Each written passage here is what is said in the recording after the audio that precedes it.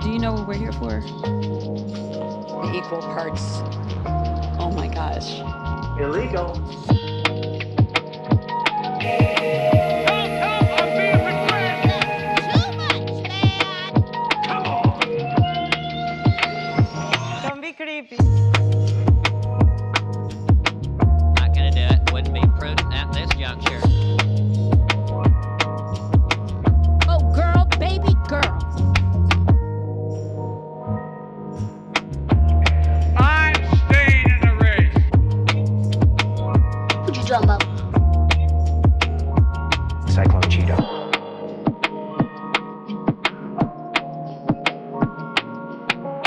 In the Ice Age, how much taxes did people pay?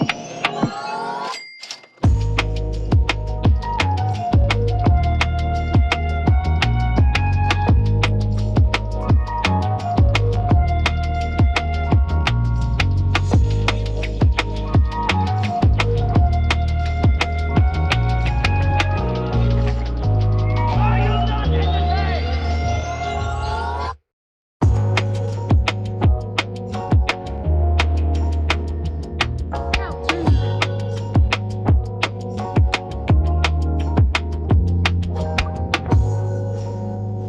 arguably the greatest work of nonfiction of the 20th century.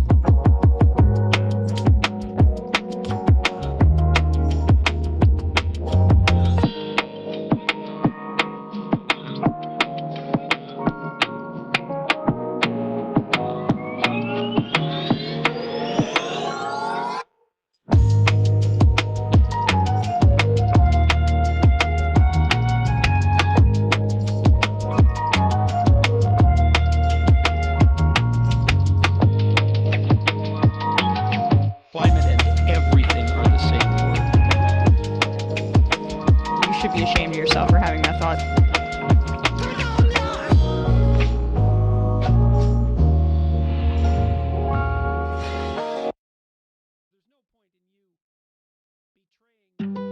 There's no point in you betraying your future self to gratify your present self. It's a stupid game.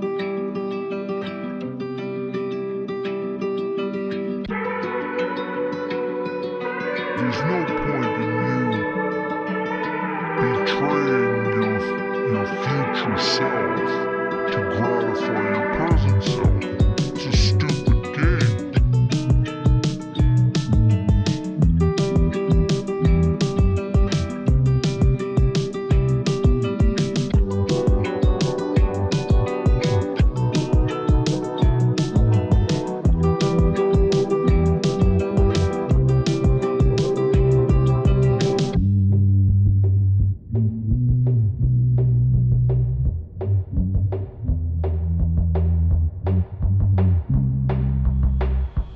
Winter is coming.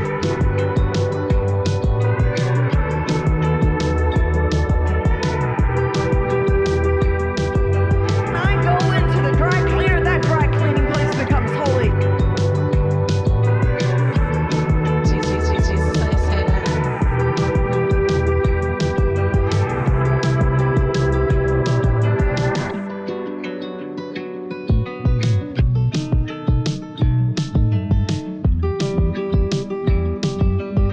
So I just want to address something.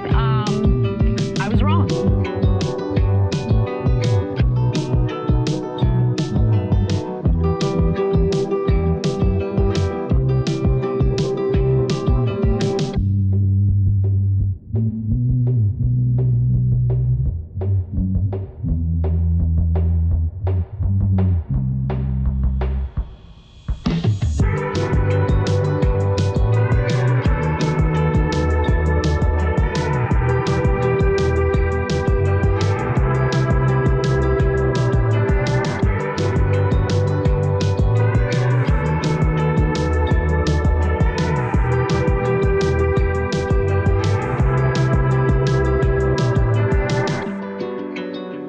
It's a great day.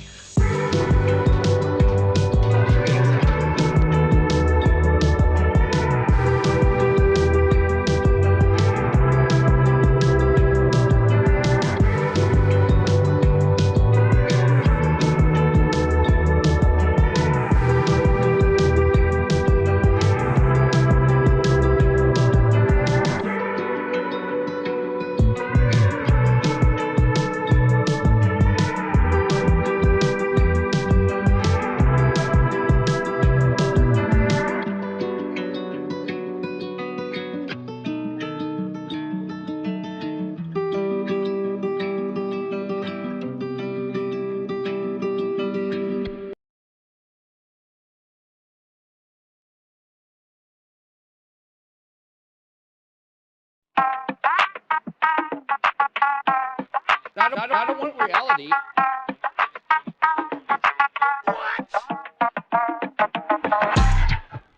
Break now.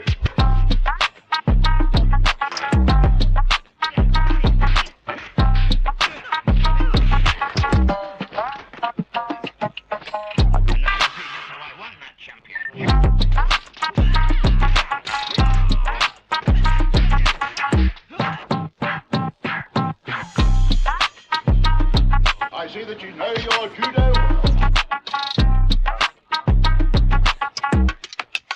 Immediately, if not sooner.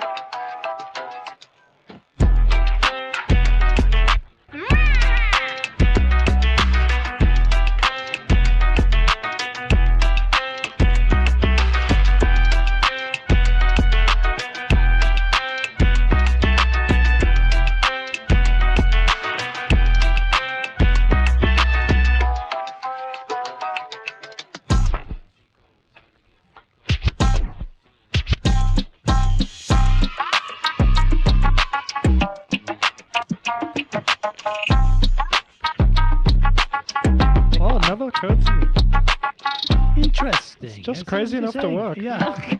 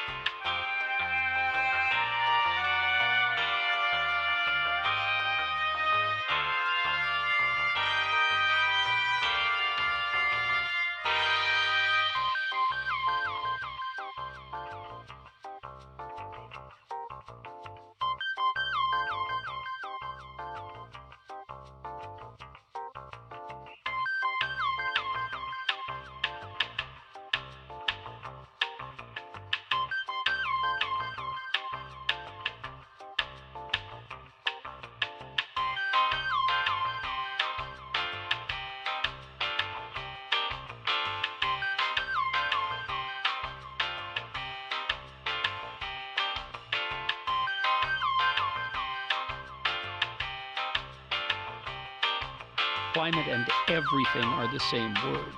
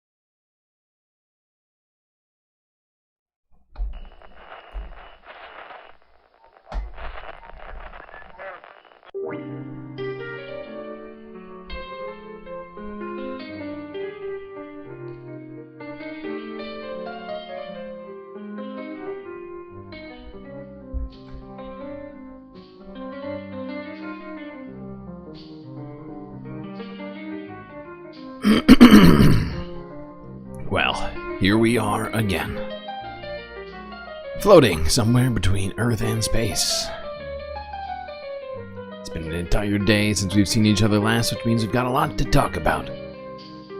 So I guess we better get right to it. Buckle up those seatbelts, space fams. It's time for us to take a little space journey.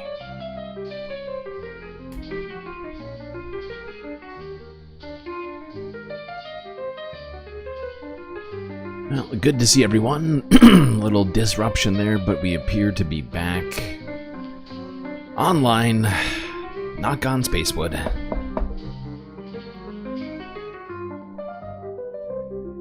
And do some shout outs. Bob Carmody, Obvious Books, and Jet123 in the YouTube chat. Monoa Pug, close fourth. Dirk Gently also here. May Wormy.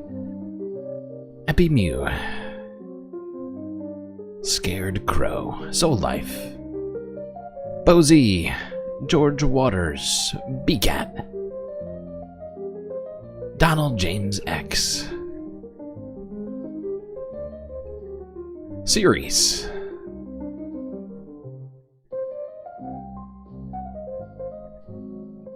Mozart,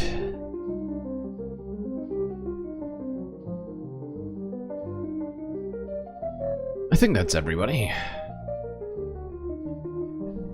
Anyway, good to see all of you here on this week-ending report. That's right, it's over. Weekend time. Friday is come and gone for most. Started later than I would have liked today. But c'est la vie.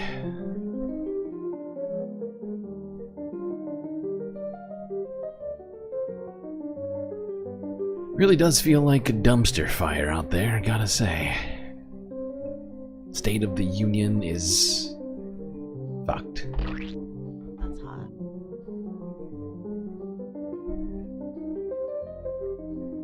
Wow, stream is way behind me right now. It's gotta be at least 30 seconds.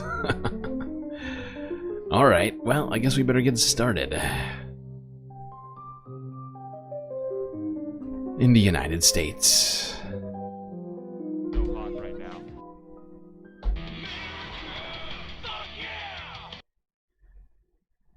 Where things aren't just feeling like a dumpster fire, they're also looking like it.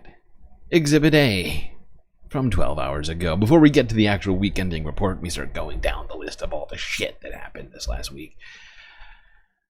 I figured we would do this. CBS News 12 hours ago on the story. All right, now to that scary moment aboard that American Airlines flight in Colorado. The plane had to make an emergency landing at Denver International Airport because of this, the fire that you see erupting outside of that window there. One passenger spoke to our Chris Van Cleve about the scramble to get off the plane. Watch this. I was on the left-hand side of the plane, and the fire started on the right. So we can see the smoke is coming in, and everyone will start getting scared from this other side of the plane, and they start pushing to leave. And we start shouting, "Open the emergency door." I want to bring in CBS News Colorado reporter Kennedy Cook to talk more about this. So Kennedy, what are investigators saying about what actually caused this fire? Yeah, good morning to you, Vlad. Boeing 737 landed after crews reported a shaky engine. Now, what the FAA is currently working to investigate is where that fire started, when it started, and kind of the scary part of all this, how that fire got into the cabin, forcing these passengers to evacuate. That investigation is still ongoing, and we're working to learn more on our end as well. So we heard from that one passenger. What have you heard from folks this morning? Yeah, I mean, lots of mixed reviews. You know, we're at the peak of DIA's first peak travel season here. 1.2 passengers expected to make their way through DIA for spring break. So lots of people still hitting the skies. Some folks we spoke with this morning not even aware that that fire started. Others sending their kids off to study abroad trips in Ecuador, just hopeful and prayerful that their children make it there safely. So mixed reviews all across the board, of course, working to keep people informed here as they are headed here for spring break travel. All right. All right. I got one more on this. Do you see what I mean, chat? It doesn't just feel like it. We have real-life examples of how our world is turning into a literal garbage fire. An American Airlines flight caught fire at the Denver airport in Colorado Thursday after making an emergency landing due to engine problems. Everyone made it out alive, but some passengers were trapped on a wing as the fire burned. The National Transportation Safety Board is leading the investigation into what happened. Chris Van Cleve has the latest. Orderly, orderly. Frightening footage captured flames erupting from under the wing of American Airlines Flight 1006. Oh my gosh. Forcing passengers to evacuate onto the tarmac at Denver International Airport. It was nerve-wracking. It was terrifying. The Boeing 737 took off from Colorado Springs Thursday, headed to Dallas, when the FAA says the crew reported engine vibrations and diverted to Denver. The minute we landed, it was like smoke started filling the cabin and people started kind of screaming and pushing and jumping up and yelling. Many passengers, including Magdi Abdulati, found themselves standing on the wing at the gate as smoke billowed around them. We were scared that the fire will just start. There we go. Some of that footage is pretty wild. People having to go out onto the wing of the plane. Fire burning all around them. I wonder if this will be investigated by the now completely dismantled FAA or maybe the DOGE. Should be fascinating. Should be fascinating to see what happens there. You know, Boeing was under investigation before Trump took office for other shit. Now, it's not clear that Boeing is at fault for this, even though they're almost definitely the guys who made this aircraft. Hopefully that's got you ready. Hopefully that's got you feeling ready to do something radical. Let's go here from 5 days ago. Get this show on the road. See what Bernie was saying on his Oligarchy tour across the United States. This is in Michigan. So let's do something radical. You ready to do something radical?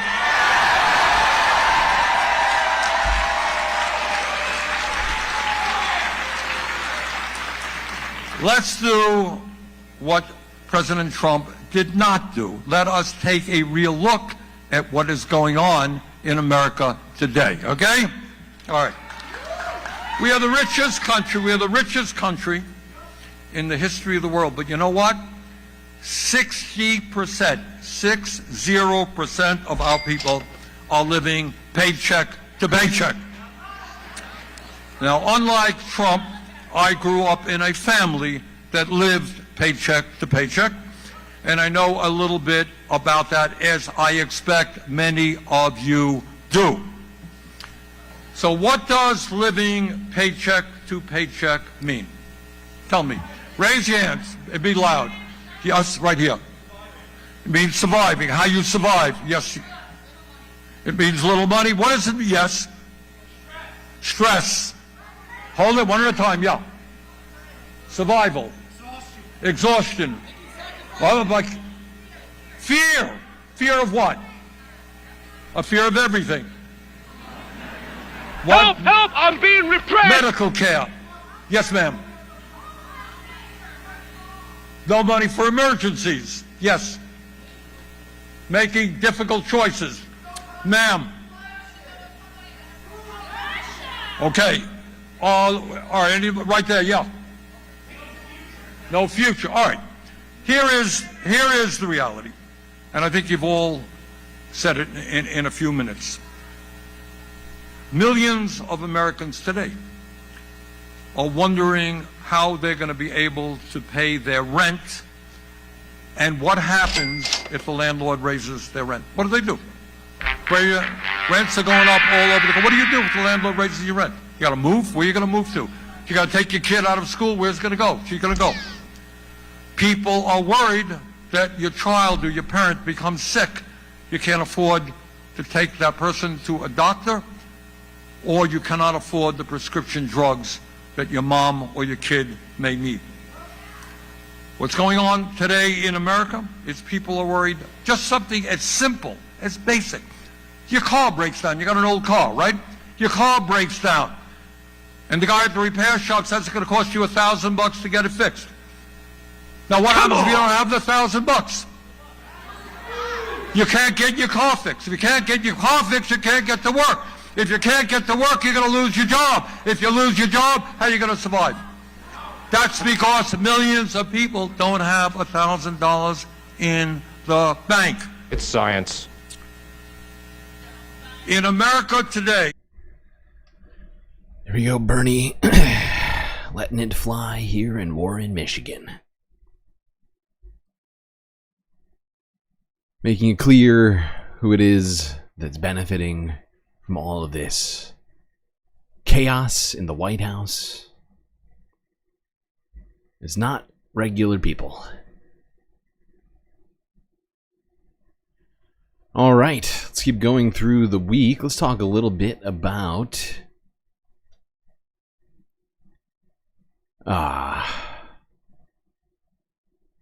let's talk about the state of the economy a little bit. Talk a little bit about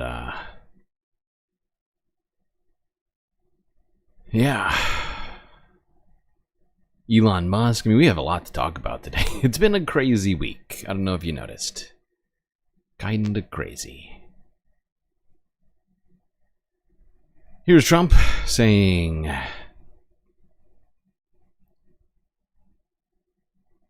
some stuff about this. I think this was this Maria Bartiromo, that interview? Yeah.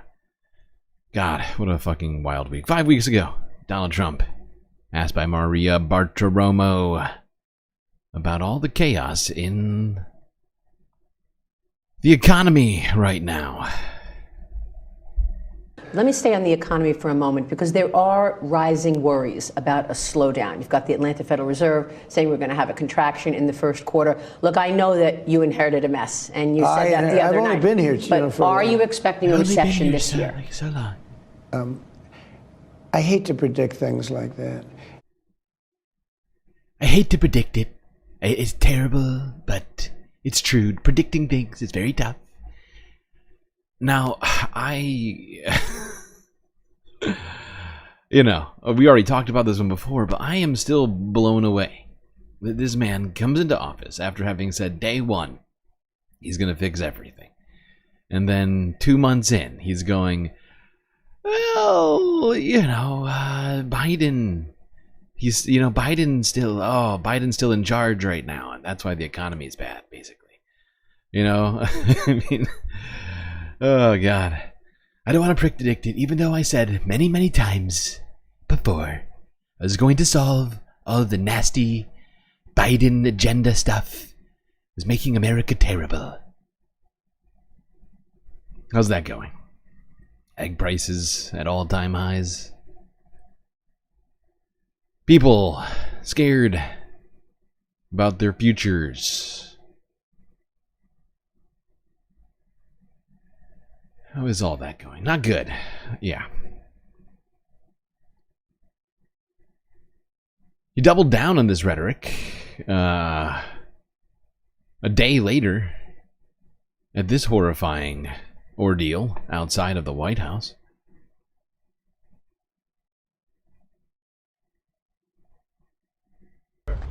Mr. President, you mentioned the ups and downs in the stock market. You said it'll go up, it'll go down. But do you and your tariff policies right now bear any responsibility for the turmoil we're seeing this week? No, I don't want reality. Horrible economy.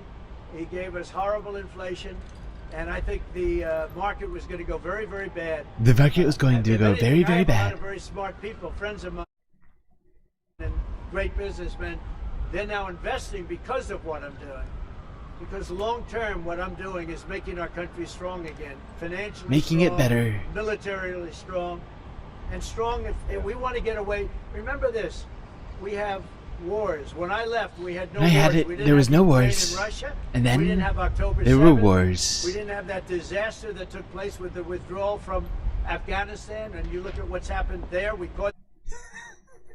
There we go. Donald Trump immediately switching topics. Immediately, if not sooner. After being asked about the stock market, something in his previous term he's talked a lot about and bragged about whenever it did well. People told us that he was constantly watching it. That was how he viewed the economy. But of course, when he came into office, the stock market was at all-time highs. And now some of these indexes are down over 10% since taking office.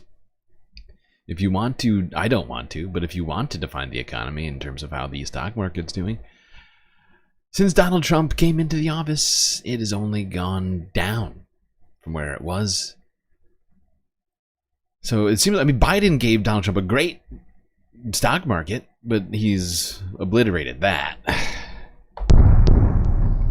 Now, of course, was inflation still very high?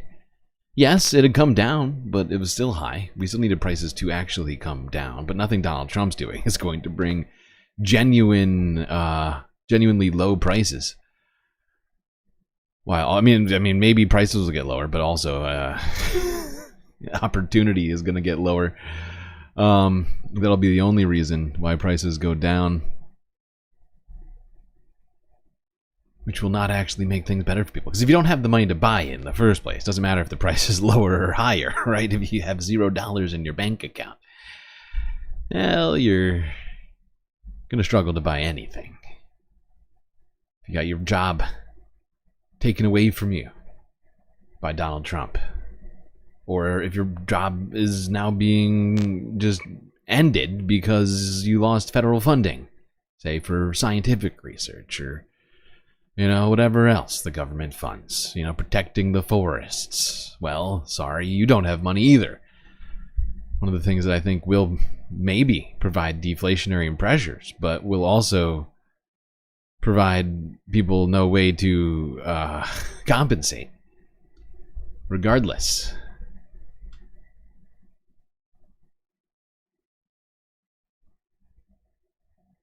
Here he was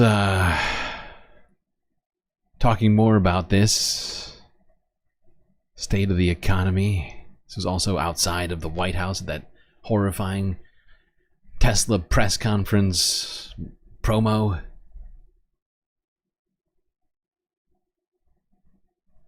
Mr. President, is Elon Musk rubbing off on you? Is electric then the way to go? It's not that I'm not. This is electric is great for now. Electric or gas, because people have their choices. Yeah. I'm just saying that I know people that have these cars. I know one man. We see him all the time. Yeah. He's constantly. He has 5 of them. 5 Teslas. He thinks it's and he was a big guy for Ferraris and other things. But and now he says, he has 5 of them. Blows him away. I know. Very relatable story. I know a guy who owns 5 Teslas. Really great guy.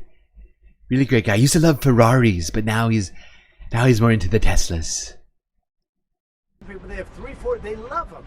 They love them. And some people like the gasoline, and they should have their options. Right. I'm all about options. But I'm telling you, I ended the electric mandate, and I was waiting for a call. I said, did Elon call yet? They said, no, sir. The next day, what about Elon? Did he call? He never even called. He never complained until this moment. Until now, and he told me, hey, my stock price is imploding. He is never. Sir, my stock price, it's imploding, and it would be really great. All right, I'm doing a Donald Trump impression of an Elon impression. Getting out of control. But yeah. I love how he basically admits that Elon did in fact come to him and say, would you, well, I don't know if you've noticed, but our stock price has actually gone down. Recently, I've lost $100 billion with the loss of all of this stock valuation. And what you don't understand is, I need a favor. If we could just do a little marketing promo outside the White House. Immediately, if not sooner. Immediately, if not sooner. And he shouldn't be penalized because he's a patriot. He's an incredible patriot. And I don't even know if he's a Republican. Is he a Republican? Who knows? He gave me $250 million, but no way to know if he supports Republicans or not. Might just be me. I'm just that great. Sure if it was. Our Tesla stock is also have drops, and markets are going to go up and they're going to go down. But you know what? We have to rebuild our country. Our country has been stripped of its jobs, of its factories, and I'm tired of seeing where they build apartments, cheap apartments in an old broken down factory. But you have factories all over the place that are empty from many decades ago, and we're going to change it around. And it's all taxing. You change it around. You know, it's really a policy because we have great workers, great people. It's really a policy of taxing and incentives. And I'm bringing the incentives back. And I'll tell you what, numerous plants, and I don't want to mention... I'm bringing the incentives back. Aside from the CHIPS Act, which I am going to dismantle. It's fascinating. First time ever, Donald Trump suddenly just doesn't care about the stock market because it implodes after he takes office and starts doing a bunch of crazy people shit. I feel like I'm taking crazy pills! Strange. Very strange. Shift from Donald Trump. Now, tariffs have been a big topic of discussion this week. Since Donald Trump has been amping up the trade war, putting in place the steel and aluminum tariffs. Wait, why am I doing it in this order? Let's do it in this way.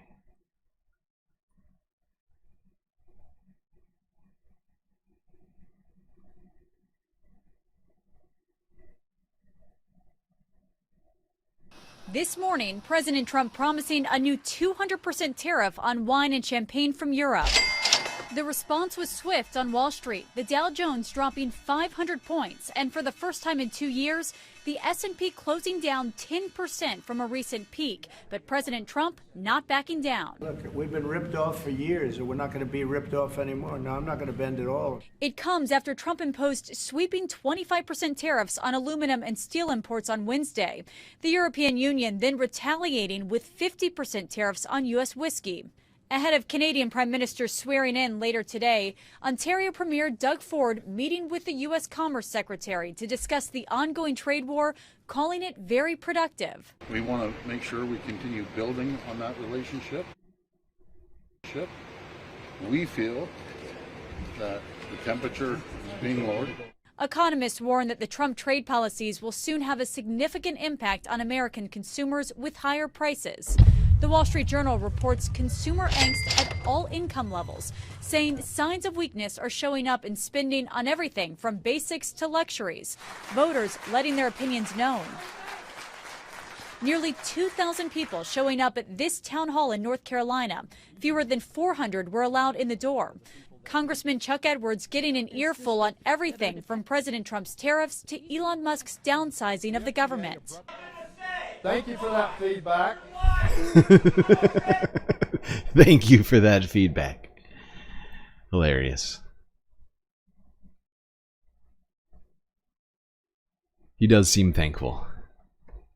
Thanks, Jeff, for the question. Even Mark Wayne had to admit reality. I don't want reality. This was a pretty startling admission on CNN last night. Caitlin Collins had Senator Mark Wayne Mullen on, you know, the guy that tried to have a fist fight with Sean O'Brien in the Senate, and Bernie had to break it up. Kind of won O'Brien's respect a little bit. Right. We won't get into that right now. I mean, well, and now Sean O'Brien's all like loving the Republicans, so I guess that's water under the bridge. But he's here on CNN, and Caitlin Collins asked him about Donald Trump's tariffs. And no problem.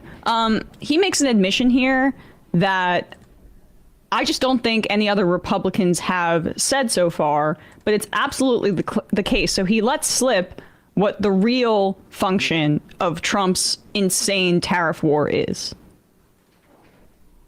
It's promises made and promises kept by the president. Well, but the businesses seem confused. I mean, Wall Street, we're watching. I mean, you're seeing the numbers. What's a business leader left to think or an investor? It's tough right now, and I understand that. I'm a business owner. We all make decisions based on two things: the way we're raised and our life experience. Before politics, all I ever did was business. You need certainty, which is why we need, tax policy that's permanent, not that's able to fade in and out. I'm not trying to get off on that subject, but I'm just saying that we need certainty in the business world. Tariffs is a tax, and it will be passed on consumers, but it also allows us to have open markets. So if you want to have open markets and access to other markets, so let's go past Canada and let's go past Mexico and start talking about the rest of the countries we allow to come in here, that the president says we want to have reciprocal taxes on you. If you're going to, or tariffs on you, if you're going to charge us 36%, we're going to charge you 36%. If you want to charge us zero, we'll charge you zero.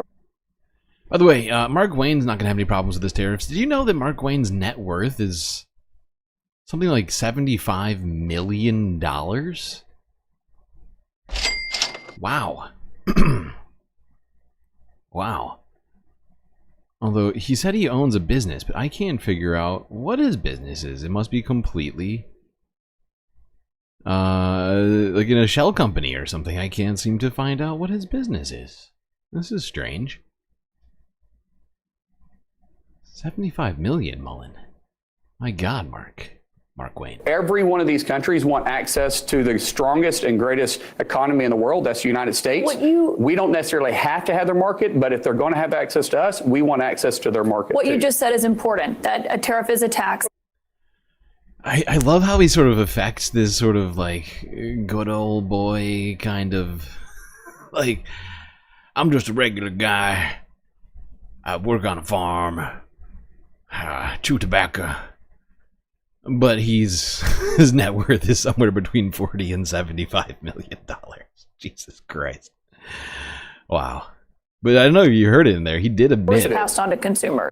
He did admit there already. Of course it is. That is something the White House does not acknowledge. No. That is something that the president, who is a business person, understands that completely. No one understands the economy better than this president. There hasn't been a president that understands this economy better than this president. Can you pause it? I'm sorry, just for a quick second, and go back to when she says, you just revealed that, because the White House is not revealing it. And you see he gets nervous and just starts to compliment Donald Trump over the top, right? You know, he admitted what he's not supposed to admit, that the tariffs are a compounding regressive tax on the American people instead of raising taxes on the wealthy to justify further tax cuts on the wealthy. And greatest economy in the world, that's the United States. We don't necessarily have to have their market, but if they're going to have access to us, we want access to their market. What you just said is important, that a tariff is a tax and it is passed on to consumers. Of course it is. Everybody that is something the White House does not acknowledge. No, that is something that the president, who is a business person, understands that completely. No one understands the economy better than this president. There hasn't been a president that understands this economy better than this president. And I think you'd agree that in part of why he won re-election was because I love that. The guy who confuses budget deficits and trade deficits, who thinks that foreign countries pay tariffs. He understands. He's just saying nonsense because... What's the argument here, Mark Wayne? He understands all of it, but he just says it all wrong for some sort of ulterior motive? Of his promises on the economy. There's a new CNN poll today out that says Americans are not that impressed with how he's handled it so far. It's 56% majority of the public disapproves. That's actually lower. It's a higher disapproval than it ever was during his first term in office. It's still higher than it ever was with Biden, though.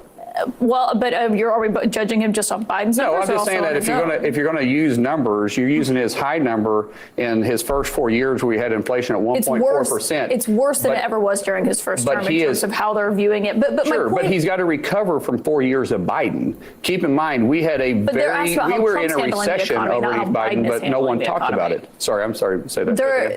They were asked how Trump is handling the economy over Biden. I mean, they were asked about the tariffs specifically, and they said they disapprove of that even by a wider margin, 61 to 39%. President Trump will get this economy where it needs to go. He said that he was going to do what he's doing with the tariffs moving on. He said he's going to keep people from taking advantage of it.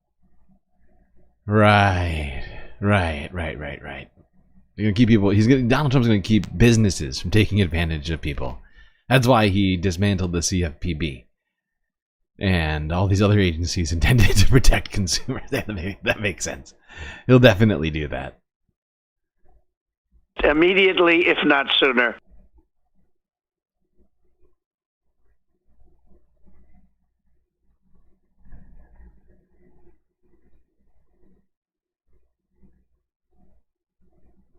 Let's talk more about Elon.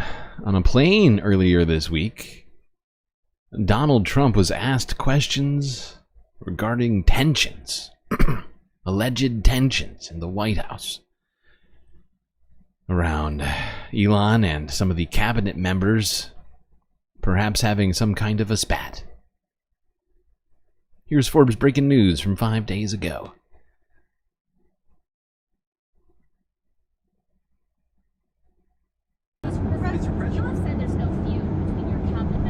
No feud. Yeah. However, tensions are high between your cabinet and Mr. Musk. How are you going to simmer down tensions? Does Mr. Musk need to back off? Well, I don't think the tensions are high. Look, Elon's a very special person, and these cabinet people are special people. You know, these are very successful people, or they wouldn't have gotten, you know, they've attained the highest heights of government. And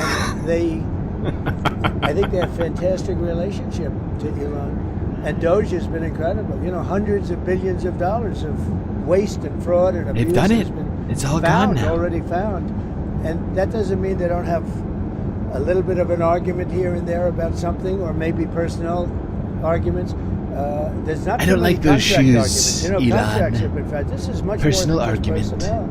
And we found hundreds of billions of dollars of fraudulent contracts, or very wasteful. Wasteful or wasteful. Fraud. I think it's fraud. Could be fraud or waste. I'm just the president. Who am I to determine the difference?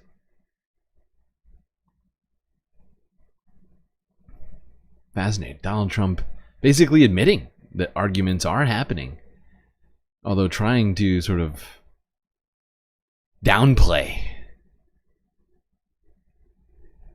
this internal fighting that seems to be going on.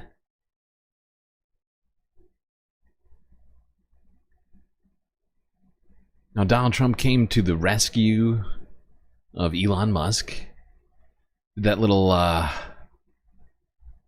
White House showroom, talking about how great Teslas are with his little pre-approved talking point list from Elon directly. This means a lot. And also thank everyone out there who is supporting Tesla. It's really terrible that there's so much violence being perpetrated against people like Tesla. So much Tesla violence. Stores, Tesla owners, everyone Tesla stores. Violence. These are innocent people who've done nothing wrong. Violence against Tesla employees. Fascinating. I haven't seen any of that. You know. But nobody's been I mean, there's been some physical damage, a little damage. Little physical damage. We want to keep it that way because I don't want to say this, it's just not the appropriate, but law enforcement's out there watching everybody. A little physical damage. Even Donald Trump seemingly correcting Elon. Not actual violence, just physical damage to Teslas themselves. But then, after saying that, after saying it's not violence, Donald Trump says it's not, basically corrects Elon about violence. Says it's just a little physical damage. You know, like 1 or 2 dealerships experiencing a little vandalism. He then pivots hard and fast to this talking point. Move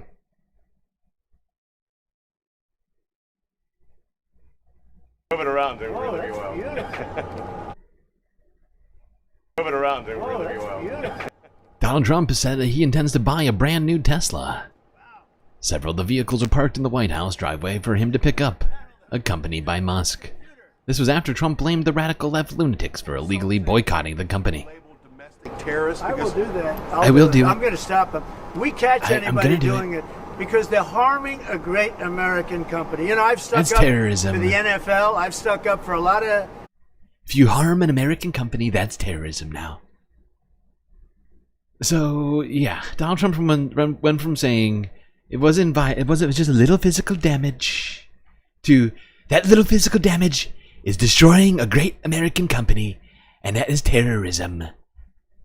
That is terrorism. I'll make it terrorism. Any kind of harm to a physical American company is terrorism. That's right, people. New definition of terrorism. It's not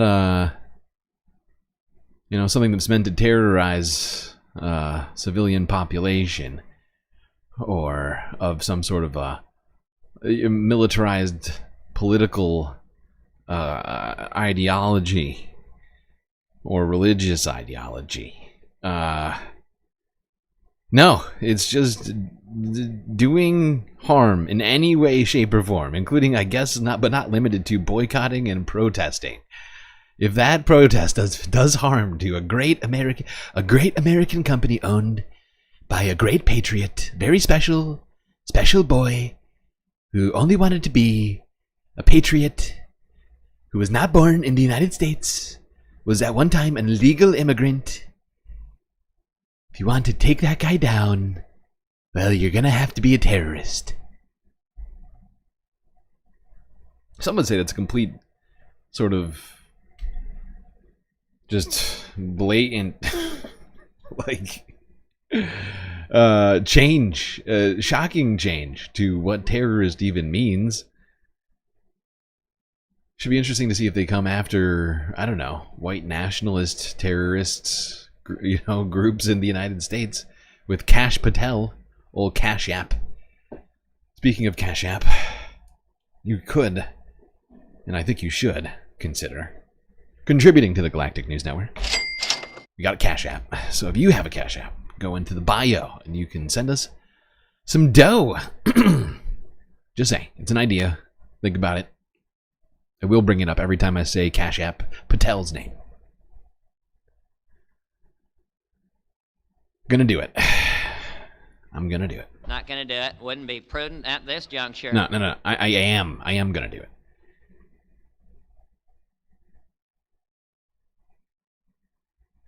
All right, let's continue talking about this billionaire coup.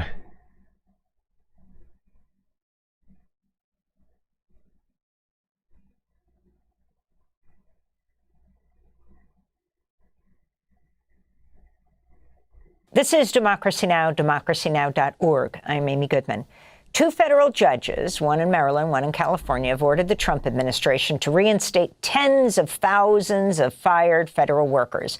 In one of the rulings, District Judge William Alsup said, "It's a sad day when our government would fire some good employee and say it was based on performance when they know good and well that's a lie." I don't want reality. The White House responded by saying, quote, "The Trump administration will immediately fight back against this absurd and unconstitutional order." Unquote. Immediately, if not This comes sooner. as the White House and its allies have increasingly targeted judges who rule against the administration.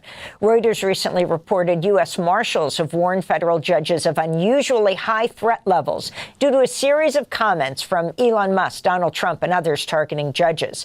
Musk has posted dozens of messages on his social platform X, calling for the impeachment of judges who rule against the administration. He's also called judges corrupt, radical, and evil.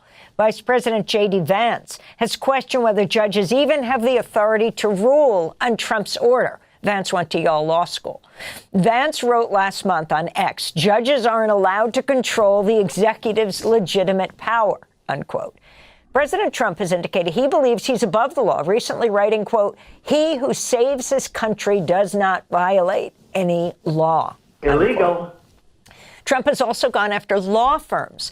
Last week, he levied unprecedented penalties against the firm Perkins Coie that has ties to the Democratic Party. On Wednesday, a federal judge, partially blocked the order, saying the order, quote, casts a chilling harm of blizzard proportions across the legal profession. Winter is coming. American Bar Association has also criticized efforts to undermine the courts. In a statement, the ABA said, quote, we will not stay silent in the face of efforts to remake the legal profession into something that rewards those who agree with the government and punishes those who do not. Yeah, talk about lawfare. They are literally weaponizing the DOJ right now against all detractors. All people that they just don't like.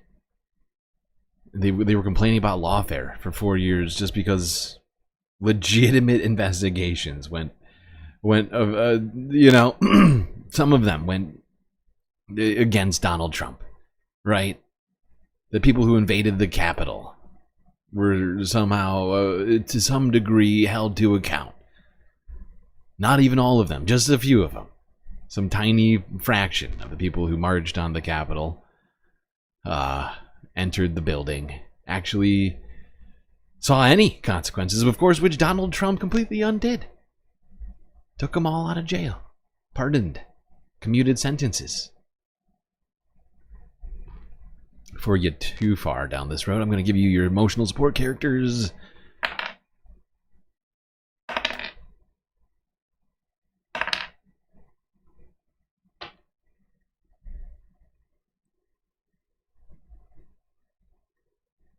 Joined right now by retired federal judge Nancy Gertner. She served as a federal district judge in Massachusetts for 17 years, from 1994 to 2011, now a professor at Harvard Law School. She's also the author of the book In Defense of Women, Memoirs of an Unrepentant Advocate. Judge, welcome to Democracy Now! It's great to have you with us. If you can respond overall to the attack on judges and judges pushing back around the country. You have to put it in context here. What the judges are doing in cases across the country are dealing with executive orders that are so far from lawful, constitutional, consistent with the statute, that frankly, if they didn't respond, there would be something wrong. Illegal. In other words, there have been, over 111 lawsuits filed, and for the most part, every time someone asks for a preliminary injunction or a temporary restraining order, that has been allowed. It does not matter who appointed the judge. It doesn't matter where this is happening in the country. As I said, the distance between what they are trying to do and what is lawful is so enormous that anyone would rule as these judges are doing. The case in California, for example, is a classic example. The judge there yesterday said, give me an explanation as to why the probationary employees have been resoundingly fired. And the Trump administration refused to provide anyone from the Office of Personnel Management. It was as if they were saying, we don't have to explain. We don't have to give an explanation. And the judge was absolutely furious because, of course, there has to be an explanation. These people were fired completely not following any of the rules, and worse, in order to sort of come up with a lame justification, people who had great performance reviews only, a few months ago were suddenly described as inadequate employees. I mean, it was a contrivance, it was a lie, and it violated, numbers and numbers of laws and statutes. So judges are doing what they are put on the bench to do, which is to call it as they see it. Let me ask you your thoughts on Vice President Vance, who notoriously stated judges aren't allowed to control the executive's legitimate power. Well, I think the word legitimate, carries weight in that sentence. The question is what's legitimate, and when and courts are supposed to say what the law is. That was settled, in the last century. Courts are supposed to say what is constitutional and what the law is, and the executive is to follow. So they are doing what is completely within their legitimate scope of authority. And he knows that. He knows that. I'm a Yale Law graduate as well, and his statements, frankly, are chilling, really extraordinary. So, yeah, he knows that. But yeah. I want to move on quickly because we don't have much time and there's a lot to talk about. I wanted to get your response to efforts by some House Republicans who've introduced a bill aimed at limiting the power of judges in response to the mounting challenges against Trump's measures and the role of the Supreme Court. Well, that was to be expected, which is to try to restrict the authority of judges. But the authority of judges to announce what the law is in the Constitution, or is an interpretation of the Constitution, which they cannot undo without undoing much more than just the issue of this judge or that judge. Judges are supposed to interpret the law, and particularly interpret constitutional law. And this is a power, it seems to me, that is baked into the Constitution and cannot be taken away. So this is an empty gesture, but even worse, it is a troubling, outrageous gesture. And can you respond to lawyers for Trump asking the Supreme Court this week to lift a nationwide pause imposed on the president's order ending birthright citizenship for the children of undocumented immigrants, marking the first time the legal wrangling over the president's order to end birthright citizenship has reached the Supreme Court? Well, this was a move that, in my view, is so far from constitutional that no judge worthy of their name would ever rule in a different direction. Birthright citizenship is in the Constitution. Birthright citizenship was affirmed, 100 years ago. So this is just pushing back on the judiciary. And then when the judiciary does what they don't want them to do, and the judiciary says this is wrong, trying to delegitimize that decision. I can't tell you how fundamentally dangerous all of this is, because the judiciary is one of the institutions that deal with checks and balances. And if you take them out of the picture, you're going the way of Hungary, you're going the way of Russia. And it's extraordinarily troubling. And can you talk about President Trump simply not obeying the courts? I mean, U.S. Marshals are the kind of army for the courts, but they're under the Justice Department. Trump's Justice Department has the heads of that calling themselves Trump's lawyers. The Marshals are supposed to be the enforcer of judgments. And as you say, they are under the supervision of the Department of Justice. Their authorizing legislation, however, says that the marshals shall enforce the law. And so there's a division here. On the one hand, the authorizing statute says they shall enforce the law. And even if Pam Bondi says, I'm sorry, that law doesn't matter, we're going to skip over that law, they still have an obligation to enforce the law. If they did not, then we would have a constitutional crisis. Saying that doesn't describe what that would mean, a constitutional crisis. What does that mean for all of us?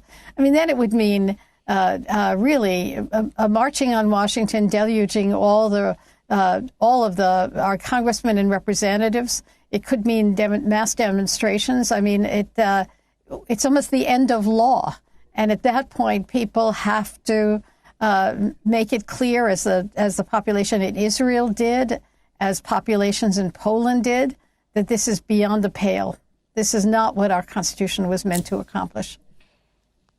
Judge, would you call DOGE's taking over federal agencies, run by, as President Trump keeps saying, Elon Musk, the richest man in the world who gave the most money to the president to be reelected?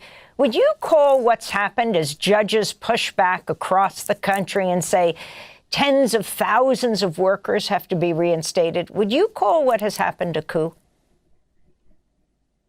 What has happened with Elon Musk? Well, I have called it a coup. If it succeeds, it will have been a coup. In other words, if the definition of a coup is a small group of people or who are not elected, and there was Musk, who are taking over the power of the government, yes, I would call it a coup. There are challenges around the country to his authority, to Musk's authority. Musk, who is not confirmed by Congress, who was selected by means that no one exactly knows, who was given powers that no one knows about, who is getting access to information that only government officials who have been appropriately selected can get. And if he's successful in that, there are challenges to that. If he is successful, yes, I would call that a coup. We're going to leave it there. I want to thank you so much for being with us, retired Judge Nancy. Okay, I figured we would just watch that whole thing. Because, she is a former federal judge of almost 20 years, saying that we're at the point of needing to take to the streets. And when I hear a federal judge say that we're at the point where the people need to rise up, march on Washington, take to the streets, my ears perk up. I listen.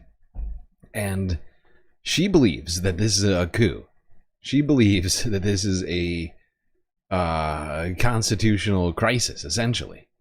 If Donald Trump continues down this road, there's no other way that this goes. Rule of law thrown out.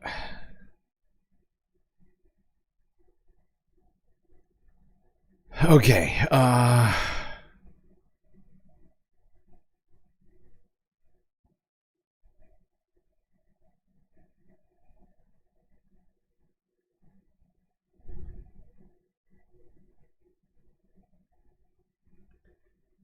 speaking of Elon Musk, everything he's been doing,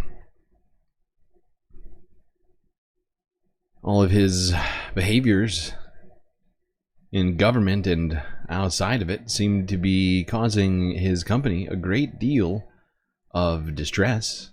Welcome back to America Decides. Well, the numbers are in and Tesla sales are down. Its stock price also down. And it appears that Elon Musk electric vehicle company has lost at least one previously satisfied customer in the United States Senate. Every time I get in this car in the last 60 days or so, it reminds me of just how much damage Elon Musk and Donald Trump is doing to our country. So I think it's time for an upgrade today. So this is going to be my last trip in this car. I want to bring in our political panel. Kevin Sheridan was former spokesperson for the Republican National Committee and a former senior advisor to Mitt Romney's 2012 presidential campaign. Chuck Rocha, you know him and love him, senior advisor on Senator Bernie Sanders' 26 and 2020 presidential campaign. So we'll get to the octagon match that's trying to be set up between Mark Kelly and Elon Musk in a second. But Chuck, I just want you to diagram or at least discuss the last 2 weeks for... Okay, we don't need this whole conversation. I just wanted it for the Mark Kelly clip. There you go, Mark Kelly, senator. Somebody who you would think you'd want driving your cars around, now selling his Tesla, switching to something else. Unfortunately, not everybody can do that. But,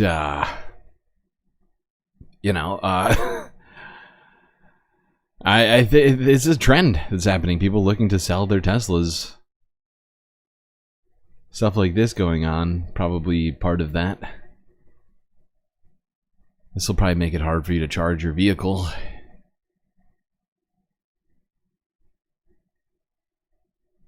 Centralia Police and the FBI are trying to find out who vandalized about a half of the Tesla charging stations at the Centralia outlets. It's the latest in a string of vandalisms and protests against Tesla following Elon Musk's development and government involvement and affiliation with far-right politics. The Chronicle reports it happened early Monday morning. Someone spray-painted and damaged transformers inside a fenced area. A technician is working to get them back and up and running.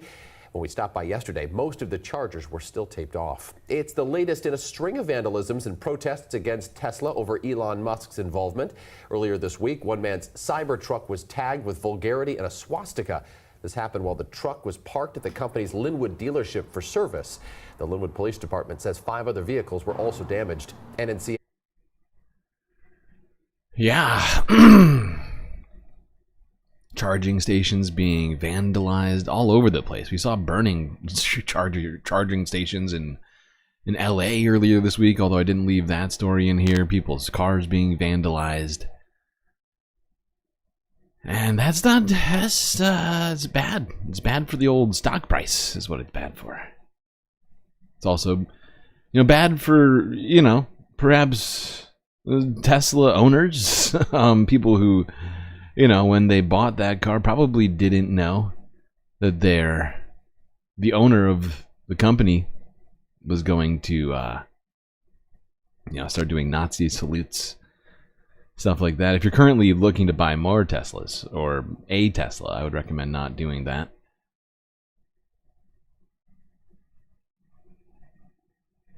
Mish getting us started. The sweet, sweet super sticker sour hour engaged. It's beautiful. Those two citrus fruits are looking very cozy over there. Having a good old time. Okay, what's happening? Why isn't this playing? Come on.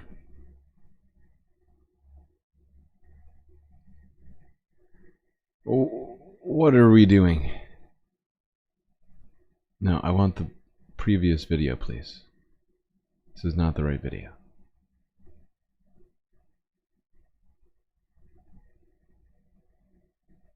But thank you, Mish, getting us started, breaking the ice. We only need 4 more super chats. Get us through this stream.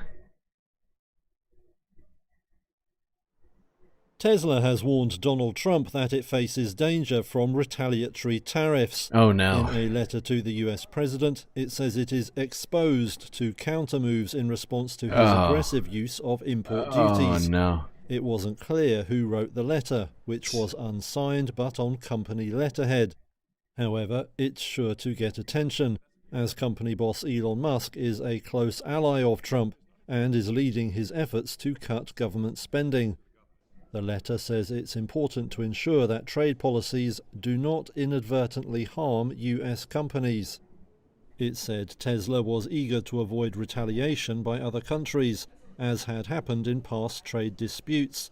The plea comes as Trump considers imposing major tariffs on vehicles and parts from early April.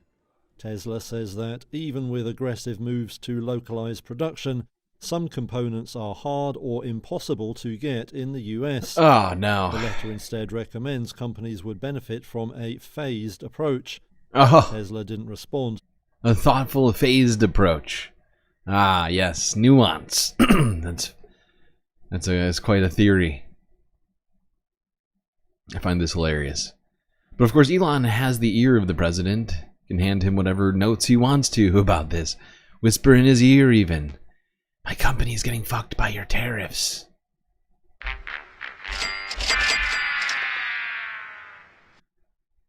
Not a lot of people can do that. Most business owners don't necessarily have the attention of Donald Trump in the same way Elon does.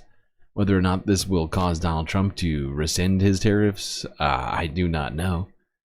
But the fact that I'm thinking about how it might and how Elon has such sway with the president is disturbing. It does seem like he not only has the ability to enrich himself through Donald Trump, he's just actively doing it, or doing whatever he can to avoid unenriching himself now, considering his Elon's I keep saying it like that Elon's net worth has decreased by almost 25% with the massive drop in stock price on Tesla in particular. Okay, speaking of profiting from his position, let's go here. PBS News Hour. Critics accuse Trump and others of profiting from their positions. What? Could you jump up? How could that happen? I can't even imagine.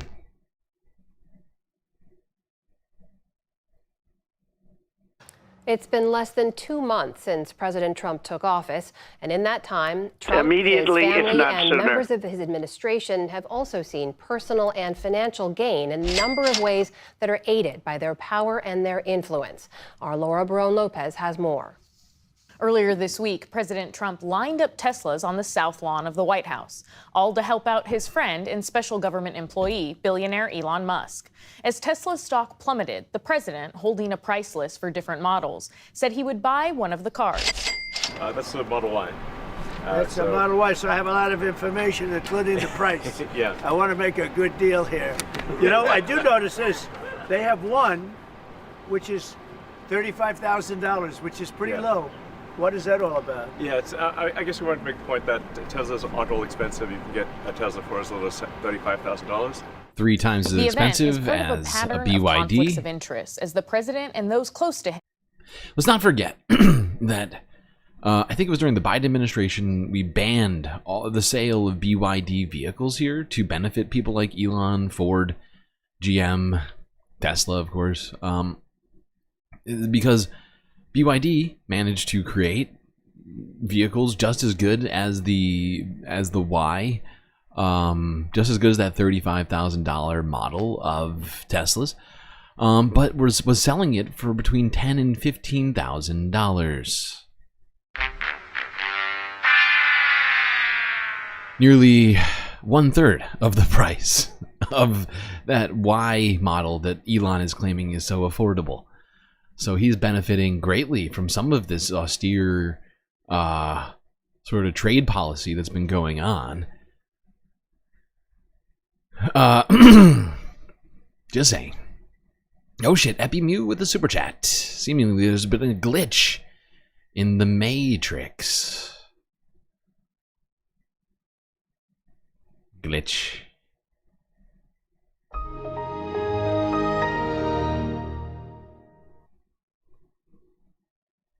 I keep forgetting I have that sound.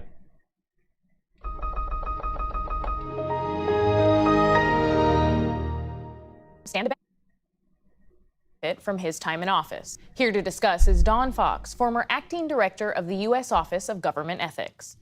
Mr. Fox, thanks so much for joining us. So I want to separate out Elon Musk and President Trump. First, did the president violate any laws or ethics rules with that White House sales event promoting Teslas? Well, he certainly violated any sense of normalcy or decency in terms of what we expect from a president. But as it turns out, the president is actually exempt from federal conflicts of interest laws and standards. And so what about Musk? Did he violate any laws or rules by promoting his own company? Well, with Elon Musk, it's a completely different story because Elon Musk is a special government employee. He is subject to conflicts of interest laws and to the regulations that govern all executive branch employees. And one of those regulations says that executive branch employees cannot use their public office to promote any product or for private gain. Illegal. And that could be anyone's private gain, except in this case, it's Elon Musk's private gains to promote Teslas. Also this week, Health and Human Services Secretary Robert F. Kennedy Jr. Yeah, well, one thing I would say with that sort of a caveat is Elon Musk a special government employee? It's not clear.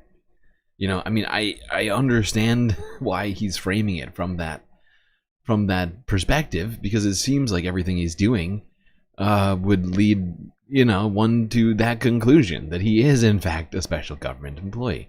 But for now, he's just an illegal private civilian / business owner, or he's a private citizen / business owner who's illegally messing around in the government without any actual legal purview to do so, right? That's the thing that I think we have to remember, is that we need to have for us defined with great certainty what it is Donald Trump, I mean, not Donald, Elon Musk is even doing. What is he doing in the government? Why is he there? What is his job? What is DOGE? We need these answers, and yet we are still not getting them. And it's honestly, this is a crisis, just a governmental crisis, right? Certainly a crisis of faith for me in terms of the government, what it's capable of doing. The fact that Elon Musk hasn't been arrested, essentially, right? Because without any real legal purview over these departments, he's just committing crimes, stopping lawmakers from coming into the departments of whatever, education and whatever else. All of this stuff needs to be answered, and until then, he's just the way I see it, this guy is just, regardless of the illegality of the actual things he's doing, just the fact that he is doing all of this without permission, explicit permission, laid out, puts it in this sort of limbo of just pure illegality, regardless of what he might be doing. That's my take on that situation.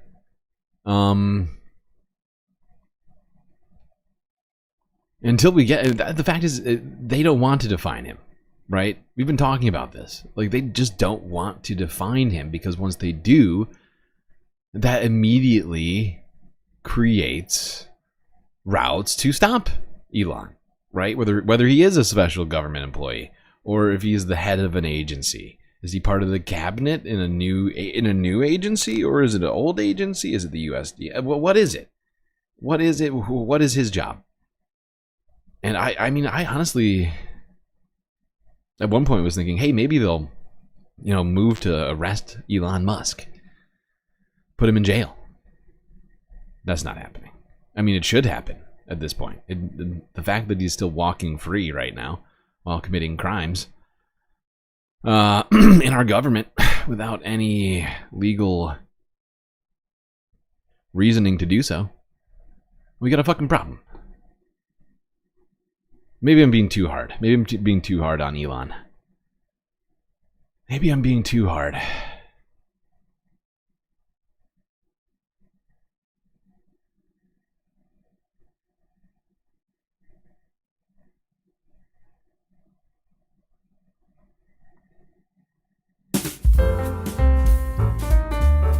Hey, welcome back to the show. Do not start. Do not start with me. You'll get one of these. You'll get one of these. I'm being real, man. No. Come on. I'm being real. Don't start. Good Tuesday to you. I'm Don Bell. Calm down, Don. The losses come as people are showing up to Tesla dealerships to publicly protest Elon Musk. Worried about is what I've seen on the news. Malillo's talking about reports of vandalism against Tesla vehicles. Oh, yeah, man. I came out to my Tesla and... She spit on him. She spit on him. She spit on him. What does that mean? Oh, it's from a drop. It's from a drop from YouTube. What? Anyway, like I was saying. I'm having a hard time. Lily Wright, who isn't a fan of Musk or her Tesla, is concerned that Lily Wright, who doesn't like her car anymore, thinks it sucks. That people may take out their political frustrations on her car. I don't necessarily blame them, but leave my car alone, okay? Colorado police arrested a 42-year-old woman for allegedly causing between $5,000 and $20,000 in damage at a Tesla dealership.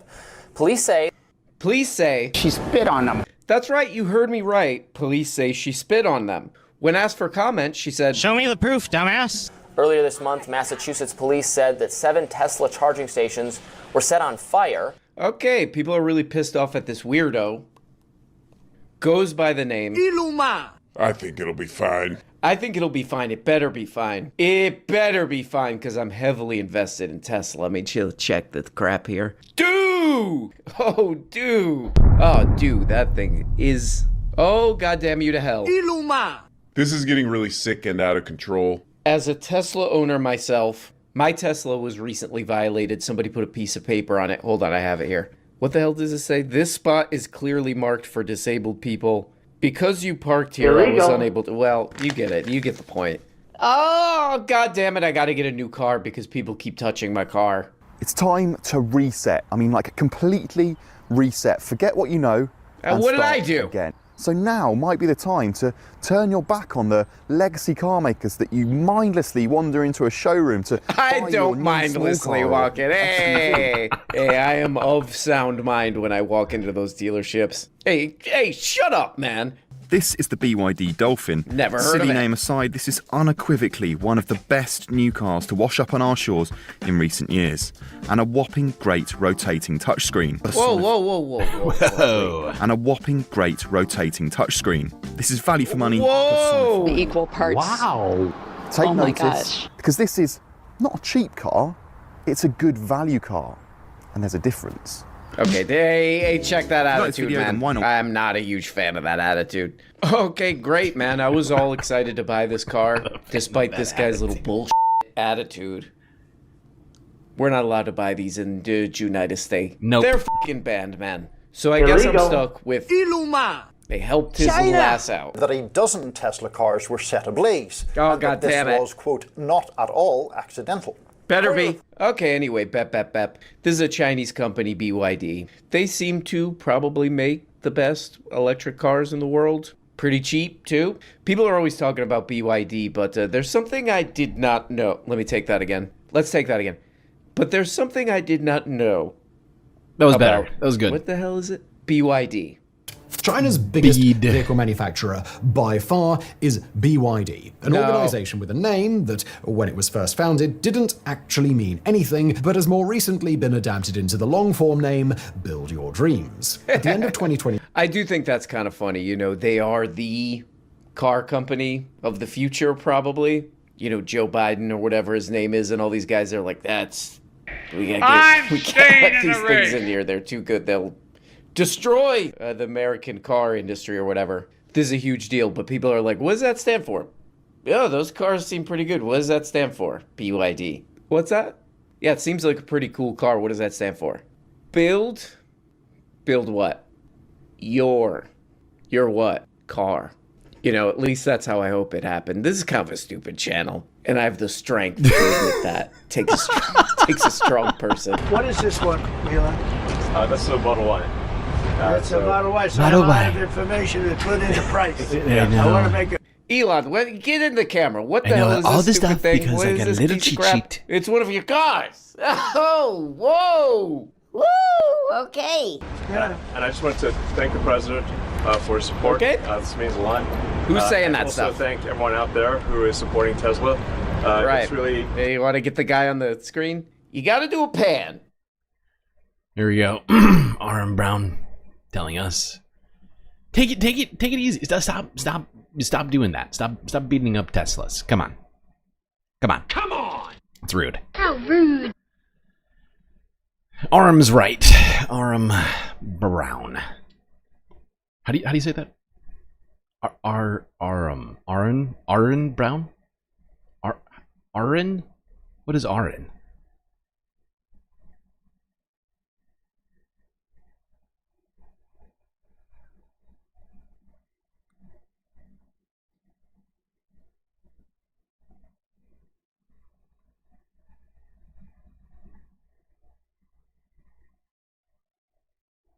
All right, let's talk more about Elon. But let's talk about the fraud, the waste, the abuse, all of it. You know, we keep getting told that there's hundreds of billions, if not trillions of dollars. Although they have backed off the trillions, I've noticed recently. Like, remember when Elon was like, actually $2 trillion should be incredibly easy to get off the U.S. budget. Really easy. I've thought about this long and hard. And then now it's, we've cut billions of dollars. Not that I'm saying they should cut trillions of dollars from the budget. I'm just saying we were told a lot about how much fraud, waste, and abuse there is. And I'm waiting to see the actual fraud, the actual waste, and the abuse. right? Not just the existence of government employees or, misunderstanding systems. No. I want to talk about the waste and the fraud. There is so much fraud, waste, and abuse. It's everywhere. Illegal. No agency in the federal government wastes money like the Department of Defense. Who? The DOD has never successfully passed an audit. Come on, never? Never. There we go. Come on! The stuff that they lose in the couch cushions is like $20-30 billion a year. And then run away. It's gone. In my world, if I give you $1 billion and you can't tell me what happened to it, that's waste. How is that waste? President Trump, along with Elon Musk and his team at DOGE, have their sights set on reining in waste at the Pentagon. How is that waste? I remember that fucking wild interview that John did with that lady. I can't remember her name right now. But oh my God. The military, we're going to find hundreds of billions of dollars of fraud and abuse. How is that But so far, this is what DOGE has to show for its efforts. We believe that these initial findings will probably save $80 million in wasteful spending. A grand total of less than 0.01% of the total defense budget. So what exactly is the Pentagon doing with $900 billion? We spoke to people who audited the Defense Department. We have real estate that they can't account for. Real estate. I mean, this is a piece of land. An insider and a major defense contractor. All of my effort is really just flowing taxpayer monies up into these billionaires in charge of the whole thing. And military spending experts to find out where the real waste and abuse is in our defense budget. What they reveal is that the biggest source of waste is hiding in plain sight. And it could get even worse. We want the biggest, most badass military on the planet. Almost every audit I did was very obviously a wasteful project in one way or another. Paul Kennedy worked as an auditor for the Department of Defense Inspector General's Office, an agency tasked with preventing waste, fraud, abuse, and mismanagement. One of the programs he audited was the F-35, the most expensive weapon system in history with a total lifetime cost of over $2 trillion. We were trying to see if they were managing this spare parts program, the best they can and saving money whenever they can. But what they found was often the opposite. This is a report on the F-35 repair parts process. Paul's report revealed that $34.5 million worth of spare parts were thrown out without approval. We didn't watch it get destroyed. We don't know that it was actually destroyed. We don't even know that it was bad. We just simply know that there's a part here that you say was beyond economical repair, and you got rid of it. That would be like borrowing my car and selling the radio out of it because it didn't work anymore. No. Need my permission to do that. Between 2018 and 2023, over 1 million spare parts for the F-35 worth over $85 million were lost, damaged, or destroyed, according to a GAO report. So how exactly does the government get away with so much waste? Well, it's not the government doing it. The F-35 is made by Lockheed Martin, a multi-billion-dollar company and the US's biggest defense contractor. Going back to the Revolutionary War, essentially, there have always been military contractors. One of the things that happens with defense contracting more than any other contracting with the federal government is something called a cost-type contract. The contractor is reimbursed for any what they call reasonable cost plus some kind of profit. So if the government wants to build a new military aircraft like the F-35, it will pay a private company to design and manufacture it, and all the costs that go along with the project. They then have no incentive to reduce costs because they know they're going to be reimbursed, and then on top of that, there's a profit built in that the government will pay. Since 2001, government spending on private military contractors has tripled, despite evidence that contractors aren't always using taxpayer dollars wisely. To find out exactly what companies are doing with this money, we talked to someone on the inside. And I work at a major U.S. defense contractor. These defense contractors, they're there to make a profit, bottom line. The defense industry is controlled by 5 main companies, siphoning billions of dollars from the government every year.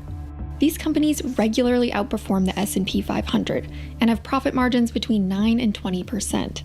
Now that doesn't seem like a lot when you're just looking at it percentage-wise, but when you're talking about billions of dollars, that is a ton of money. And for big projects, the government isn't paying these margins for just one company. prime contractors, they want their 9 to 20% of the contract, and underneath them, the sub wants 9 to 20%, and then it goes on and down below. And so you have this compounding effect. Some contractors literally are just integrators of subcontractors. A lot of times they don't do fucking shit. Jesus they just put their thing together when they're done. Say, here you go, now give me my 20%. Wow. Jeff estimates that when you add it all up, roughly 30% of the total cost of the project is just profit for contractors and subcontractors. That would mean that just last year, almost $134 billion of government funding was just profit for private companies. So how is it that these companies can get away with spending so much of the government's money? These contractors have a lot of power over the contracts because they're the only ones that can do it. General Dynamics are the only company that produces the Abrams tank. When the US military wants to buy more Abrams tanks, they don't have to compete that contract. They always give it to General Dynamics. Maybe we should nationalize these companies. I mean, Donald Trump made some threats about nationalizing. I can't remember who it was. But maybe we should do that with the military contractors. We're paying for all their profits. I mean, with that, at that rate, $130 billion a year, that's $1.3 trillion over a decade, just handed over to these military contractors. That's fucking insane. Are the only one. General Dynamics would have no incentive to reduce or contain the cost of the Abrams tank if there's no one competing for that contract. But contractors didn't always have so much power over the government. Back in the 80s, there were dozens of companies that would compete for defense projects. But in the 90s, the Clinton administration cut defense spending and facilitated a wave of mergers until there were just 5 major players. They argued this would make the industry more efficient, and that outsourcing more work to contractors would save the government money. We've got some good people coming out, some really good people out. But instead, the top 5 contractors took advantage of their monopoly power. The big shift that has happened is that contractors are now providing more and more services, things that the military did used to do for itself. Companies realized that offering the government services, things like designing software or maintaining equipment, could mean decades of competition-free work at relatively high profit margins. Jesus Christ. And that's exactly what we've seen happen. In setting up the... Wow, Clinton. Another great victory from you. Also, thank you, Charlie Jinmir, for the super sticker. Look at that citrusy love continuing the sour hour. We are now at 3 of 5. We're getting there. We are getting there. But yeah, this is wild. We facilitated monopolies, and rather than just nationalizing these companies, we've created a money funnel for the military-industrial complex. My God. Just gross that this is where we are at. 30 years of this going on, made completely normal. This is just this is a massive portion of the fucking military budget and of our federal budget in general because of how big of a piece military spending is. Where is Elon to deal with all of this fraud, waste, and abuse? Contract for producing the F-35, they couple with that a lifetime service agreement. So Lockheed Martin is the only company for the remainder of the lifespan of that piece of equipment that can service that equipment. The military itself can't even service parts of that equipment because it's proprietary. So the military becomes vulnerable just like and Tesla. Dependent on this firm, and this firm has a complete monopoly. I love that. Companies that have benefited from trillions of dollars in U.S. taxpayers' money, unwilling to share information with other businesses that are also doing the exact same thing. Shocking.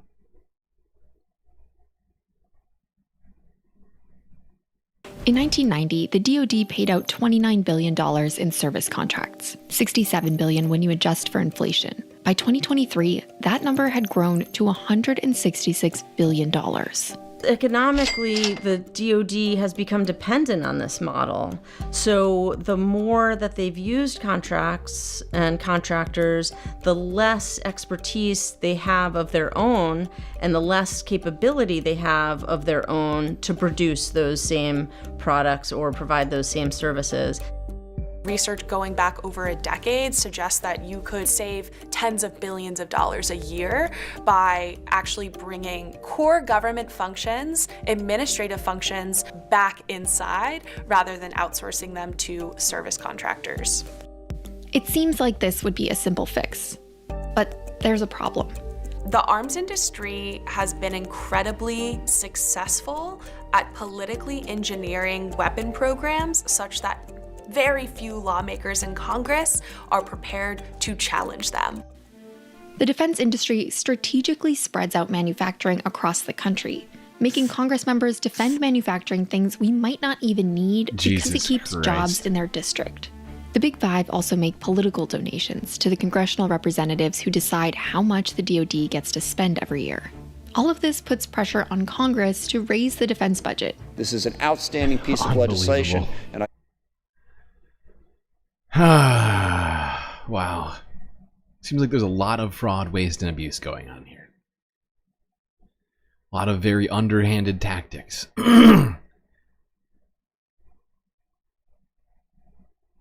Pretty horrifying, if you ask me, and yet Elon nowhere to be found. No cuts made to the Department of Defense, unless you count DEI jobs. I guess that was all we needed to do. Not deal with military contractors and subcontractors taking advantage of the people, of the taxpayer, of the U.S. government funds. So you don't have to worry about any of that.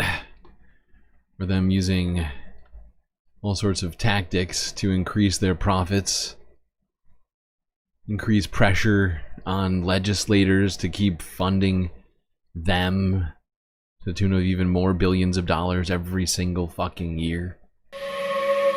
Including in the CR that just passed. Something we'll be talking about soon.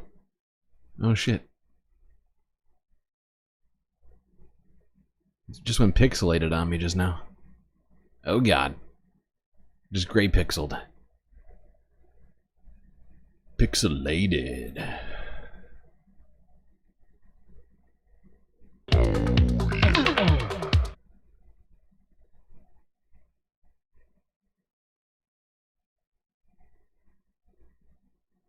You need some ambient space noise as a continuous bed. I don't know what that means. What do you mean, like when I'm not streaming, just like have a 24-hour stream? You can just listen to sounds of space from inside the Galactic space station. That's an interesting idea, if that's what you're talking about. Wow, really pixelated right now.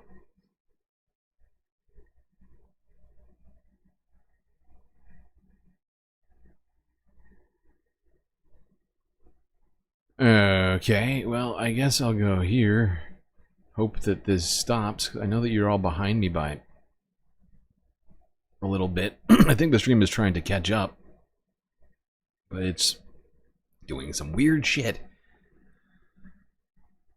Okay, let's go to Congress.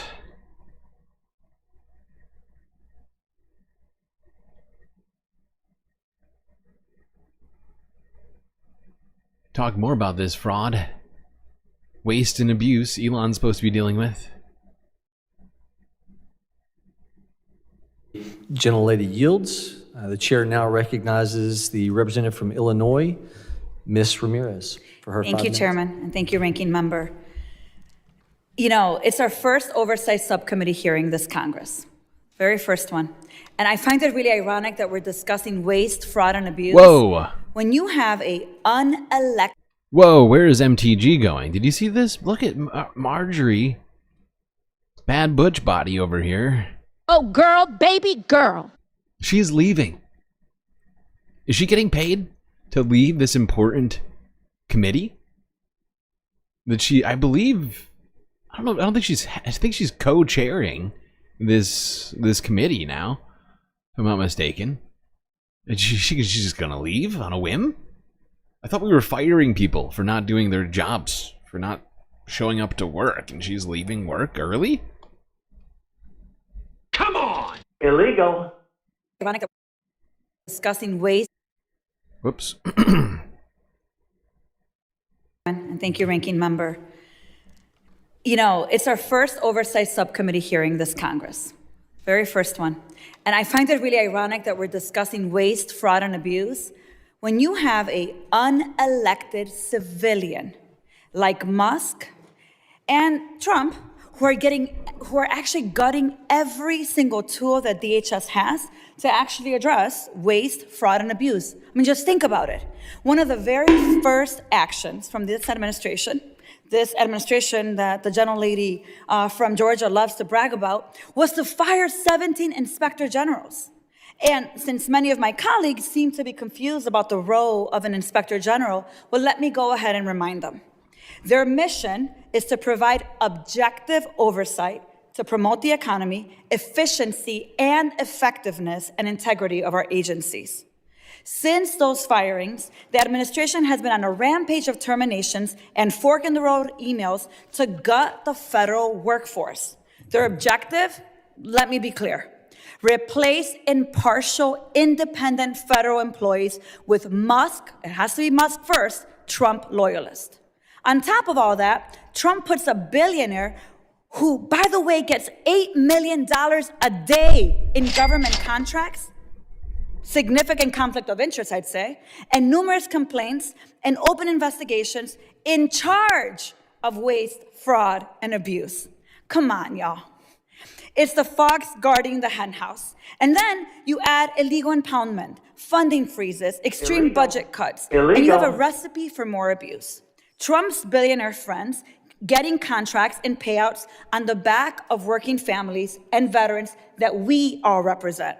So you see how it's hard for me to reconcile that the chaos of illegal firings, the irresponsible handling of conflicts, the defunding of congressionally authorized services is a credible way to approach handling waste, fraud, and abuse.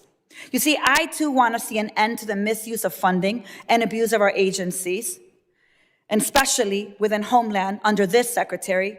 But from where I'm sitting, the biggest culprits of waste, fraud, and abuse are sitting at DOGE and in the White House.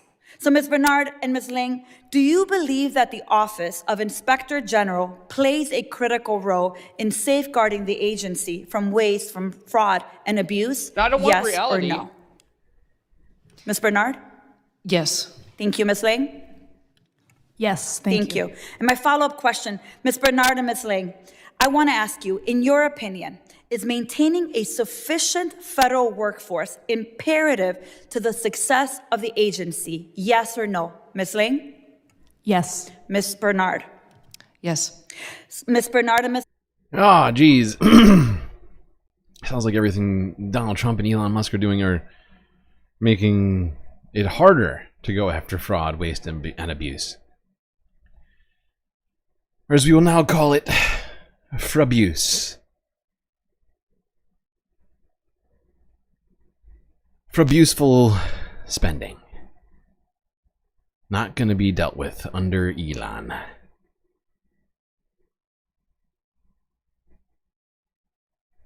Unless you count, benefits for, as Elon called us, the parasite class.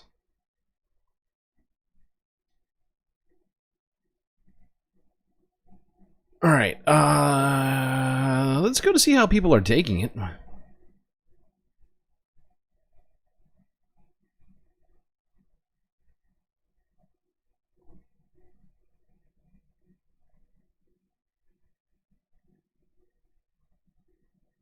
By the way, I noticed some Remember when House Republican leadership told their members? I'd probably do. But before we do that, I noticed discussion of the desire for space sounds in the background. Technically, there is. You just have to listen super close. If I'm not talking. And I don't have any other things going on, and you listen real close. There is some white noise in the background at all times. Mostly because, you know, just to provide myself a sense of peace. But, it helps sort of mask some of the loud sounds that I'm making in here from other people on the space station.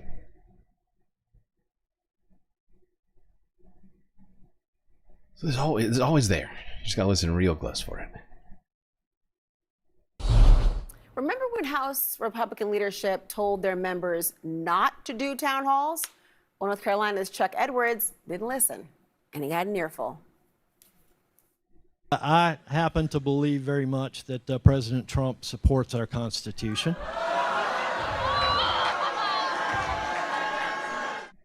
I did a little shake there. And Seemed that a was little just taken one aback of the more by that tense boo. moments, by the way, because things quickly went off the rails. CNN's Isabel Rosales was in the room for all of it. Isabel? It was a packed house inside, the auditorium reaching a max capacity of 300 people. But there were several hundred others here outside that were waiting for hours to get in, only to be turned away. So loud at times that you could hear them from inside of the town hall. The questions ranged from everything from Ukraine to DOGE, the federal workers that have been fired. That certainly struck a nerve. Many of those jobs held by veterans. The congressman pressed time and time again about those cuts that many of his constituents were worried could impact Hurricane Helene recovery efforts. Then there was this heated exchange from a man who identified himself as a veteran shortly after the town hall began. Listen. You're lying! I'm a veteran! You don't give a f about me!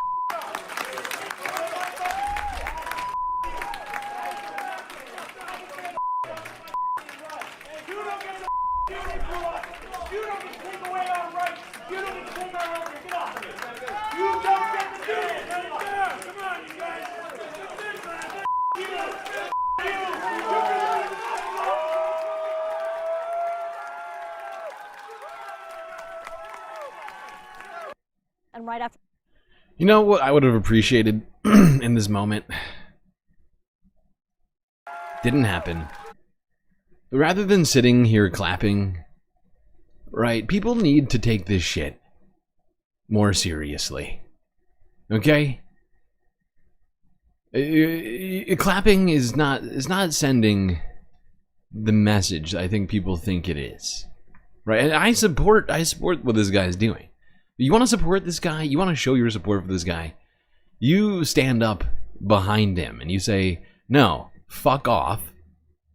You're not going to stop this guy from speaking at a public meeting with a public official, an elected public official, right? You stop these guys, right? You stand in solidarity with this guy. If you're already at the fucking meeting, just stand up. Like, stand behind this veteran and say, no, you're not going to take this veteran out of here who's merely using his First Amendment right that he fought for everyone here to have. So often reminded.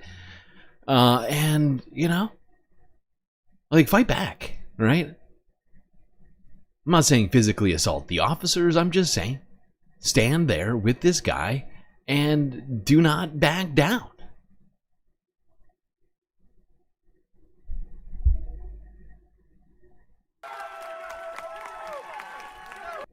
And right after the town hall, the congressman took questions from reporters, and just feet away, this moment of people pounding on the glass doors, shouting shame on you, and other chants, extremely loud, yelling, wanting their voices to be heard. But I did also hear from other constituents saying thank you to Congressman Edwards for even holding an in-person town hall to begin with. Laura. Isabel, thank you so much. I want to bring in CNN analyst and New York Times White House correspondent Zolan Cano-Youngs, former senior advisor to the Trump presidential campaign, Brian Lanza, and former special assistant to President Biden, Michael LaRosa. Thank you all for being here. I'll begin with you, Zolan, because we know the president has paid attention in the past, particularly when it comes to veterans. Will this resonate with him? I mean, we'll have to see. I think for... It's a good one. It's a good one. That's funny. Oh, god damn it. Are we lagging again right now? We're not lagging. We're just timed out. Circle of death. Why are you doing this to us? Help! Help! I'm being repressed! God damn it. It's alright. We'll take a break. Maybe it'll get solved with a break.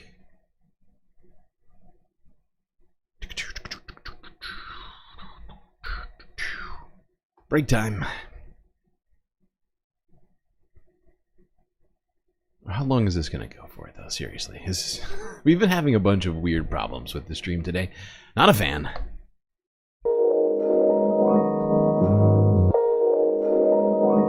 Alrighty, hope everybody is enjoying the stream so far. If you haven't already, hit the like button and don't forget to subscribe. Both very important, both very helpful to the stream. We're still trying to get to 1,000 subs, so please help us get one step further.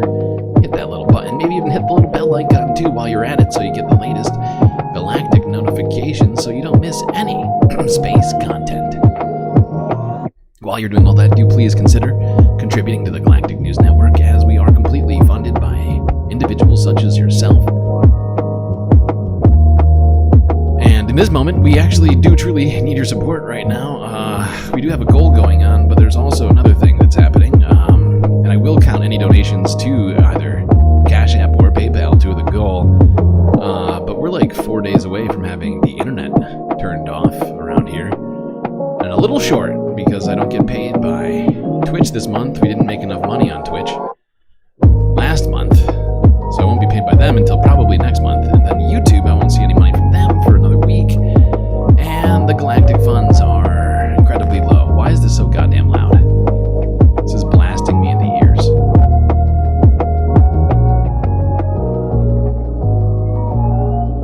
What was I saying? So yeah, please do consider contributing to the Galactic News Network. We have so many great ways for you to do that, of course. YouTube, Twitch, Cash App, PayPal, and of course Patreon. The best way to get the most galactic benefits for your Earth dollars. And yes, if you sign up on Patreon, that money does go immediately to me, just like a Cash App or a PayPal, so it will be very helpful if you were to sign up. Get us a little bit closer to paying that bill. That's right, internet connection is necessary to do the stream. Anyway, chat, enjoy this short space break. Grab yourselves a drink, maybe a snack, and I will be right back.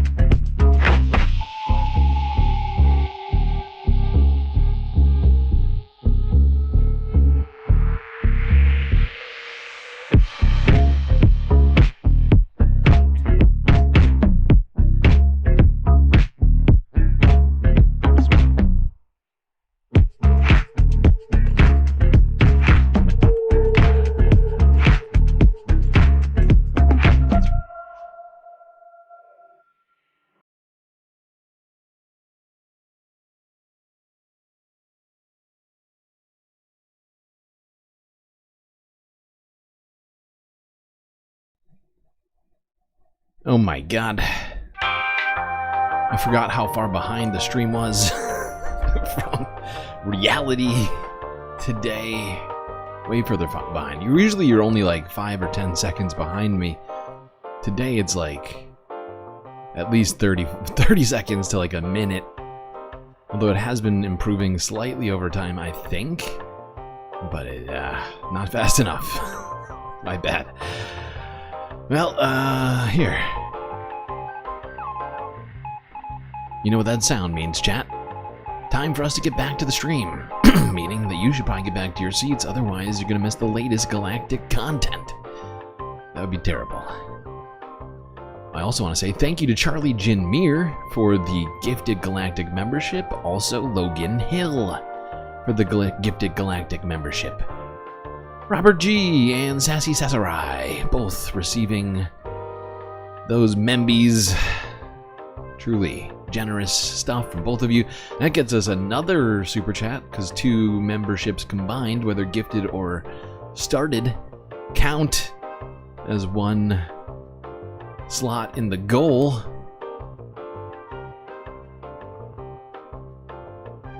Logan Hill, my god, coming in and saying, you know what, let's get this done already.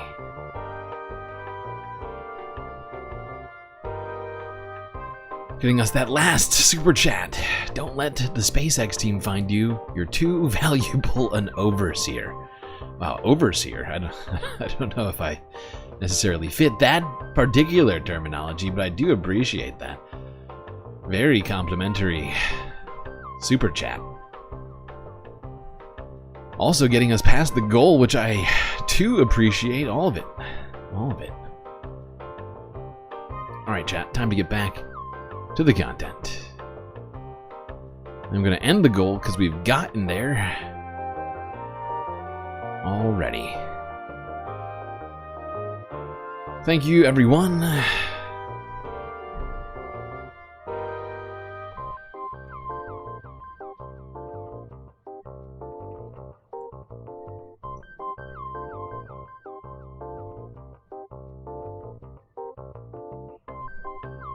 I do hope for a day soon where we can stop doing the goals.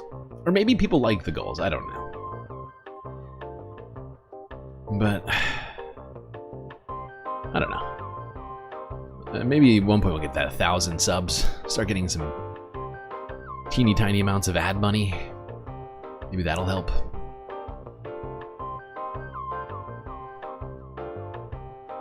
We did it. We did it. We got through it. Alright, let's get back to talking about the government and how ineffective Elon Musk has been, and just how many people the chainsaw method when it comes to the government has been failing and or hurting. But first, let's just talk about general incompetence.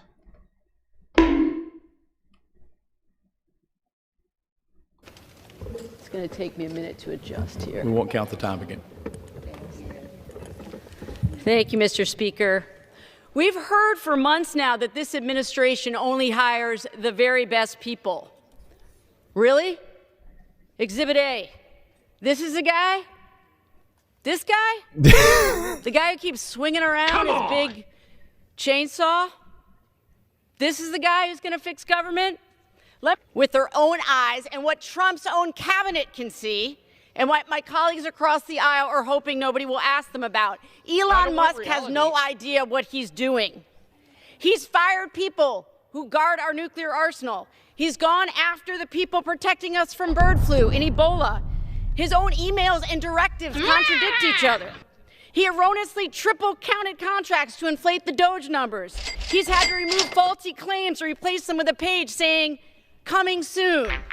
The incompetence is shocking, and it makes us all less safe. From exposing our personal private information to leaving Americans abroad stranded to kicking our veterans to the curb. We deserve so much better than this. I yield back. Becca Bayland. Yielding back. after making a very clear, concise point about how incompetent this administration is at the things it purports to do. Thank you, Representative Balint. It's a fun name, Becca Balint. Becca Balint. Becca. I don't know why I'm saying that. Okay,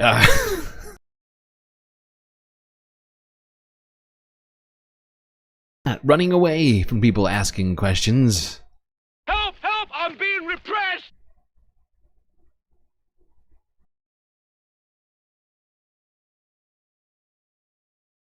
Oh my god. Oh my Congressman god. Chuck Edwards getting an earful tonight by way of yelling, boos, and Abby. rebukes at his... Abby, please hold. Thank you. Why? Why are we doing this? Why is this happening again? What is the deal tonight? Huh? Anybody got an answer? Why do we keep getting the gray circle of death? The loading screen, limbo and terrible. What's the deal? What's the deal, man? That's too much, man!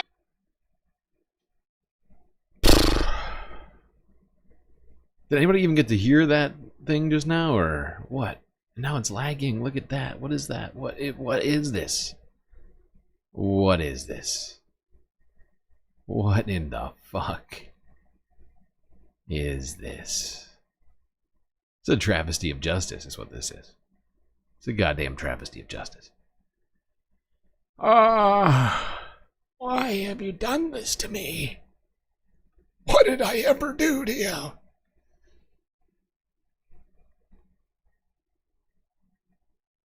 Incredibly rude. How rude! Oh my god, look at that lag. This is this is ridiculous. On the week ending report, on Friday of all days. I mean, at least it's not Sunday, fun day, but these are important days where we sort of gather ourselves from the week of terrible, sort of try and make sense of it all at once. Rather than one day at a time. Try and go through many of the stories of the week, perhaps not all. But this is really putting a wrench in the gears of the week-ending report right now. Very upsetting. Very upsetting. Why? Why and how is this caused? I don't even have an explanation on this thing yet.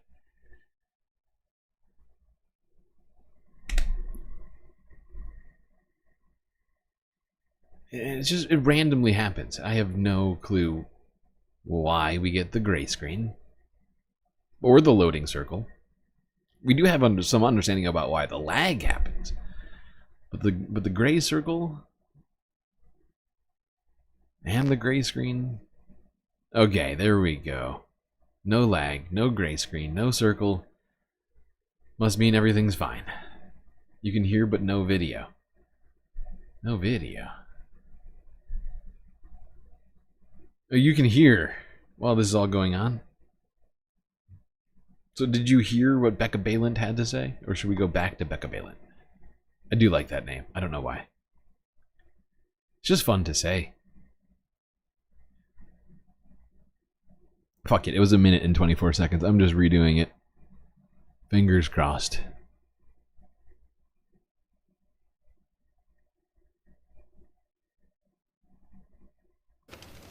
It's going to take me a minute to adjust here. We won't count the time again.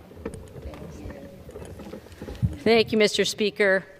We've heard for months now that this administration only hires the very best people. Really? Exhibit A. This is the guy? This guy? The guy who keeps swinging around his big chainsaw? This is the guy who's going to fix government? Let me state for the record what millions of Americans can already see with their own eyes and what Trump's own cabinet can see and what my colleagues across the aisle are hoping nobody will ask them about. Elon Musk has no idea what he's doing. He's fired people who guard our nuclear arsenal. He's gone after the people protecting us from bird flu and Ebola. His own emails and directives contradict each other.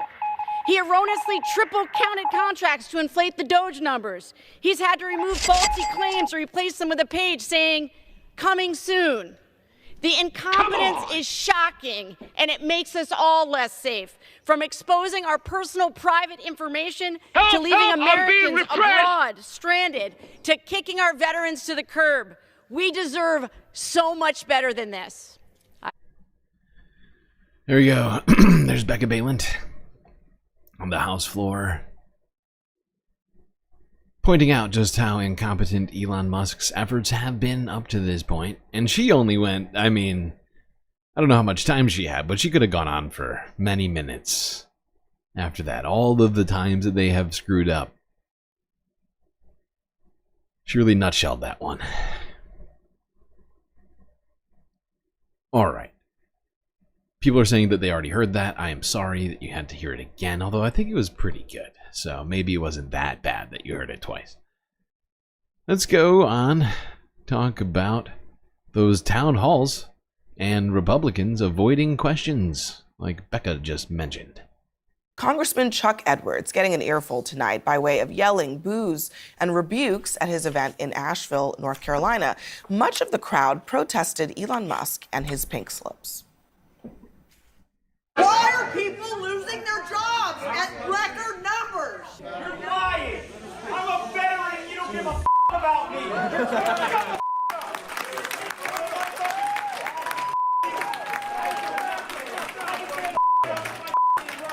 You don't get the you don't get to take away our rights. You don't get to take our rights. Get off of me. You don't get to do it. Unhinged liberal mobs. We've been dealing with this since Donald Trump won. Unhinged liberal mobs. Those are not liberal mobs. Believe me, These are veterans. Wow, I watched a little bit. I looked at the questions. Why is All he these shredding the woke Constitution? Why is he veterans. shredding the Constitution? Putin this, Putin that. One guy had to be escorted out. He was so unhinged. That was that These guy. are not. This is an unrepresentative, that guy, the unhinged. veteran. Scott, if they, It's a mob. Scott, It's a literal mob. This is what you're saying about veterans. If Republicans weren't so worried, then why did you have the Republican Party go out and say, stop doing town halls, stop talking to real people? It's a stupid idea. It's a stupid idea to talk to people. This is why you guys are because when you talk to people, they ask questions. Those questions Can we just revisit the are uncomfortable. congressional approval rating? Congress is polling poorly. Donald Trump is also polling poorly. He's Yeah, he twice is. as much as Democrats in Congress. 40% Not of even the close. American people, according to a CNN poll, says that 40% say that they care about him. And then you have a veteran out there saying, I'm a veteran and you don't give an F about me. That is in line with how people feel about Donald Trump. And Totally if you want to go off, Totally and if false. you want to say that Totally it's liberal false. If you want to tell yourself a story about these paid if you want to mobs, say that it is liberal elitists going Dude, I love this. Just deluded Scott Jennings. Not a real vet. That's the guy. It's not. It's a paid veteran. Well, unpaid, perhaps for now, maybe if Donald Trump gets the VA and all those things. But yeah, I love how we've gone back to paid protesters and like false flag stuff. Basically, is like these protests. They're not real. They're not real. They're fake protesters, paid for by George Soros. All these veterans, all these woke middle-aged people out there getting paid actually by George Soros. They don't even believe the things they're saying. That's where we're at now. It's just wow. they're being paid, my guest. then you guys are going to lose the midterms. And you know what? Wonderful. Go ahead. So you're telling me everybody that's showing up to these town halls to boo these Republicans on these crazy policies that they're supporting right now, these are all paid. We're going back to paid. We're playing the hits from 2020. It's unrepresentative of that congressional district where this guy got like 56% of the vote. So was unemployment and of the state, which Donald Trump won.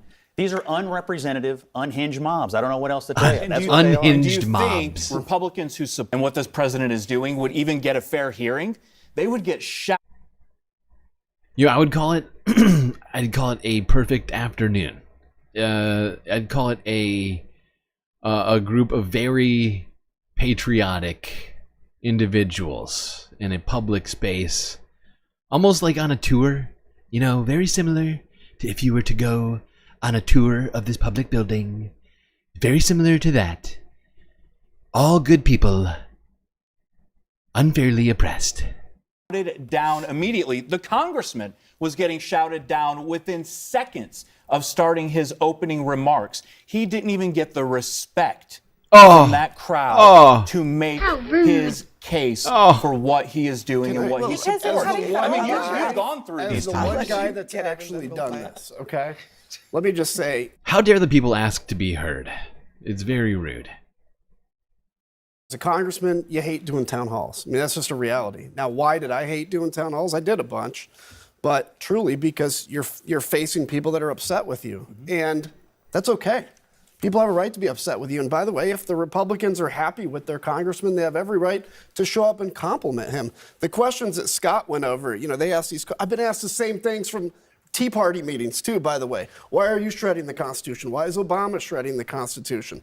The reality is this is scaring Republicans, and it should, because this mimics what happened in 2010 when you saw the Tea Party rise up. And that started in August. I mean, maybe you're right. Just for the record. No, it's happening again. Circle of death.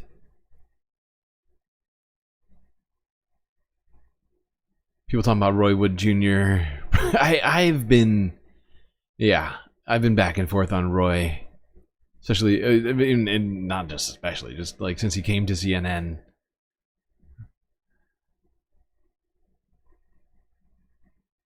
This is wild. Why is this happening today? Why are we being repressed? Huh? What he's saying Hey, is you totally keep right. stomping on that me. in the Let sense me that finish. the Tea Party engineered, like they pioneered this. Yeah. And people, Democrats were saying at the time that they were paid, but there was anger there, real anger that manifested into something very real, which is probably the reason that y'all are all sitting here today. I'm not arguing they're not angry. I'm just telling you, mobs like this are not representative of overall congressional Are you really districts. calling them mobs? He Did you is. see the video? He is calling them mobs. Okay, all right. Are you going to call them mobs for doing their democratic duty If you and had to showing get up in a thrown- town if you hall have to get thrown and out of yelling something, at their you're a mob. elected official? If They you can get yell thrown at out, them. How dare you a have veteran. emotions and care? How dare these voters have emotions? I don't care if they have emotions, but no one here at this table can tell me what the voter registration breakdown in that room was. And I'm telling you, it's not representative of the district. But it's also counterproductive. People can show up if they. You see, I love that. I love that from Scott. He's saying, you know, you don't actually have to listen to all the voters, just the ones who voted for you. Okay? Even though you represent the whole district, you actually are only accountable to the people that voted you in office, right? That's basically what Scott's saying. It's an incredibly sort of narrow and like cloistered sort of view of politics, right? It's like, well, we can shut ourselves out from anybody who didn't maybe donate to the campaign. You know, we don't need that many opinions, right? We just need the people who put us there to tell us what's going on. You know, regardless, you know, that's the society that we are genuinely living in now, right? With Donald Trump in office, they are enacting into government, whether legally or illegally, you know, a state of affairs in which there is a genuine desire to only represent a certain group of people, regardless of what the Constitution says, regardless of what America is supposed to stand for. It does not matter if your representatives are supposed to represent the entire town, entire county, district, whatever, city, state, doesn't matter. You're only accountable to the people who voted you in. Everybody else is basically the enemy, right? They're a mob. They're an angry mob of paid Soros, whatever, right? Anybody who's angry even with what you do, even people who may have voted you in office, even if they get angry, right? Maybe they don't care. Maybe they don't matter, right? Maybe it's just the donors, right? Like it just continues to narrow itself down until you only have opinions that agree with you. And that's our government right now. That's where we're at. want to show up, show I agree. up. I'm Why not doesn't saying the Republicans But I've show up? heard from plenty of elected officials who say acting like that is counterproductive. In that moment, you're just as the congressman or woman who's up there, you're just trying to diffuse the situation so it doesn't escalate and get out of control. Escalate into not what? necessarily trying to listen to the arguments that are being made. But I do want to say, I want to give kudos to the Escalate congressman into for doing what? this. I want to make sure that's not lost. He didn't have to do this. And he stood didn't there run. for 80 minutes Didn't run. That's and true. he took it every minute of it. He did. Exactly. I think it is true that he stood there, he took the questions, he took the booth. The pressure on these town halls is going to grow. And I would say if your congressman isn't doing a town hall, I demand one. Because can they get out of control? Sure. You can have your friends show up too. And the reality is we are so insulated in Congress from the passions and the questions of our citizens. What does a fair and equal town hall look like then, where there's a fair exchange of opinions and information from elected? No, Roy, you're switching topics. You shouldn't have done that. I think we should have been focused on that.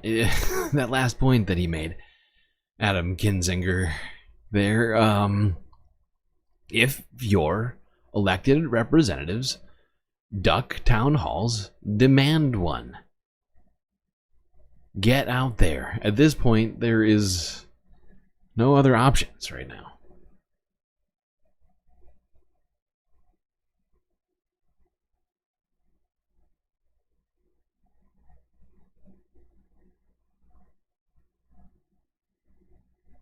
Okay.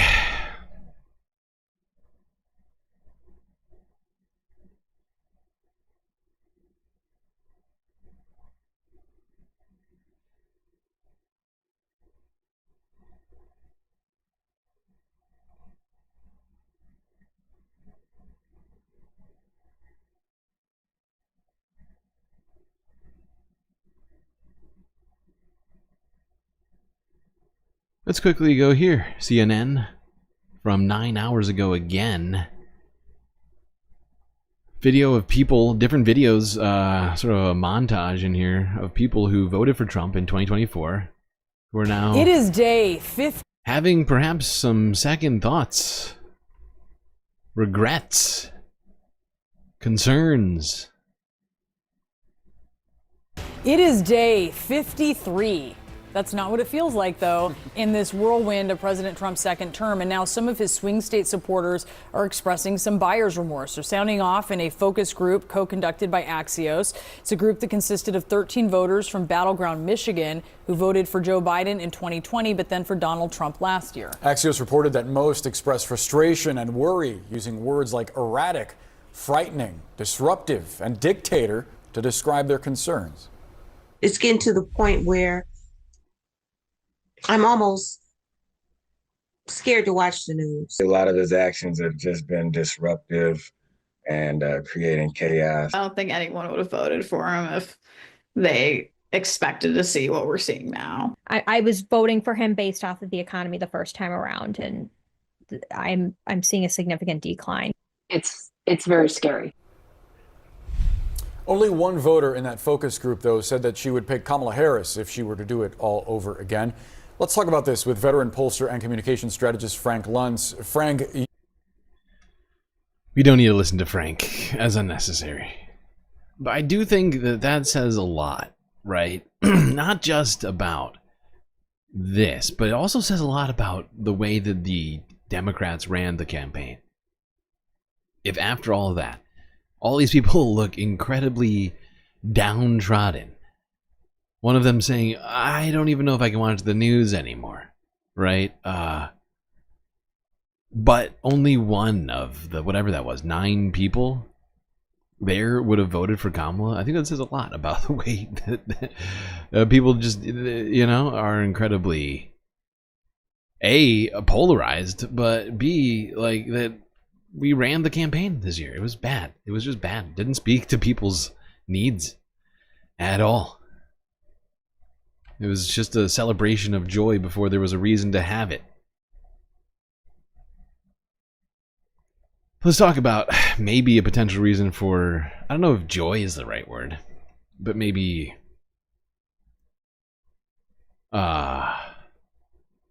renewed optimism, maybe diminished concerns, although there's going to be plenty left after this. But I guess my point is at least there is some things happening right now. Whether or not they'll be respected by Trump administration is another discussion. Oopsies, I just clicked the wrong video. Go back. No.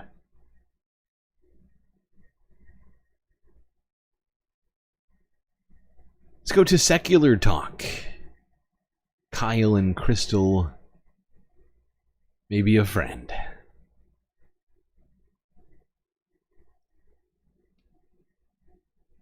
Robert, welcome. Great to have you. It's great to be with you. Yeah, of course. So we were just telling our audience, you all have really been kind of the tip of the spear in prosecuting the legal case against the unconstitutional abuses of DOGE and Elon and the Trump administration writ large. If you could just lay out for folks who are listening kind of what your legal strategy has been and what some of the key cases are that you all are involved with. Yeah, well, we're trying to do anything we can to restrain this authoritarian rampage. There have been a whole series of cases that we and others have brought. Some are going after the illegal and unconstitutional destruction of agencies like the U.S. Agency for International Development, the Consumer Financial Protection Bureau.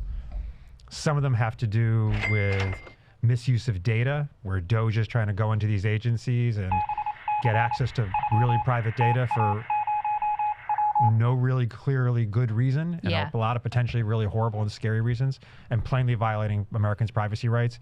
And we've done some cases on suppression of government information, where they're using this lunatic idea of gender ideology to justify suppressing basic health information, for example, at the Department of Health and Human Services. So is the legal issue as straightforward as it appears to myself, a layman? Because when I look at it, I'm like, wait, Congress has the power of the purse. The president signs something. It goes to the Treasury. They disperse the funds. And that's the end of the conversation. And I've been pulling my hair out because everything I see that DOGE is doing, I'm like, that's illegal. Like every single headline, every single agency they cut, every time they hack into an agency or the back of the Treasury, I'm like, how has it even gotten this far? Because that's just flat out illegal. Am I correct in that layman's assessment? You are. Wow. Yeah, I mean, I think when it comes to some of this stuff, it's like Schoolhouse Rock version of the Constitution. Congress has power, president's got power, courts have power. Congress creates an agency, the president can't just say, the agency is no more. Immediately, at if not sooner. USAID and at CFPB, they're not just shutting down the agency and trying to fire everybody, they're actually trying to take the buildings back and reallocate them and then literally burn the records. At the case of the CFPB, they wanted to hit a delete button and delete all of the records the agency had accumulated. At AID, they just issued an order, which we're in court to stop, burn the files. Burn the files. Did that go forward, by the way? Because I saw the headlines about they were planning like a burn day at USAID. They were like, bring your shredders and empty out your, classified safes. Were you able to successfully stop that before they went? We're stopped so far, yeah. And I mean, it's just, like, obviously the way they represent themselves is so different from the reality, because they're, we're in favor of transparency as they're ordering employees to burn, federal files, et cetera. But I'd like to focus in on USAID because that's the first case that went up to the Supreme Court. And it's also one. Before we get there, I just want to address this because we didn't even cover that here. I feel like there's not a lot that we miss around here, but somehow we missed this order to burn and destroy government files at these supposedly independent agencies for no reason, seemingly. Just sort of random, like, while we're destroying the agency, let's destroy all the evidence. Illegal. So hot right now. The Trump administration, I'm curious your read on this, has either flagrantly defied court orders or they're coming up with these sort of like legal tricks that they can use to justify defying court orders. And so the Supreme Court came in and effectively said, no, you do have to follow the court orders. You do have to unfreeze a certain portion, at least, of the funds that have been frozen with regard to USAID. So can you walk us through some of the specifics of that case, what the Supreme Court said, and what it could mean for some of the legal theories moving forward that the Trump administration is pushing. Yeah, and I can tell you the top line, which is that we want a really good ruling from the Supreme Court saying the Constitution matters, court orders matter, and the administration has to follow them, even if they don't like it. However, practically, the administration is so relentless that in terms of the humanitarian mission of the agency, they are completely going to subvert it. So we won on the law, and on the ground, not so good. There are two things that have gone on. In terms of this agency, they've tried to shut down the Agency for International Development, the main humanitarian agency, altogether. They also froze all of the foreign aid grants we have. Most of the work that gets done is through grantees, so a small clinic on the ground or a large organization that's running clinics or education facilities all over the world. They froze all those. So we had cases on both those things. Mm-hmm. The case you're referencing is about the freeze. Yeah. So we challenged the freeze as unconstitutional and illegal. Congress has appropriated this money. You got to spend the money. Yeah. And some of these funds, actually, the work had already been done. The work had already been done, Yeah. and they don't get paid long in advance. So there's a constant stream of invoices coming in, and if they don't have the money, they can't do the work. So people within days and weeks, mass layoffs are going on in all these agencies. We got a temporary restraining order from the judge saying this doesn't look right. So for now, undo the pause while I consider the case. That was a great win, and nothing happened. They didn't do it. Oh my God. We got an order from the judge. Hey, I mean it. Do it. Nothing happened. Oh, we're looking at all of them. We're trying our best, but nothing. No one's getting any money. Finally, the judge gets fed up and says, "Okay, now I'm taking away all the loopholes. 36 hours. Unfreeze the money." This one, the government took seriously. They said, "We can't do it. We won't do it," and they appealed. They appealed to the appellate court. Appellate court said, "We're not interested in this case. We don't have jurisdiction." They went to the Supreme Court. That was the first Trump-era case at the Supreme Court. We won a 5-4 decision. Should have been 9-0, but we have the court we have. 5-4 was a great win. The court didn't actually make clear their rationale, but they said the judge has the power in this case. The dissent from Justice Alito said he was stunned by the majority. Wow. And basically adopted the position of the Trump administration, which if that had been the majority position, it would have basically been rubber stamped from the Supreme Court. You guys can defy the law. You can defy lower courts. We're going to backstop you. So that was super important. Case went back to the district judge. He's ordered, okay, you got to pay all the old money. So eventually people are going to be paid. It's not going as fast as we want, but the money's starting to move now. But he said the Trump administration claims to have reviewed more than 10,000 grants on an individualized basis. Really? And canceled about 83% of them. Right. Yes. So going forward. Yeah. And he said, well, I don't have enough evidence to know that that's not true. So I'm not enjoining that. So those grants are canceled.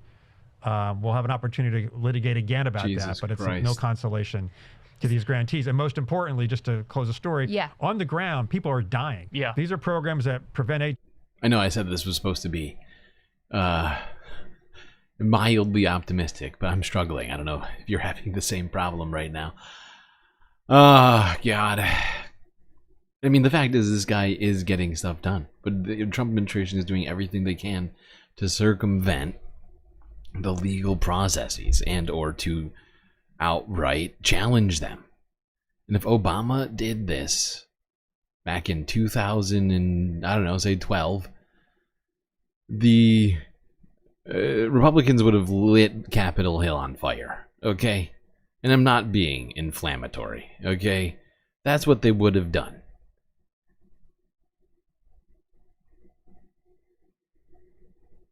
We have 52 likes.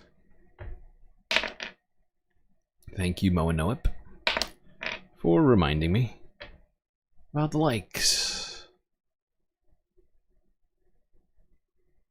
From spreading. Their programs to stop malaria. Their programs to support women and children who've been trafficked and sexually abused. Education programs, environmental programs in the poorest countries in the world. They're all canceled for no reason. It's just gratuitous cruelty, and lots of people are going to suffer with some non-trivial chance of blowback to the United States. If TB is spreading, the odds are not that bad that it's eventually going to affect us here in the U.S. Yeah, I mean, Ebola.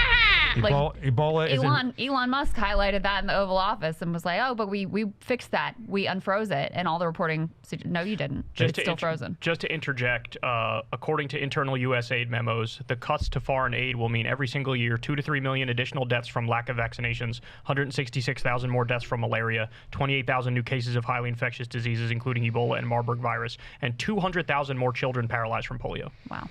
The guy who wrote that memo was fired. Yep. He was a whistleblower, That's right. leaked it, and then Rubio right. like that. Let me ask you about their legal justification for cutting 83% of the programs. Because again, if Congress has the power of the purse, and you have the Impoundment Control Act in place.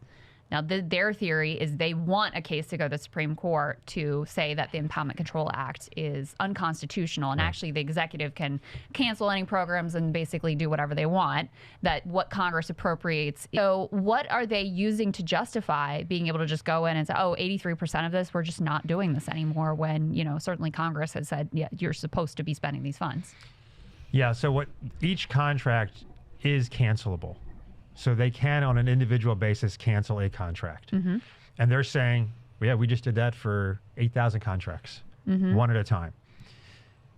And we don't yet have the ability to, we weren't able to persuade the judge that's implausible, just don't let it go through. There's the next issue, which is forget each individual contract. Overall, you have to spend the money. And that case will happen. It's probably not quite ripe yet. They can say, we're obligated to spend the money, but we weren't obligated to spend it on these contracts. For now, they could claim we're going to spend it on something else before the year is up. So just so I can understand this a little better. But yeah, I mean that doesn't make any sense to me. If they were they were obligated by Congress to spend the money on the thing that Congress what's the point of legislation? What is the point of legislation? If once it gets to the president's desk, he's like, oh, instead of giving money to hungry kids, we're actually going to spend this money on bombs to bomb the same kids who we were going to give food to. Right? When it comes to SNAP, instead of giving food to, say, kids at home, instead of give it away in, I don't know, bailouts to the big banks or something. I don't know. I'm just spitballing here. But what is the point of legislation if he can line item veto stuff? I thought that was clearly not allowed. I thought we'd already gotten past the line item veto being unconstitutional. And yet we're basically operating as if he can line item veto everything. I'm very confused. It's not making a lot of sense right now. Say Congress said, okay, we're going to do PEPFAR. We're going to do this HIV prevention treatment. This is important to us. Here's the amount of money you can spend on. Then it goes to the agency, and the agency has discretion over how that priority of Congress is executed. And so that's where you get the power to, okay, this contract, we're not going with them anymore. We're going to go with this group, different group, et cetera. But if you've cut all of the contracts to fulfill the congressional authorization of, hey, we want to do this HIV prevention program, then you run into problems then you run into a constitutionality problem, right? You have it exactly right. But it's going to take a little time for that second part to gel into a good case for us to bring forward. Gotcha. So on USAID, did they say that you have to... Okay. I'm getting sucked into this right now. Did not mean to watch all of this, or not as much as I just did. Good. We're gray screening again. Oh, okay, never mind. If I click live and it went to not being gray screen, that's good. But yeah, that was Robert Weissman, an attorney who is basically working on behalf of the people,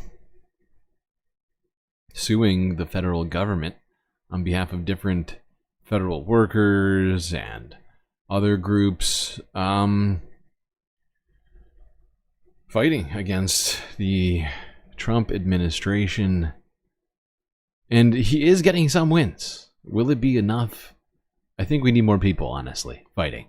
I think it's as much as one law firm can do.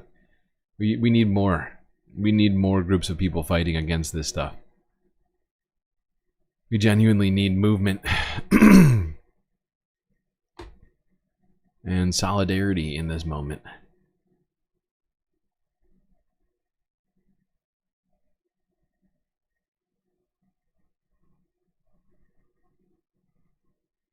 Now, before we go on to some other stuff here, things that we should have solidarity with, Sad morning. Let's go here to CNN. They got this clip all nicely clipped up for us. This was Democratic Representative. What's his name? I can't remember his first name. I want to say it's Bill. I can't remember it. Representative Larson. Should look that up. But we saw this earlier, and figured we'd watch it again. This is another one of those stories that I decided to leave in here, because this was, I think, the vibe that we all need right now, the sort of pressure that needs to be put on this government to hold itself accountable, to, you know, show responsibility for what they're doing, and to actually be transparent like they claimed they were going to be competent like they've claimed. A sad morning. Very sad morning. When this committee, John Larson, the oldest and most continuous in the Congress, neglects its responsibility and essentially holds this hearing today to block any further discussion. The men and women on this committee are good people. They're honest and caring people. And that's why I do not understand why you would relegate this committee to no longer being of significance and resort to saying you will do whatever Elon Musk and Donald Trump tell you to do. Where's the independence of the committee? Where's the legislature? We're an equal branch of government. And you start off with a blather, and yet when we look at the empty seats here, where's Elon Musk? I'm sure he's a genius and is a very credible person because of the wealth he's accumulated. But that does not put him above the law or the responsibility to come before this committee in this Congress. If he's so great, if these plans and all the fraud and abuse that he found are so evident, why isn't he here explaining it? You know why. I don't want reality. Because he's out to privatize Social Security. He's been on television the last couple of days talking exactly about Social Security, Medicare, and Medicaid, and what he intends to do. Privatize it. The American people, some of them may have been born at night, but not last night. The world's richest man, fresh. Yep. And that's what we need. We need congressmen, senators, representatives yelling at this point in these fucking committees. Something has got to wake up. The people, wake up the, you know, the co-equal branches at the very least to start doing their fucking jobs.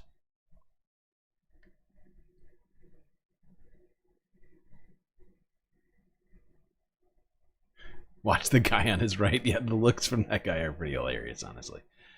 But, yeah, Representative John Larson there really laying into Republicans for not subpoenaing Elon Musk to come to a committee discussing the things that he's doing. How are they supposed to have a discussion around what they're doing if Elon Musk isn't there to talk about it? This guy, you know, like you said, so great, so competent. He's found so much fraud and abuse and waste. Why isn't he there telling people about it? Why is he so afraid of talking to the representatives of the American people about what he's doing? Why are Republicans so afraid of forcing him to come and talk about it because they're afraid of him answering these questions. That's my answer. That's why. They're afraid of Elon being forced legally to answer these questions, because if he's under oath, and he starts saying things about his job, what he does, right, it will further cement what he's doing as being illegal, right? He'll be forced to give specifics on on what his job is, what DOGE is, what it is they've been doing, what actual authority he has. Does it come from exactly? These are the questions I've been saying over and over again that we need answers for. We haven't gotten after 2 months. And it's about time people start yelling.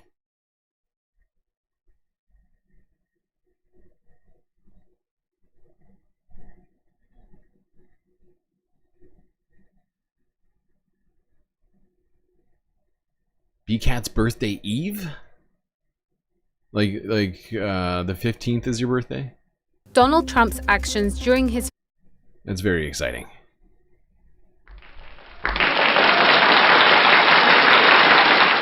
Should I save your birthday song for actual birthday, like later tonight? I can. I can do it now. It's up to you.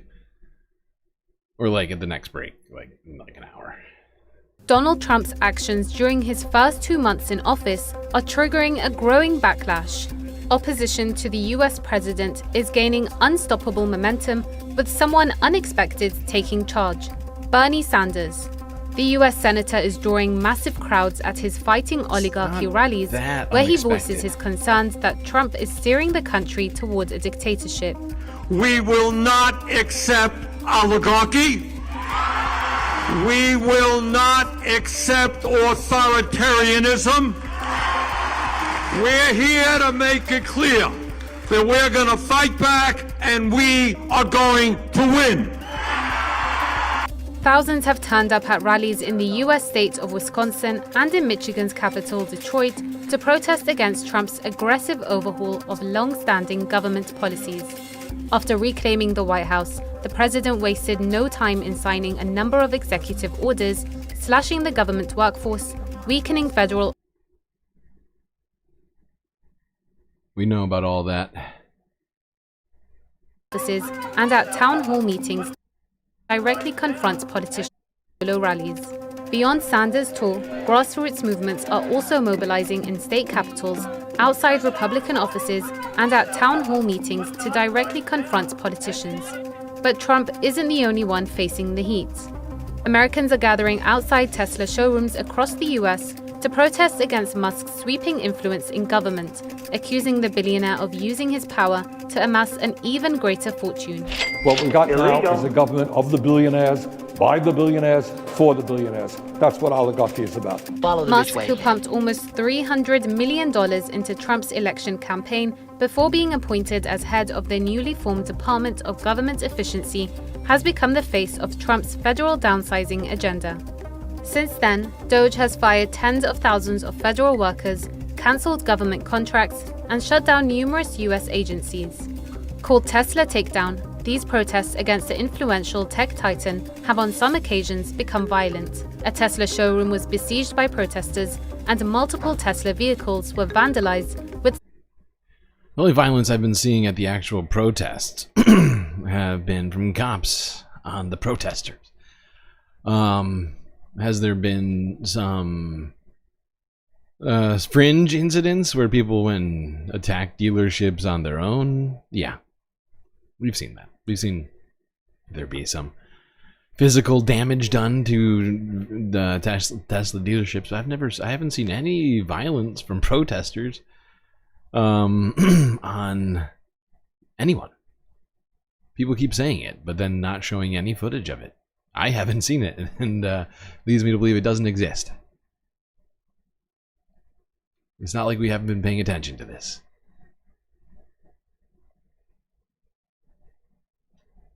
Let's talk about a different protest that's going on right now. That being the protest against the arrest of Mahmoud Khalil. If you missed this somehow this week, let's go to this. This is what started it off. ICE illegally detaining Mahmoud Khalil, somebody who is a legal permanent resident of the United States. A man, a Columbia University student who helped to arrange and or supported pro-Palestinian protests at Columbia University last year, was hunted down by ICE and the Trump administration. This is video of his arrest, which was made public earlier today. You're going to be under arrest. So turn around. Okay, let's not. Okay, he's not resisting. He's giving me his phone, okay? He's not, I understand. He's not resisting. Put your arm down. There's no use for this. Don't worry about it. You're going to have to come with us. Don't worry. I'm coming with you. No worries. No one's resisting. No one's getting worked up. You guys really don't need to be doing all of that. It's fine. Habibi, كيف بدي أتصل فيك? Take Amy. Call Amy. Okay. Hi, Amy. Yeah, they just like handcuffed him and took him. I don't know what to do.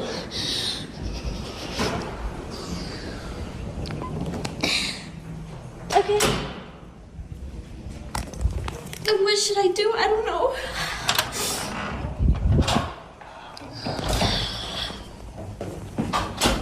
Nor.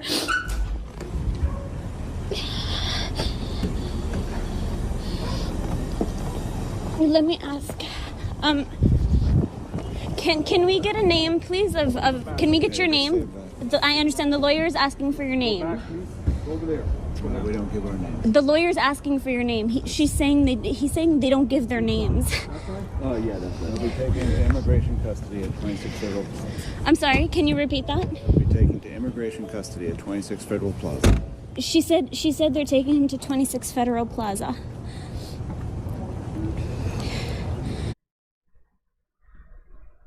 Now, I don't know if they actually ever took him to that place, but he was immediately taken from there to Louisiana. Within 24 hours, he was completely disappeared from the city, from the state.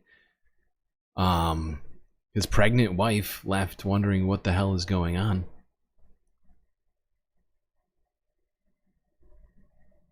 Frantically calling their lawyer, trying to figure out what can be done.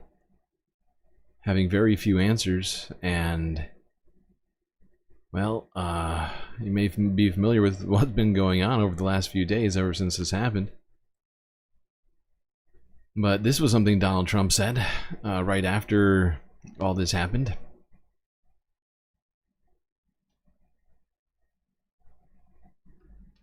That was the other problem. And President Trump, there's this protest leader from Columbia University that the administration is moving to deport. And he said that his arrest is going to be the first of many. How many? I think we ought to get them all out of the country. They're troublemakers. They're agitators. They don't love our country. We ought to get him the hell out. I think that guy, we ought to get him. I heard his statements too. They were plenty bad. And I think we ought to get him the hell out of the country.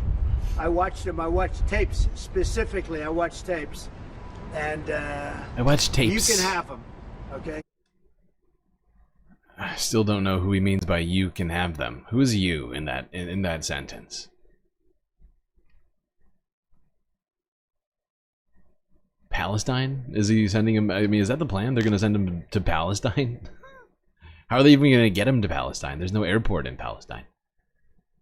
I guess they'll fly him to Israel.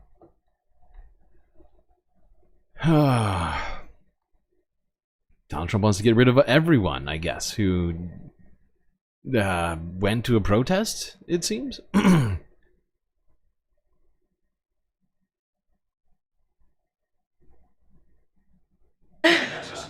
actually, I have a couple of questions. At the core of pro-Palestinian protests on college campuses and elsewhere is a demand to end the war in Gaza, a goal that this administration actually supports and has pursued.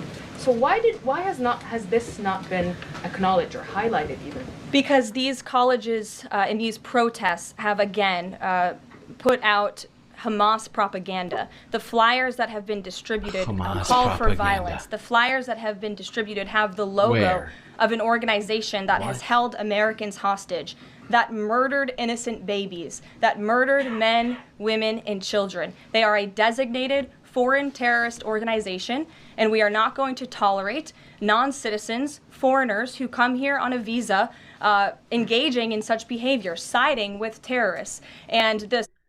He came here on a visa, but he's not on a visa anymore. Guy is not. He is a basic, as close as to being a citizen as you can get, and still not be an actual citizen. He's a permanent U.S. resident. Gives him, which are being completely stripped away from him in this moment.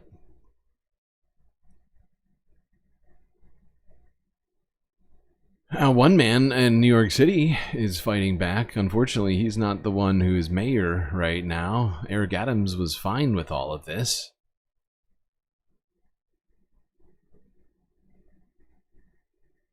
I was having a conversation with someone who works in this media business, or in political media, who was saying that Andrew Cuomo is a shoo-in to win because people remember him fighting Trump in COVID, and people want somebody who's going to fight Trump. Now, I don't agree with that statement. I'm not trying to jinx anybody. God knows I did with... Is that a Mandela effect about what he did during COVID? Like, that was Disney adult liberals thinking Cuomo was doing a good job. Right. Well, during that period. I don't agree with that sentiment, right? I mean, he killed people. Yeah. And so... Sorry? No, I was just going to say, although it is a good sort of microcosm for how, Democrats use Donald Trump as a way to rehabilitate their tarnished image. Yes. I just, my point really about that is that I don't necessarily think that people have that in their memory. If Cuomo does win, it will be because of name recognition. Kept winning in New York in the first place. Yeah, the machine. And of machine politics, right. But I think the only way that Cuomo wins is if this is a lower turnout election. And given the rage that I'm seeing in this city and in the country more broadly, I don't think it's going to be a low turnout election. Cuomo could still win. But if you want somebody that's actually going to fight Donald Trump, I give you Zoran Mamdani, who yesterday confronted Tom Homan, the ICE Gestapo dude, to his face. Democrats, you want someone that fights Donald Trump? Well, watch this. How many more New Yorkers? How many more New Yorkers will you detain? How many more New Yorkers will you detain? Do you believe in the First Amendment? Do you believe in the First Amendment, Tom Homan? When we asked Tom Homan, all he had to answer for that cruelty was a smirk.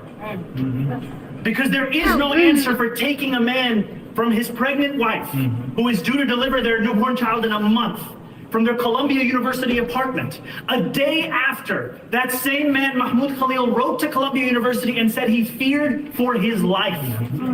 The cowardice that is on display across our city and our state is unacceptable. New Yorkers are looking to us. They are looking to their leaders for courage and for conviction. And what they are finding instead is collaboration. And that is just simply unacceptable. Illegal. Zoran Mamdani for mayor. Folks, I mean, did you see that? I just want to get this out. I'm sorry. If you're just, this has to be said repeatedly in the coverage of this race, because I think a lot of people don't know how ranked choice voting works. You have to fill out all 5 slots to maximize the effect of your ballot. But if you don't want Cuomo to win, do not rank Cuomo as any of the 5 people. You can rank the other candidates, but make sure you fill out all 5 slots and put Zoran Mamdani at the beginning, at the top. Connections you have. We have a real chance to actually win this race. This is very reminiscent, in my view, of the AOC race, which also, at the time, the candidate she was challenging, gosh, it's like escaping me already right now, Crowley, was very reliant on low turnout to win his election. And a lot of the polls didn't have her down by around 20 points because... Yeah, I mean, Emma's all right about all of this. I mean, this is absolutely the guy that New York should have as mayor, not a corrupt piece of shit like Eric Adams, who has, decided to work with the Trump administration on all of this. He's got a little quid pro quo going for him. He was under indictment. He was worried he was going to jail. And, so he decided to do a little wheeling and dealing. Now we got a guy in office who's, under threat of butt stuff from Tom Homan. Is, going to be facilitating all this stuff rather than fighting against it. We keep gray screening and it's bugging me. I saw it happen just now. Let's go to Democracy Now!, where Amy Goodman was on the ground at Trump Plaza Hotel, I think? Whatever this was. Trump Tower. Trump Tower. Where Jewish Voices for Peace activists showed up, show their support for Mahmoud Khalil, as well as their frustrations with Donald Trump for having violated the First Amendment rights of a permanent U.S. resident. Democracy Now! From 15 hours ago.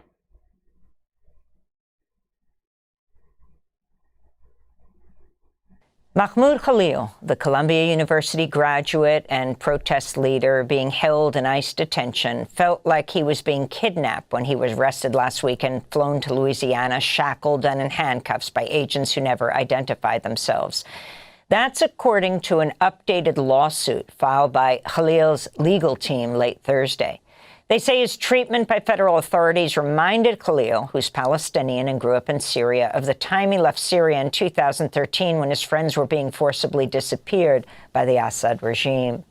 Less than a week after immigration authorities detained Khalil, Department of Homeland Security, or DHS agents, were back on Columbia University's campus late Thursday to serve 2 search warrants.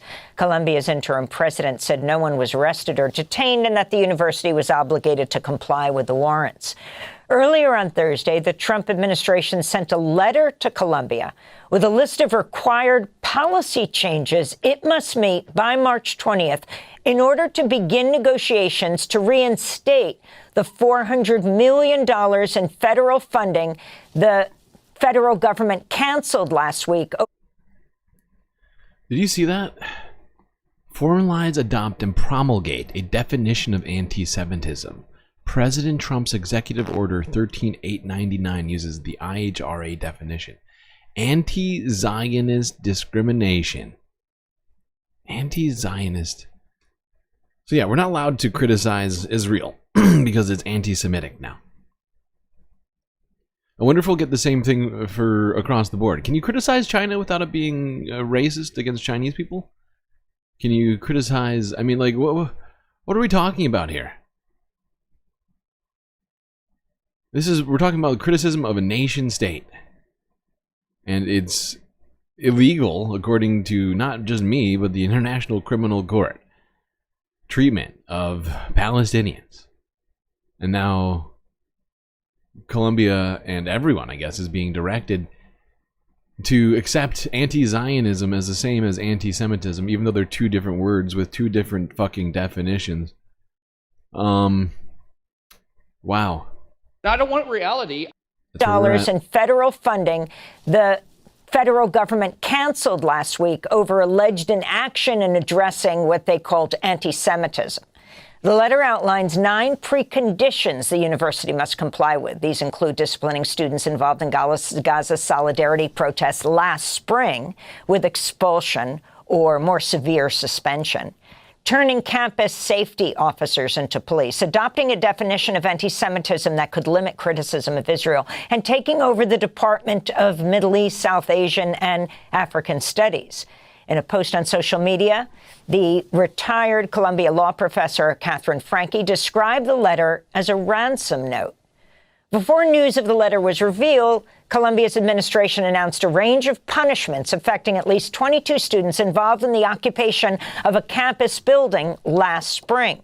The students were expelled, suspended for several years, or had their degrees temporarily revoked.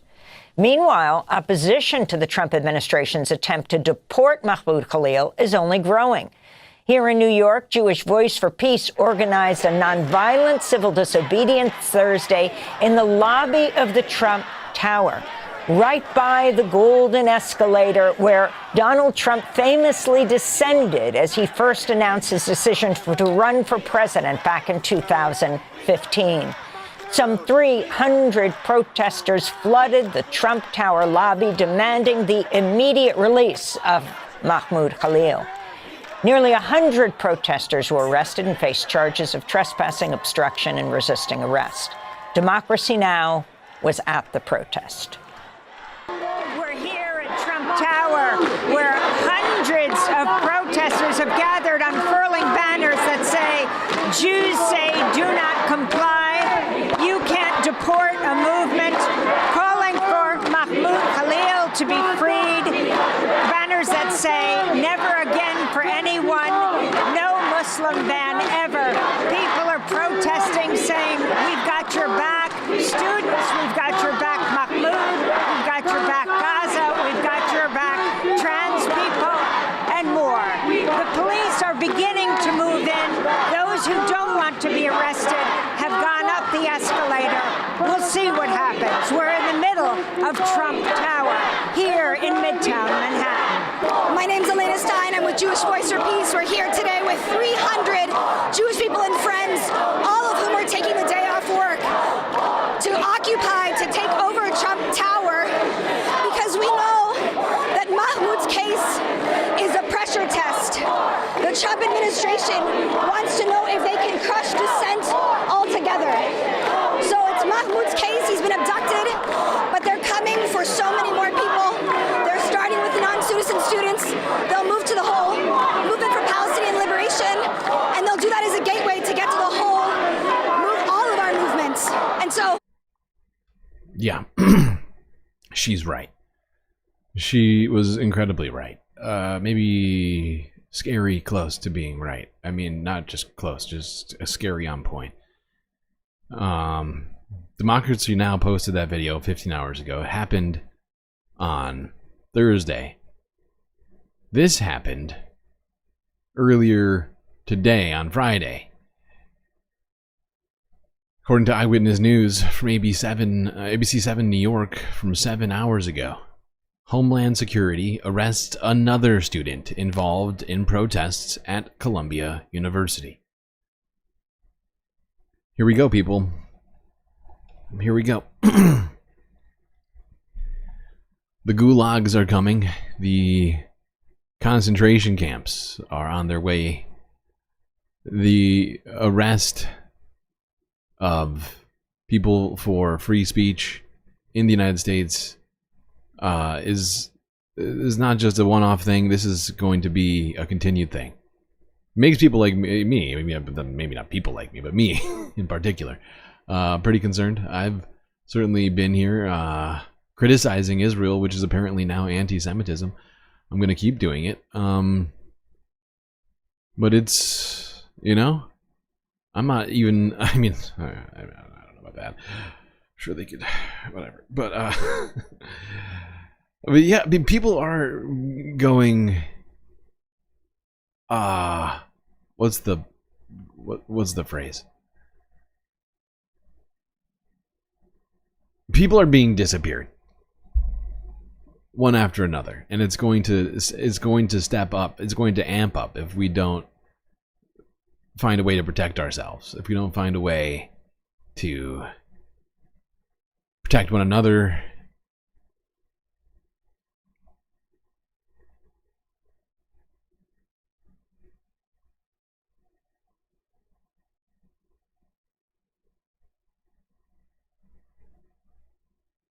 We want to get right to the chaos at Columbia University. Immigration agents took the second student into custody off campus and revoked the visa of a doctoral student for allegedly advocating for violence and terrorism. We've also learned the Trump administration federal ICE agents searched the university residence of 2 other students, but they did not make any arrests there. The campus, of course, has been embroiled in chaos since ICE agents arrested last weekend pro-Palestinian activist Mahmoud Khalil, who has a legal green card to be here. And we just got this new video of Khalil being taken into custody. This was shot by his wife as it happened. Khalil, we already saw this video.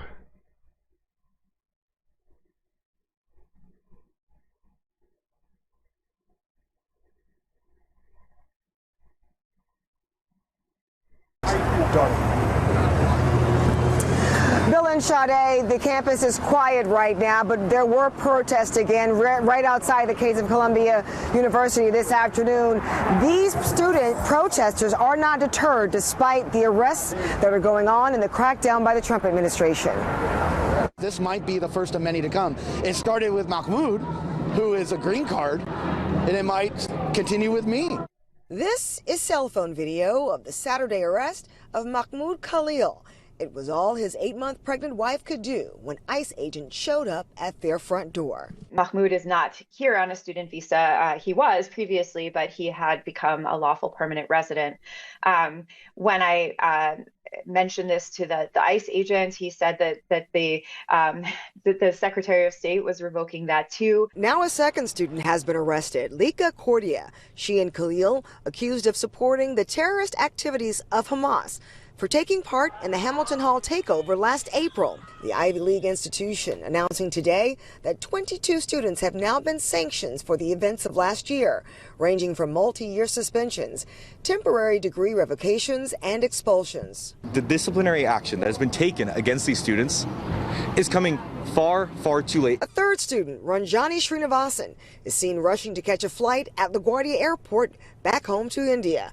Her visa revoked a week ago by DHS. We have to draw the line here at Columbia to say they cannot get away with this, and we have to mobilize people from within the university, from within the community. And protests continue outside the gates of Columbia University, not backing down despite the latest escalation by the Trump administration. And now, here we go. More people being essentially arrested or deported, having their visas revoked, even Columbia and getting involved in all of that. As we recall, the administration of Columbia was not very supportive of the pro-Palestinian protests by any means. They're just sort of, now that they have the Trump administration's full let's just say so, but orders to get involved there, they're getting right in there. They're getting right in there. Because they were involved in the revoking of that visa.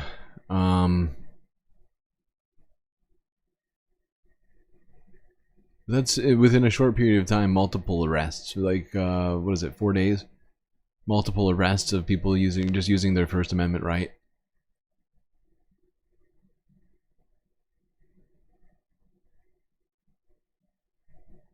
If you missed this, this is horrifying. This one's real fucked. Oh shit, before we go to that, let's transition with this one. Speaking about free speech, one Republican decided to use their free speech in an incredibly disgusting manner. This was a few days ago. Let me just get this straight. From what we've heard from people, whether it's Gavin Newsom, whether it's establishment Democrats, whether it's big progressive news outlets, whether it's other sort of like, I don't know, that was a shot. Democratic appeasers who feel that. That was a shot at TYT, 100%. Big progressive news outlets that might you don't know the full, but you'll see. Democratic appeasers who feel that the push for trans rights in this country went overshot, and the way to correct this is to meet in the middle. I mean, this is exactly what I was told about abortion 20 years ago. We need to compromise. We need to compromise, and they'll meet us in the middle on this. And now, aside from the fact that trans rights as an electoral issue was probably around number 21 on what motivated people's voting. And I understand that with the expenditure of $1 billion over the course of several years, you can move political opinion one way or another, whether they're terribly invested in it or not. But when you spend that kind of money, you're reaching, and incidentally, there's no pushback. You're going to form the opinions of otherwise uninformed people because it's just and there's no investment in this. There's certainly a lot of investment in it in the core base of the Republican Party, without a doubt. But in terms of like the casual person, a citizen in this country, they don't care about the half a dozen student athletes who are trans amongst the 500,000 that exist. They don't care about the one trans athlete in their state playing sports. And the whole sort of like the whole political project to say we should pull back and just compromise. Well, the president signed an edict. There'd be no funding for schools that have any trans athletes in the country. The the NCAA has said they will not allow trans athletes to play in their sports, right? End of story. Finally, we've made compromise. Today is March 12th. And according to the handbasket.co, the Republicans today are observing D-Trans Awareness Day. What you talking about? Both the Department of Education and apparently Dan Crenshaw's office are holding separate events to celebrate detransitioning trans people. What happened? I thought if we just met halfway, if we all preserved the sanctity of high school and elementary school and middle school and college of that, then these good faith attacks on the existence of trans people will go away. All the good faith attacks. The day before D-Trans Day, here is Representative Keith Self in a House Foreign Affairs Subcommittee hearing. You know. Oh my God. Foreign Affairs. This is in Congress. Oh, it's doing it again. Why is this happening today? I don't understand. We're being repressed. Help! Help! I'm being repressed!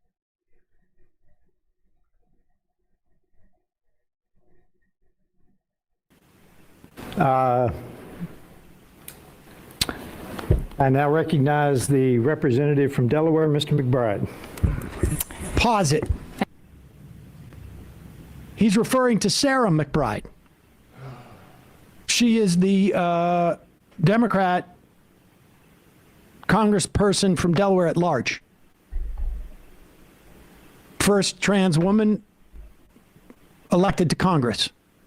Go back to the beginning. I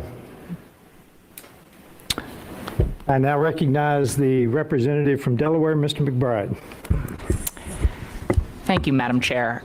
Ranking Member Keating, also wonderful. Mr. Chairman, could you repeat your introduction again, please? Yes,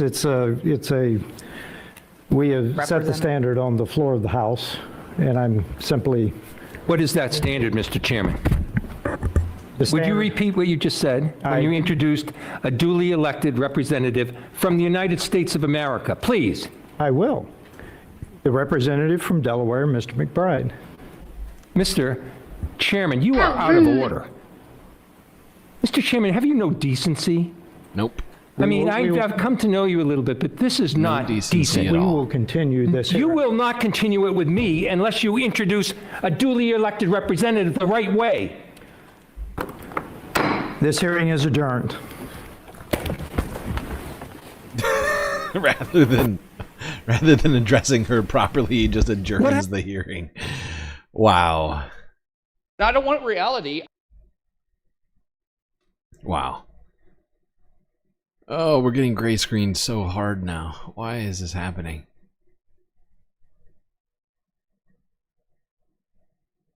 They have their trans athletes out of sports. Why aren't they satisfied? Is this shocking? Is this shocking to anybody? Nope. The project from day one was about this. Day one. It's detransition day. Honestly. Disgusting. Don't be creepy. Just disgusting.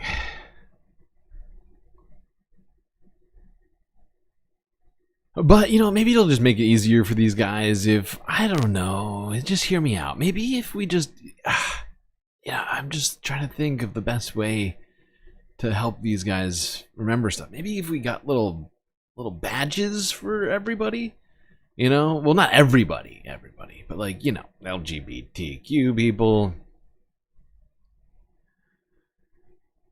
I don't know. But I know Donald Trump has been thinking about some stuff. Over by the big board, Vedika Bahel is waiting. Good evening to you, Vedika. In this edition, rumours Donald Trump posted a symbol used by the Nazis against LGBTQ plus people on his social media platform, Truth Social. Illegal. Tell us then, Vedika, truth or fake? That's right, Mark. Social media users around the world are reacting to a post made by Donald Trump on his platform Truth Social. Many of these people are in disbelief that the US president would share something that involves the pink triangle. The pink triangle that was historically used in Nazi Germany to identify and persecute against gay people in concentration camps. Now, it wasn't just on social media that this was causing some alarm. It also sparked quite a lot of discussions on LGBTQ plus platforms and outlets, as well as on Reddit, where people are just trying to discuss what could this possibly mean. Now, in terms of fact-checking this story, it is relatively straightforward. I can confirm that Donald Trump did post this on his Truth Social profile. It isn't just a rumor. He posted a link to an article by the Washington Times, which is a conservative daily newspaper, and the symbol was featured in that article.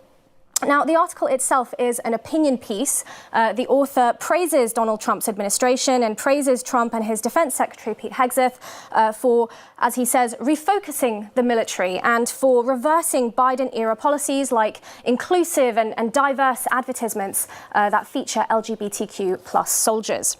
Now, it is unclear overall whether the US president had read the article that he'd shared. It's also unclear whether he is aware of the deep historical significance behind the pink triangle. It's also unclear what this repost of that article might mean or what the repercussions are as well. We do know that Trump has blocked trans soldiers from serving in the military.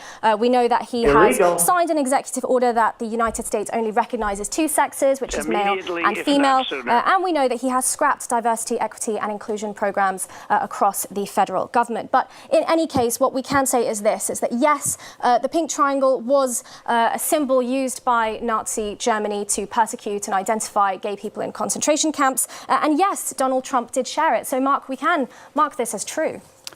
So, true. The pink triangle symbol, though, since been reclaimed by the LGBTQ plus community. Tell us more on that. Give us some context. That's right. As I said, the pink triangle, the downwards-facing pink triangle, it was an insignia dating back to Nazi Germany. It was used on uniforms in concentration camps as an identifier to mark people, to single them out as being part of the LGBTQ plus community, particularly gay men and trans women. Now, this often resulted in harsher treatment for those wearing the symbol, harsher labor conditions, execution sometimes, medical experiments, even castration. And LGBTQ plus groups estimate that up to 15,000 gay men were sent to concentration camps and bore that symbol. Now, in recent years, the pink triangle has been reclaimed by the queer community. This began in the 1980s when the symbol was inverted as part of the Silence Equals Death project, and that was really about raising awareness during the AIDS crisis under Ronald Reagan's administration. Yeah, but let's go back here. Donald Trump wasn't doing this in solidarity. Thing that involves the pink triangle. The It's pink an upside triangle down that one. was historically used in Rather than a right side up triangle. I think we all know Donald Trump feels no solidarity with the LGBTQ community. And, you know, if you needed a sign, there it is. I mean, if Nazi salutes weren't enough for you, if Donald Trump's love of Hitler speeches wasn't enough for you, if, you know, the existence of, you know, neo-Nazis in the Trump sphere wasn't enough for you, if Elon Musk going and showing his support for a neo-Nazi party in Germany wasn't enough, then this had better be enough for you. Otherwise, you are a Nazi yourself, okay? If you can't see it, it's because you're wearing Nazi-colored glasses, okay? That's the problem. That's the problem.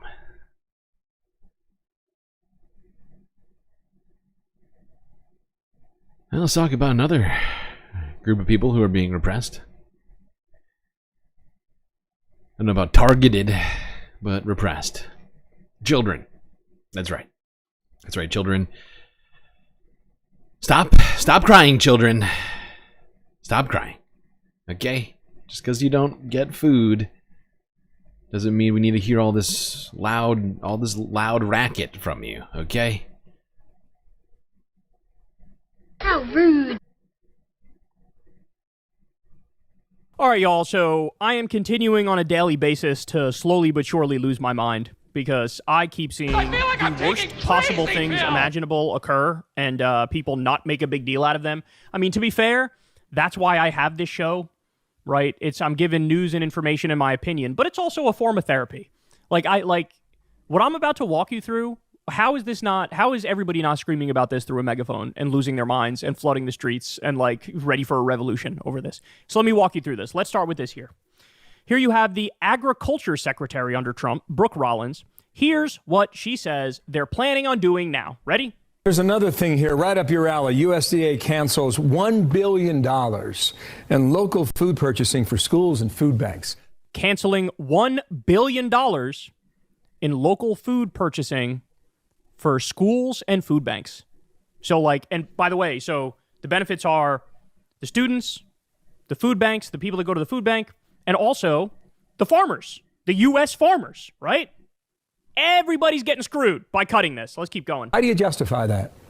Well, even Fox News has it. Really? That sounds kind of bad, bro. Listen, I think it's really important. And of course, the left is doing what the left does. The left is doing what the left does, namely telling the truth. The left is doing what the left does. They are concerned about things you should be concerned by. Those dastardly leftists want to make sure that schools have food. Evil. Bah. COVID-era programs. These were additional funds, and then under Biden, more and more and more and more money. So just yesterday, we're canceling more contracts on food justice for trans people in New York and San Francisco. Oh, my God. They always have to find a way, don't they? They always have to find a way to be like, the fucking trans people, bro. It's all their fault, bro. By the way, just so we're clear, anytime you hear claims like this, if you dig on it and do some research, you find out they're either lying about it or totally misstating it. It happened all the time. I mean, how many times during the USAID saga were they like, we're giving $17 quadrillion to Moroccan belly dancers, bro? And then you look it up and it's like well, that's not true. $10,000. It's like Trump when he said, they spent, I forget the amount of money, but let's say $1 billion making mice transgender. They made the mice transgender. And then... Yes, they transed the mice. Hide your dog, hide your mice. They're transing. They're transing the pets.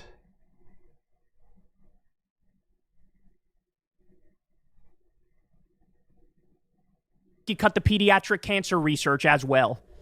Right? So, oh God, I hate these people so much. Holy shit. Obviously, that's different than the food programs in the schools, but it is really important. We spend billions and billions and billions of dollars on nutrition programs for lower income and socioeconomically disadvantaged kids. But the Biden administration used that to often push money out, taxpayer dollars out, that is not reaching its intended target. So that new program that came in the last few years, again, trying to spend more and more money, we're pulling that back. As we have always said, if we are making mistakes, we will own those mistakes and we will reconfigure. But right... That's a lie. That's a lie. It's like when Elon said, oh, we accidentally cut off the Ebola funding. Which, by the way, that'd be quite an accident, don't you say? But he lied. They actually didn't put the funding back in place. He just lied. That program was non-essential, that it was a new program, and that it was an effort by the left to continue spending taxpayer dollars that were not necessary. So in other words, yeah, we cut it off, but I don't know, COVID something, it started during COVID, so now it's illegitimate, and Biden bad. So yeah, that's... Guys, they're not even trying. They're not, because how can you actually defend this?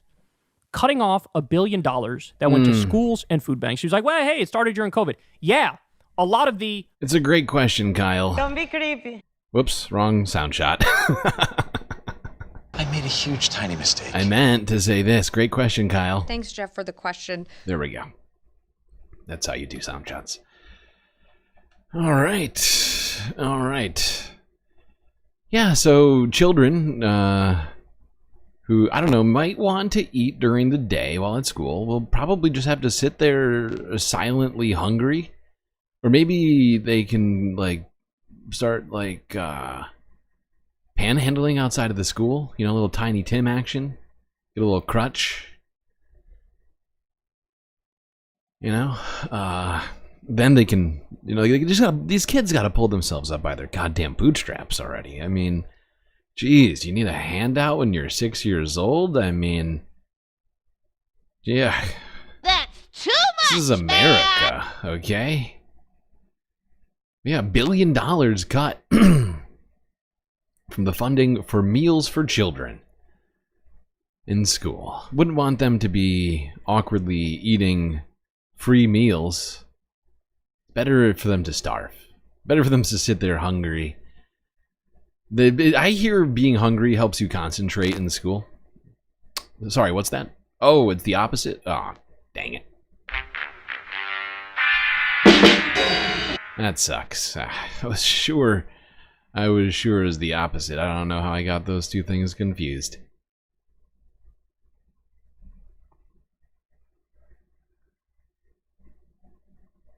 Now, this guy we're about to talk about, which we actually haven't talked about all week, is definitely going to have an effect on children's outcomes, health outcomes especially. How this guy is getting this job. Well, I think we know how. It's just, I'm saying it more in the sort of rhetorical, hypothetical sense. I know how.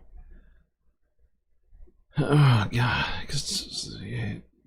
This administration respects either fraudsters or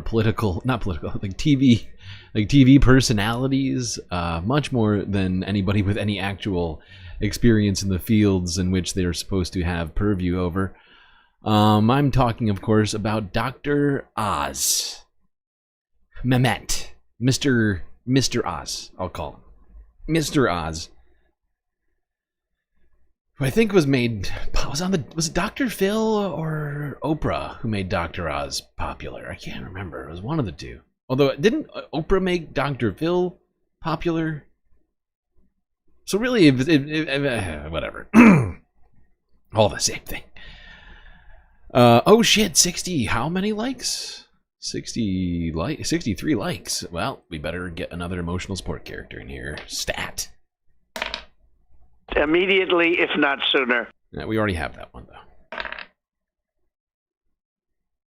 I don't think we have that. Don't think we have that one. All right. The Sarah Lynn drop? Which one? This one? That's too much, man! Or this one? You supercalifragilisticexpialidocious bitch!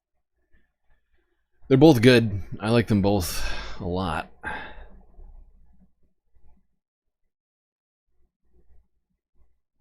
All right. This happened on Friday, the beginning of Dr. Oz's testimony at his confirmation hearing to head up the NIH.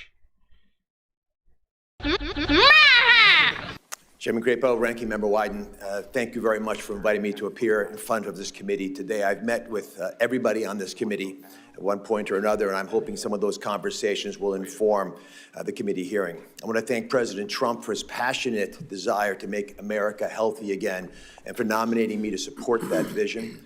I want to thank Secretary Kennedy for having the confidence in my capacity to make a meaningful and measurable difference in the health and well-being of the American people. Let me start off with one simple premise. Okay. All great societies, all of them? protect their most vulnerable. Okay. And I would argue we are Good great start. people. With that in mind, I commit to doing whatever I can, working tirelessly to ensure that CMS provides Americans with access to superb care, especially Americans. Oh, God, it's not the NIH. Oh, I just misspoke. I'm sorry, everyone. Well, first of all, some of the things that I say will be incorrect. That is my bad. That is my bad. Made a huge, tiny mistake. I made a huge, tiny mistake. He is not NIH. Who is NIH? We've talked about this multiple times now, and I got them mixed up, and now I can't think of who's NIH. Oh my God. RFK Jr. is at HHS. Mehmet here is going to be not at the NIH, but the CMMS, which is the Center for Medicare and Medicaid Services.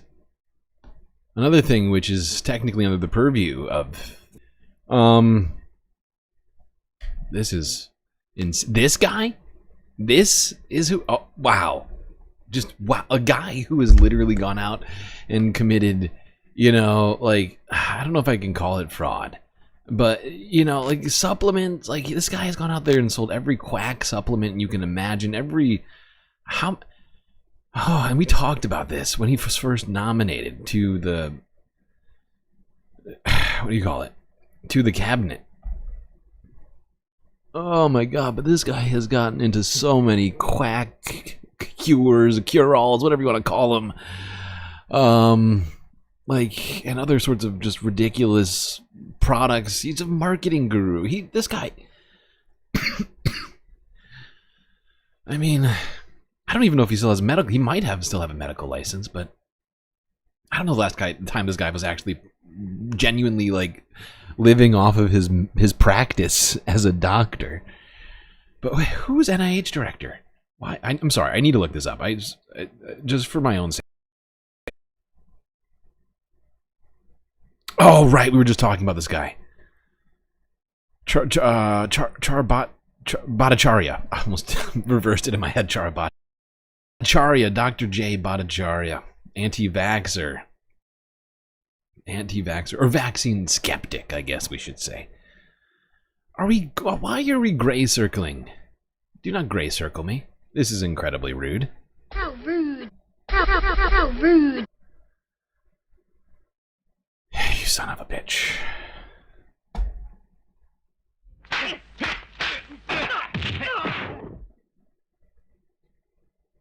Boo. Why? Help, help, I'm being repressed.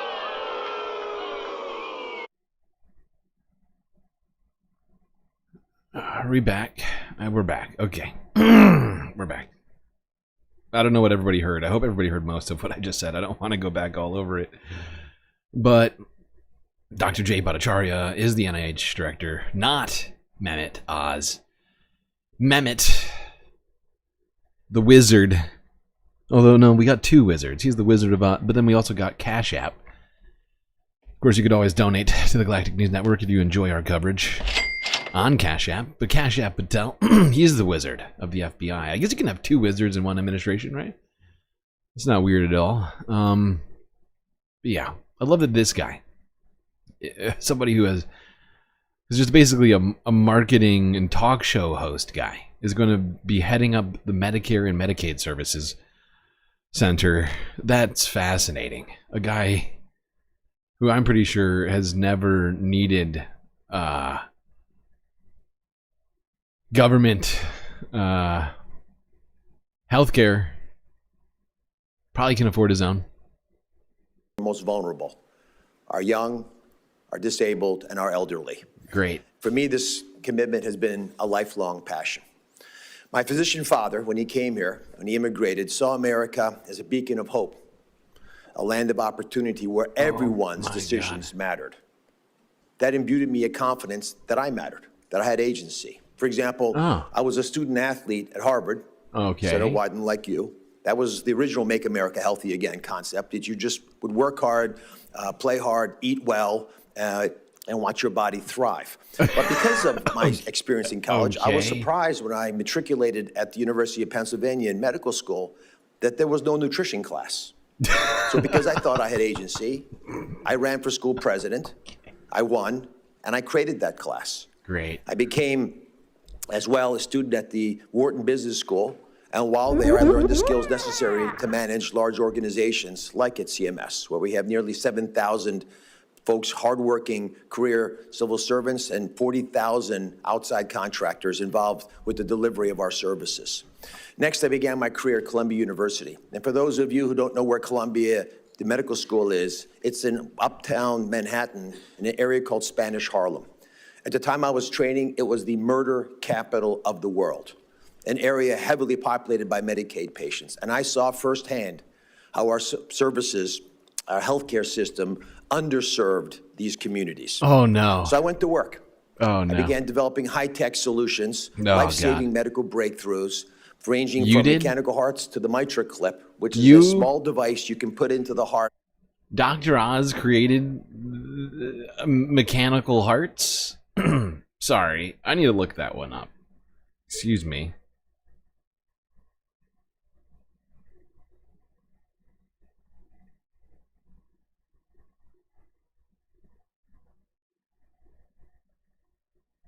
The Mitra clip device. Apparently he was a heart surgeon at one point. Fascinating. I'm excited to hear about how he's going to deal with the underserving of poorer communities. Cannot wait to hear how he's going to do it. He said first was technological solutions, right? So technology is just going to fix it. I wonder how technology will fix our problems affording healthcare. Without stopping the heart, that fixes heart valves, and it saves lives. In one large study, 50% reduction in death at half the price. Okay. Those are the kinds of advances that I wanted to be involved in. But I also push for low-tech solutions, like getting my patients to... It's really not for Medicaid to... Medicaid has nothing to do with coming up with new treatments, okay? Like Medicaid's about giving citizens insurance, right? Essentially, government-provided health insurance. It's got nothing to do with breakthrough technologies and having, like, what, are you going to have the administrators of Medicare and Medicaid start researching stuff instead? We're going to replace the NIH with the Center for Medicare and Medicaid Services? What the fuck is this guy on about? This is insane. Use preventive strategies. What are you even talking about? Healthier lifestyles in order to recover from the heart surgery that I was often performing on them. Oh my God. And then Lisa, who cares? My wife, and I started Health Corps. Fuck Lisa. Which is a teen foundation which has touched the lives of millions of Americans over the last 20 years. Senator Bennett, working in schools, as we discussed in your office, tirelessly trying to get young, energetic kids to play a role. What does that have to do with in this? The well-being of kids just a few years younger than teenagers. And all along, I was working hard to publish what I found. In fact, publishing hundreds of peer-reviewed academic articles in some of our top journals. Also not a bunch of important to best-selling Medicaid books, or Medicare. As Senator Grapo mentioned. And all of these culminated in the creation of the Dr. Oz Show. Oh we my hosted God. health advocates from all walks of life, And we did it well, which is Did why we you? won 10 Emmy Awards for outstanding work over the 13 years of the program. What are you talking I about? share my story with you for a simple reason, to Please. highlight that everything I have done in my life, educationally and professionally, Great. has prepared me for this precise moment in Has time, it?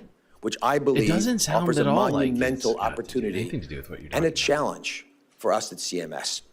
My TV audience has heard me say this many times, but many of you are too busy to watch television, so I'll repeat it, that I believe that a physician has a responsibility to tell patients what they need to know, even if the message is uncomfortable.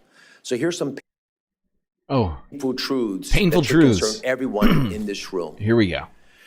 I'll list them quickly. I'm ready. Healthcare expenditures are growing 2 to 3% faster than our economy. Why is Not that? sustainable. The Medicare Trust Fund will be insolvent within a decade. That's the 2.9% taken out Why of is your that? paycheck. Medicaid is the #1 expense item in most states, consuming 30% of those state budgets, and that's crowding out essential services like schools and public safety that many of you spent your I'm pretty certain that Mehmet's suggestions for how we fix all these things is going to be to privatize all of this. Something we know is going to make all of this stuff 10 times worse. Affordability. Everything, right? It's all going to get much, much worse. Wow. Okay. years trying to develop. A healthcare cost per person in this country is twice that of other developed nations. So, it's not just about the Medicare money. for We're all already then. putting twice as much money into the system. Why is it costing us so much? Because of chronic disease. And those chronic diseases, we made it easy Oh to be my sick in God, America, here we go. are linked to poor lifestyle choices, and they drive 3/4 of the $1.7 trillion that CMS spends a year to support Americans' health. 43% of Americans are obese. That's the major. Okay, it's even worse than I thought. Well, I don't know. Is it worse? I can't tell. I'm trying to figure out right now if it's worse. Forget the qualifier there, or quantifier. But oh God, I was like, oh, he's gonna privatize everything. It's like, oh, he's actually gonna go worse. He's gonna do worse than that. He's gonna do privatize, and then he's gonna be like, actually, let's talk about how all you poor people need to start eating better. You know, we're gonna make even more adjustments to your food stamps, even though the foods you buy are probably because you get the most calories from them because you're on a budget, or maybe you don't have access to fresh food. They don't have any fucking solutions for any of that, right? Like how to get actual access to fresh foods and active lifestyles in poor neighborhoods, okay? They're not going to start putting up government-funded gyms and grocery stores all over the place. Believe me, I would fucking love that, okay? I think that would be great, right? If you had grocery stores and, that sold fresh fruit and produce run by the government, not for profit. A gym in every, square, mile or less, funded by the government, not for profit. No membership needed, right? Just show up. You're an American, right? You get healthy again. That's not happening. They're just gonna fucking pester people and bother and they're going to shame people into not having healthier lifestyles even though they can't afford them, right? While also cutting down their quality of life. While the government guts all of their already existing benefits and privatizes them all, they're also going to shame people for not being good enough while not providing them the means with which to do so, with which to change their lifestyle, to improve their health, right? They're not going to do any of that. They are not going to do any of that shit. And therefore, people's access will continue to be as bad, if not worse. I mean, the FDA is now, the USDA they're going to stop checking to make sure your food is safe. Now you can have poop in the water. I mean, none of this is going to make America healthy again. You're totally fucked. Now, Chuck Grassley, one of my least favorite people in the Senate, he had some questions for Dr. Oz. Let's go here.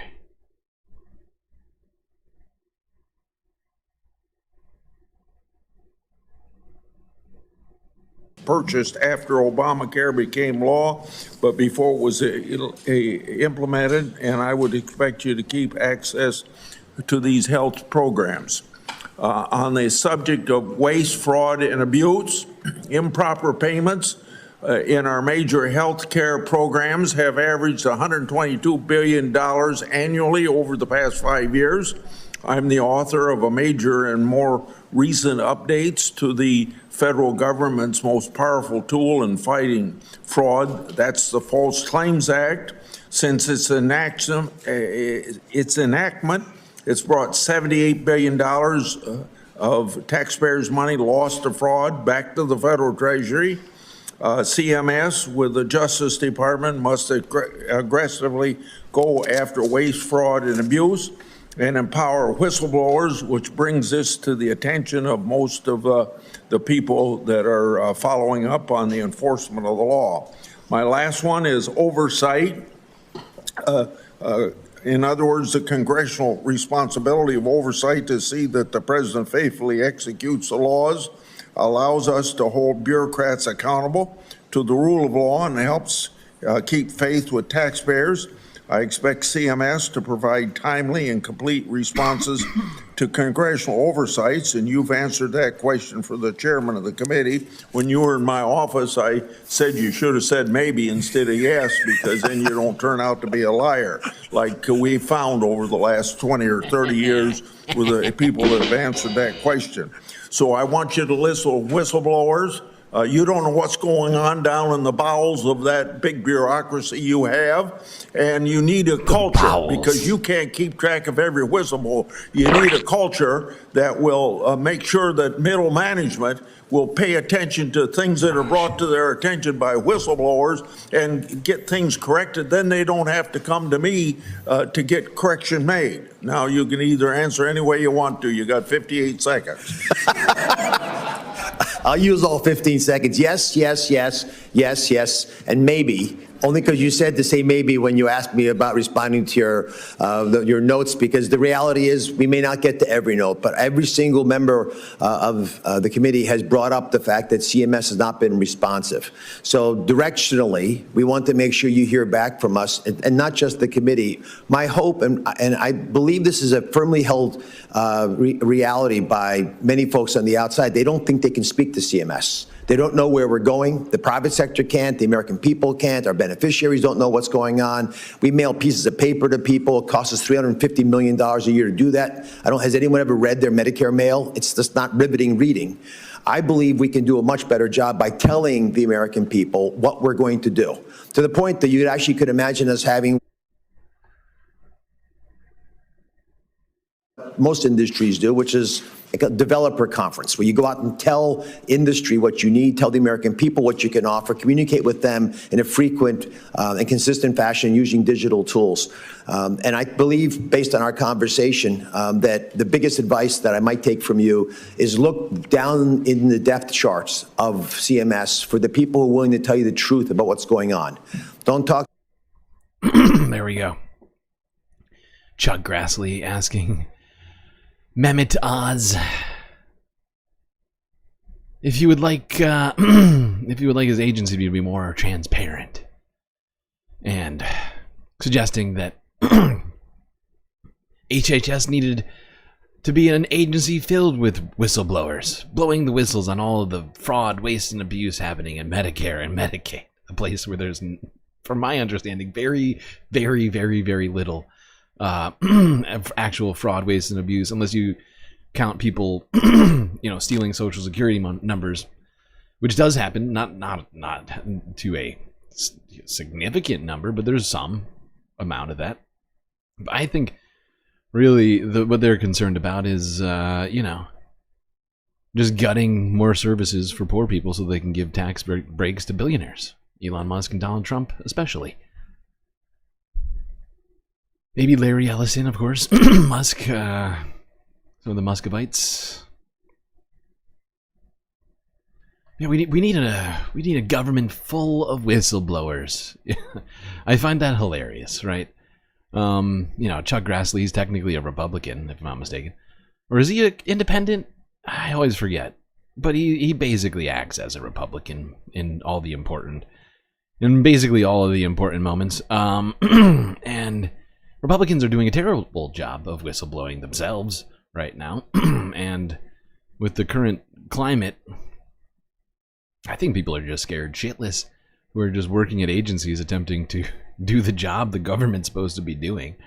I don't know. But maybe it's interesting to think about whistleblowers, a government full of whistleblowers in a regime of people who are all committing crimes or just horrible acts on the American people. He's right. We don't need a whistleblower. We need a building full of whistleblowers. Okay? Whistles. I want this place to be honest. It's exactly why I had these made up for us. When you see something wrong, there you go. I want you to report it. I want you to... Exactly. Just like that. Just like that. I want us to police ourselves, vigilant. Let's wait till something actually happens. Okay, good fun. All right. Hey, enough.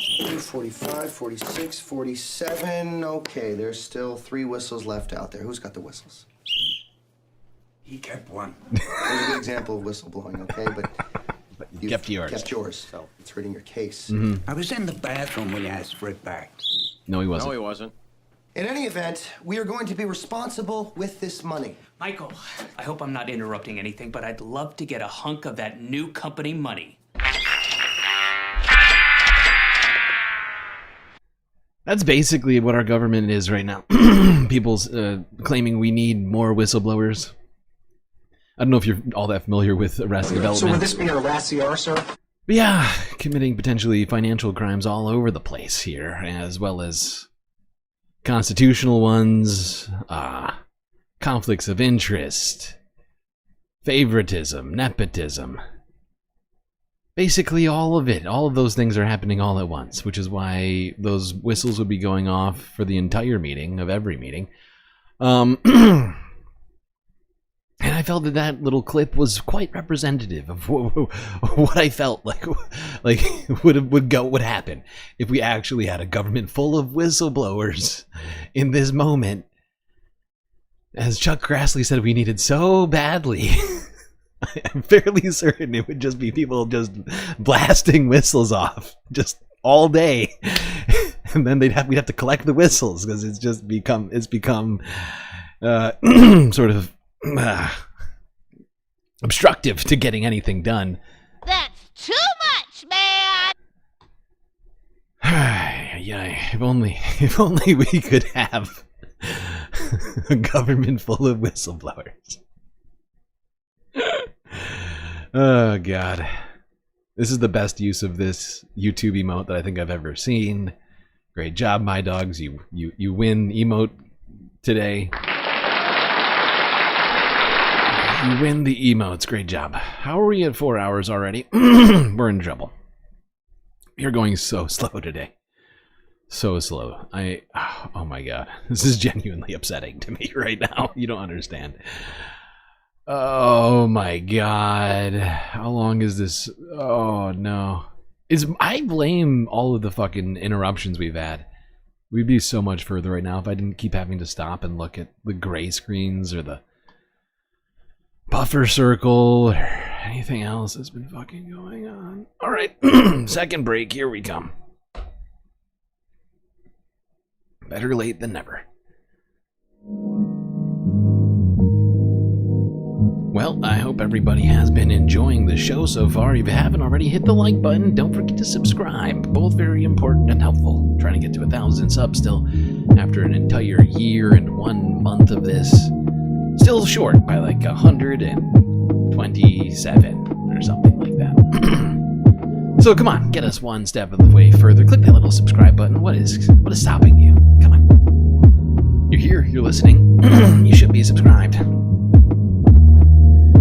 Now, while you're all doing that, I would also like to recommend to you the idea of contributing to the Galactic News Network. If you enjoy the show, keep it alive. Show your love for what is done here spatially, intergalactically, if you will. So many great ways for you to show that support. Of course, YouTube, super chats, super stickers, memberships, both gifted and self-inflicted, Twitch, bits, and subscriptions, Cash App and PayPal. If you'd like to make sure that I'm able to eat food in between my once-a-month payments from YouTube. But of course, the best way to get the most space benefits for your dollars is, of course, to go on to Patreon and become a Galactic patron, where you can get access to a cornucopia of benefits unseen by the rest of the goddamn Milky Way galaxy. Only $3 a month. Get an avatar on the screen, shout-outs, and so much more. Just go onto the website and look at all the sweet, sweet space bennies awaiting you. I would also like to point out that we are a few days away from having the Galactic internet shut off, and am petitioning individuals who may have a couple bucks in their PayPal, and or Cash App to maybe send it my way. Make sure that the show can keep going on past the 17th here, past Monday. Otherwise, it's all gonna just cease to exist, because I'm still waiting a week till I get that YouTube payment. Anyway, chat, enjoy this short space break. I will be right back.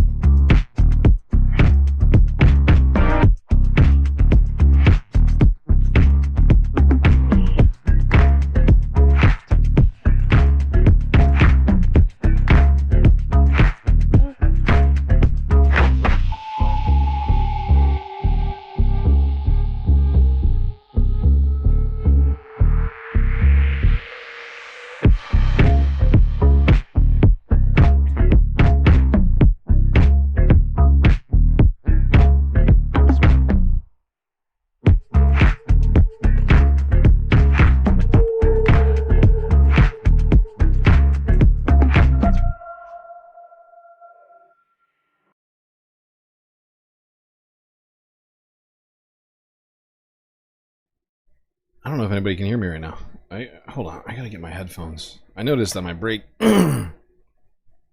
sound is completely gone. I have no idea what's going on. Why today?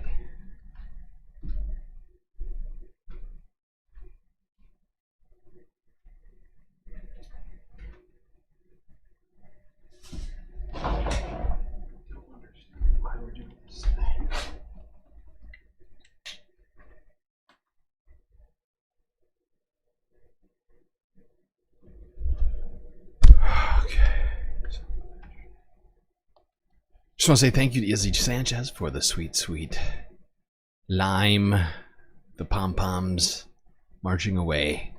It's incredibly cute. I don't know if you can hear anything I'm saying right now. Hopefully you will. But we are in crisis mode now.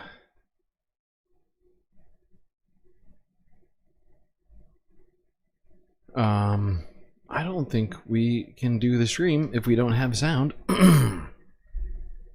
That's the way that works. Pretty sure.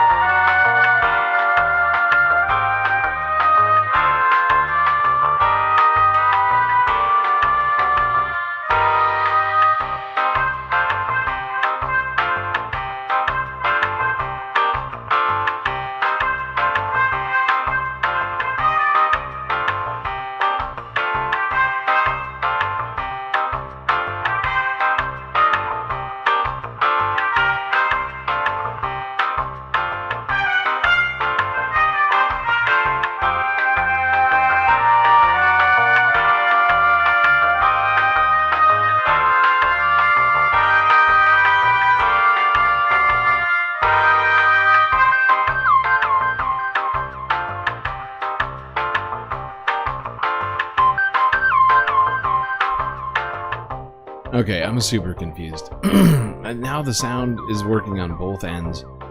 I have no idea why it wasn't working on any of the break screens, but it's super, super annoying. Izzy Sanchez with the super chat. You can hear me. Thank you. Thank you.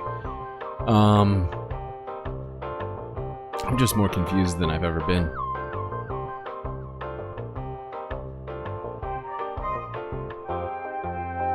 I don't know why all this is happening tonight. So many weird frickin' things with the stream.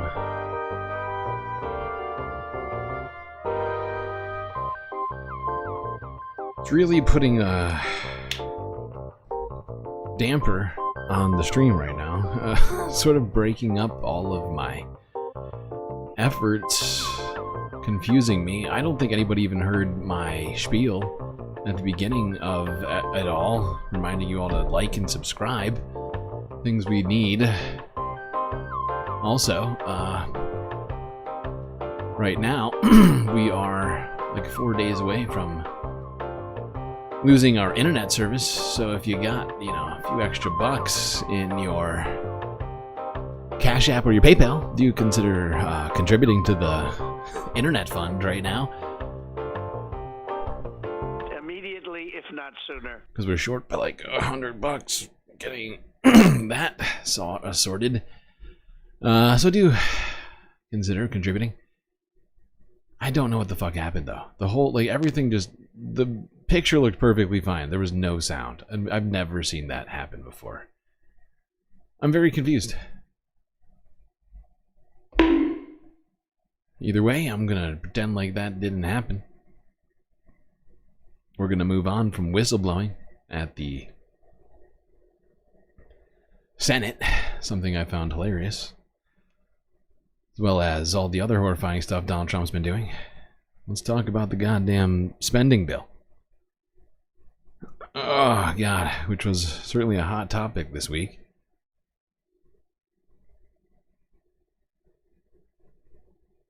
Could be a loose cable? There's no way. No, it's not a loose cable because I had perfectly good sound coming out of my audio interface,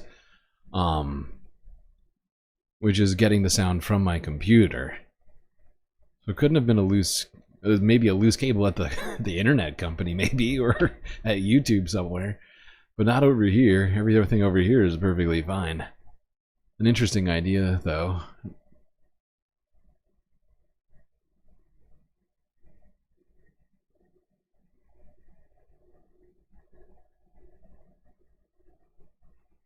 An interesting idea, no doubt. All right, let's just go through this as quickly as possible. Of course, Speaker Mike Johnson pushing through this CR through the House earlier this week. He was asked about this CR process, something that he had vowed not to do.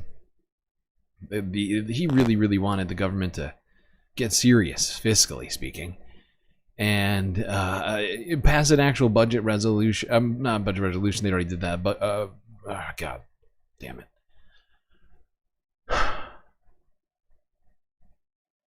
I want to say reconciliation. That's also not it.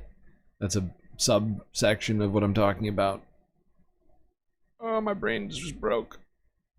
Ah. Why is my mind broken? Whatever. Probably because this freaking stream has been so... it's like it's totally... I'm broken inside. I'm broken inside from from all these stream problems. So would this be our last CR, sir? Will you support a CR in the future? No, this is what I expect is that this White House is going to actually do its job. Budget appropriations bill. I think that's what I meant to say. This hasn't been done in a while. This White House is going to send us a budget that's going to request funding for a smaller, leaner, more efficient, effective, accountable federal government. That is a none of the woke stuff. We're excited about that. That's what we'll be working on as soon as we get FY26 off the table. FY25, he doesn't even know what year it is. And that's when we have all the cuts and the savings that will be actualized at that point. There's a process, as I've explained it. You have to qualify the savings, you got to quantify them, and then you codify it. Well, the codification process comes for FY26. You're going to see the Right, so they're actually going to get. They're supposedly going to get an actual budget appropriations done. Well, that process, I'm a little skeptical on whether or not they can even do that. But also, I think we all know that what it will contain will be horrifying, because they'll be codifying, like he just said, all of the worst parts of Donald Trump's fucking time in office so far, the last 2 months. Stuff, like just deleting agencies left and right, cutting programs without necessarily having any authority to do so, just codifying all that stuff. So it seems like he, like in a way, like after the fact, like making what Donald Trump did real, while they also look the other way, while he just enacts it regardless. You know what I'm saying? Like, these people have zero spines. In fact, their spines are fucking inverted. One end of it's attached to Donald Trump's rectum, the other one is to their donors. Or maybe vice versa. No, I think that's the right order. Or maybe the American people is at the other end. It's like a human centipede, that's all I'm trying to say. I guess Mike Johnson would kind of be the American people would be the end. It'd be Mike Johnson next, then Trump, then donors?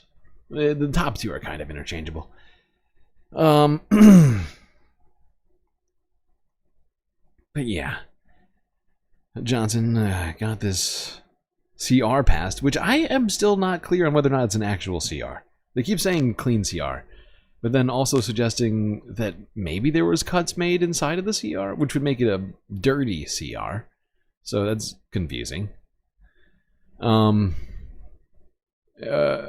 Democrats were fighting back against this bill. I believing, rightly so, that this bill being passed would be bad for the American people.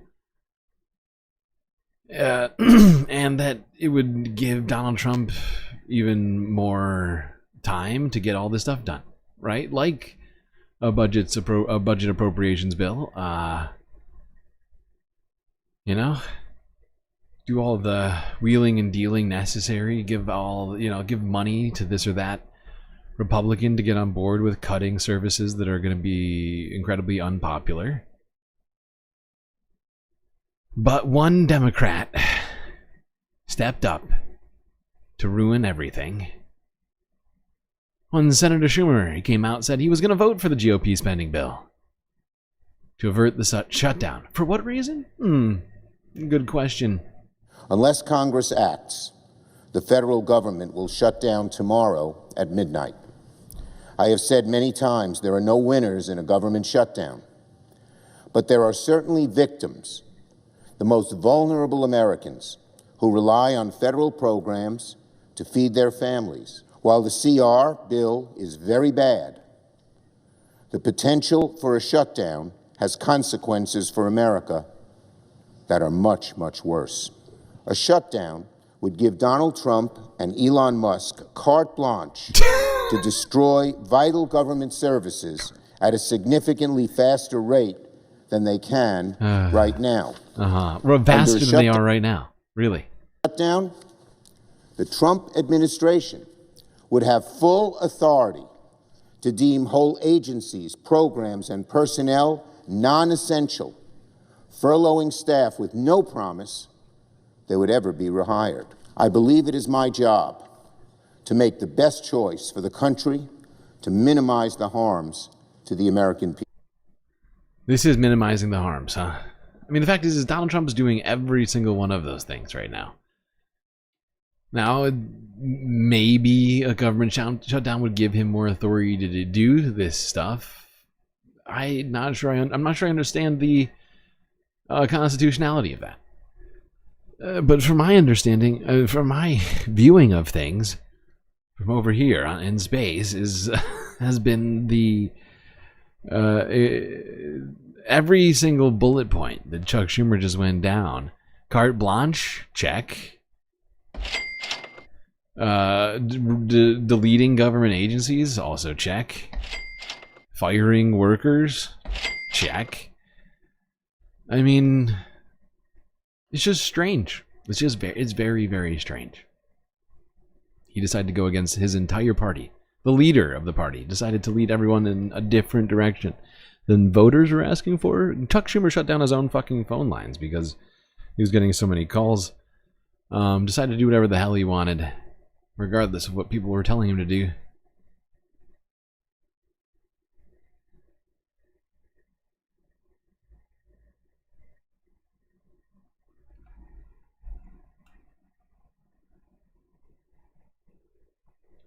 Congress is expected to avert a government shutdown after Senate Minority Leader Chuck Schumer reversed course on Republicans' funding bill. Schumer announced he plans to vote to keep the government open, signaling there will almost certainly be enough Democratic votes to advance the bill before tonight's deadline. While the CR bill is very bad, the potential for a shutdown has consequences. Sorry. Allow President Trump and Elon Musk. Democratic leaders. Shutdown is a far worse option. Now, House Democratic leaders are breaking with Schumer, saying in a statement they are strongly opposed to the bill. ABC News contributing political correspondent Rachel Bade joins me now for more. Rachel, Democrats have been debating this question of whether a shutdown would allow President Trump and Elon Musk to make more drastic cuts or even cherry pick which agencies to bring back afterward. What is Senator Schumer saying about that and how it factored into this decision? Yeah, look, this was obviously not an easy choice for Schumer. I'm sure he knew before even making this decision that he was going to get flayed by his own party for voting for this bill and announcing that he was going to do this. But there were really two things that factored into his thinking. One is this notion, as you just heard him remark during that clip, that a government shutdown is actually worse than what's happening right now. Yes, Elon Musk has been dismissing tens of thousands of federal workers. A lot of programs have seen their funding frozen, if not actually cut. But in a government shutdown, 2 million plus federal workers are laid off without paid. I'm sorry, furloughed without paid, basically sent home. And not the same thing, stupid. Not the same thing. I love that. Great. Yeah. We know how that works. I think everybody knows that no government workers receive paychecks when the government shut down. That's not what we're talking about. What we're talking about is how Donald Trump is already fired. I think it's upwards of 100,000 workers now across government agencies, and it's insane to suggest that he's somehow like going to be empowered to do more. Who's disempowering him? That's one thing I'd love to know. You know, that's one thing that we don't seem to be talking about. Who is it that's stopping Elon Musk from doing these? What checks and balances right now are in fact deterring Donald Trump from all of this? It's not the courts. He continues to argue against the courts even when they rule time and time again, even when they order time and time again to do things. They cut 83% of USAID funding, and they're doing that by just deleting one by one 83% of all of the contracts that USAID has, which is they're claiming they have the right to do. So that was outside of a government shutdown once again. And I'm asking, what is stopping him from doing any of this stuff? Doesn't seem like a lot.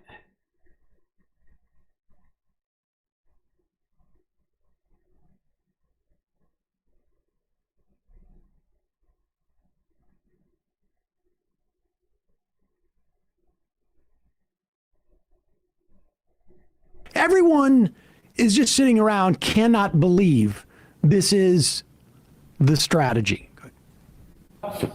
You know, the AFG union, which is the largest union representing federal workers, they won a big victory today in federal court about those probationary employees who were fired. They came out against the CR, which really surprised me, right? These are the people that seem to have the most skin in the game on precisely the terms you're enunciating. And they said, the fact that this CR has no protections that will actually be followed means that we can't support it. If the people whose livelihoods are on the line say you cannot go along with this thing, why are they wrong? I understand why they're so upset with the CR, but I disagree with them because the shutdown would be worse for their employees. They could just eliminate huge portions of government workers automatically. They could eliminate programs automatically, which they can't do on the CR. The CR has certain spending, and they can screw around with it, and they will. These guys... Pause it. Wait a second. Pause it right there. The reason why there's these court cases, the reason why there have been tens of thousands of federal workers fired is exactly under the exact same legal structure that exists now. Mm-hmm. So he tries to glide through that, to just glide right through that. Well, they can do it either way. They can play with the spending. Yes, that's what they're doing. What has been going on since January 21st is a rolling government shutdown, and one that is unconstitutional, illegal, separate things. Illegal. And they have no leverage to stop this. You can wait for the court cases, but in terms of like the politics and the statutes, they have no way to stop this. Except for if Senate Democrats do their job. And the House Democrats, all except one, voted with and put themselves on the line, even in Trump districts, as AOC has said, and Schumer's throwing them all under the bus. has certain spending, and they can screw around with it, and they will. These guys are sons of guns. They're going to do everything they can to hurt the government. You know what they've talked about. Elon Musk, this billionaire who cares nothing about taking people's Social Security away, this guy says that he wants to cut $2 trillion out of the federal government. A shutdown would allow him to do it. And here's another point, Chris. There's no exit ramp.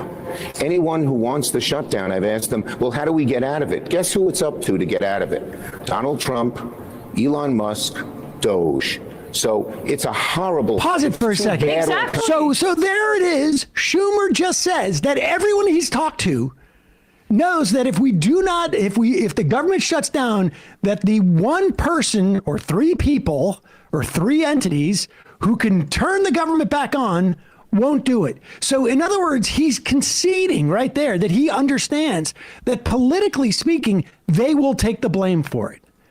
And this is where we're at right now. This is the government is under assault. There is absolutely no reason to believe, and the Republicans have said this, they know they have 2 years. There is no reason to believe there is any way to stop this. This is it. This is like the one time where I agree with an accelerationist thing, because the fact is we are on a locked in path right now. And it's going to exist over the 2 years. Yeah. And so we either have it happen now in a way in which it is where the Republicans will have to put the brakes on. But it's not accelerationism. It's like the motivation behind a strike. Like if you get a contract where the terms are dog crap, at some point you do have to strike, and that's what this government shutdown would be. Good. Elon Musk, DOGE. So it's it's two bad alternatives, and I respect people who actually don't want it, vote for the CR. It's awful. But with the alternative being a government shutdown, that's even worse. Wall Street's so here's the other sort of. The fact is like, Emma is right, but also, I mean, to Sam's point, like, there is an element of, I think when he's talking about with accelerationism, I think it means like the argument that accelerationism is necessary to wake up the people. Because I've heard that argument a number of times, right? Where people say, actually, we just need accelerationism into despair so that people's solidarity increases. And I think in that particular way, we need something, it seems, although there's already a lot of movement in the streets right now. You're seeing all these people showing up to protests, showing up to town halls, all of these things right now. I think to some degree we do need something galvanizing. I don't know. I mean, he's not wrong that there are people that would be hurt by having the government shut down, but people are being hurt right now. And Democrats are literally doing nothing to fucking stop it right now. And there's another story that we're going to look at after this. It's not even just like a story. It's just a clip that we're going to look at after this that should give us all a lot of concern about what is going to happen now that this has passed. Because it has passed. Oh, and it's very disturbing. That I've heard people phrase this, right? Democrats don't control any part of the government. So there's not a ton of leverage. The one thing they have leverage is in the Senate, where you need a filibuster-proof majority on a cloture vote. Yeah, and this is my thing about this. Like, Congress is supposed to have the power of the purse. But they're essentially, this continuing resolution is essentially passing over the power of the purse to Donald Trump. You know? Will I mod this account? You have oh my god, it's a separate BCAT account? There's 2 BCATs. And this one has a membership too? I'm gonna mod BCAT's second channel. Hold on. I'm not just gonna randomly mod. Message me on Discord and tell me that this is real.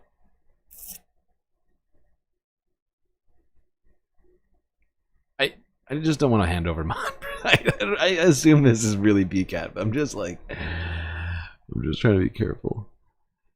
Oh god, that threw me off. I was about to ask about what the hell was going on. You changed your picture. I was like, what the heck is going on here? Ah, boy. Sorry, I'm just getting sidetracked. There's essentially an unconstitutional assault on the government right now, and I think you would agree with that. There right? is. Assault on the constitutional. These guys are the worst, and we got to fight them every step of the way. As we say in Brooklyn, Chris, every step of the way. Yeah, this is exactly, look, Chris. We are already telling people, but he's telling people on the floor. I gotta say, Chris is actually doing a pretty great job right now. I'm not talking about his choice of glasses, his deciding to lean in to. I think him and S.E. Cupp have the same optometrist. You know, like their choice in eyewear is like it's pretty incredible. Anybody else see what I'm talking about here? I mean, Chris has really leaned into it.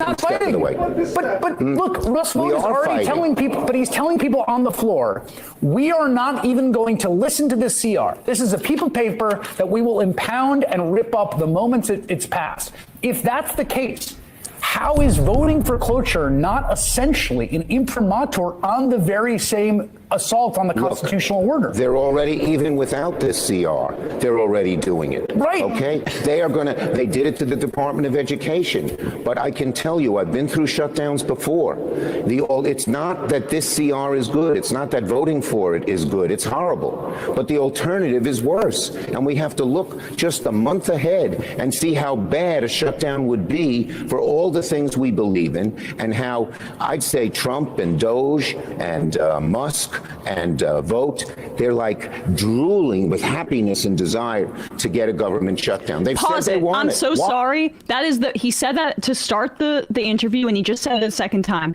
That is an abject lie.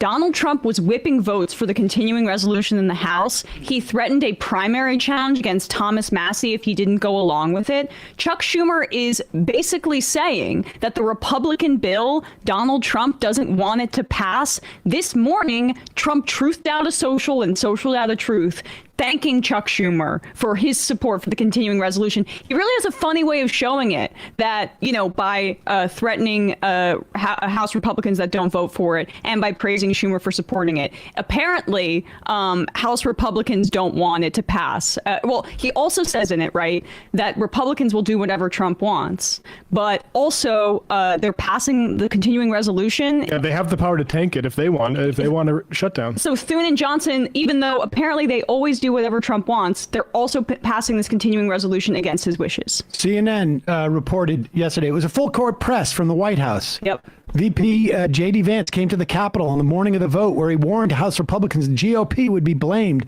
if the government shuts down.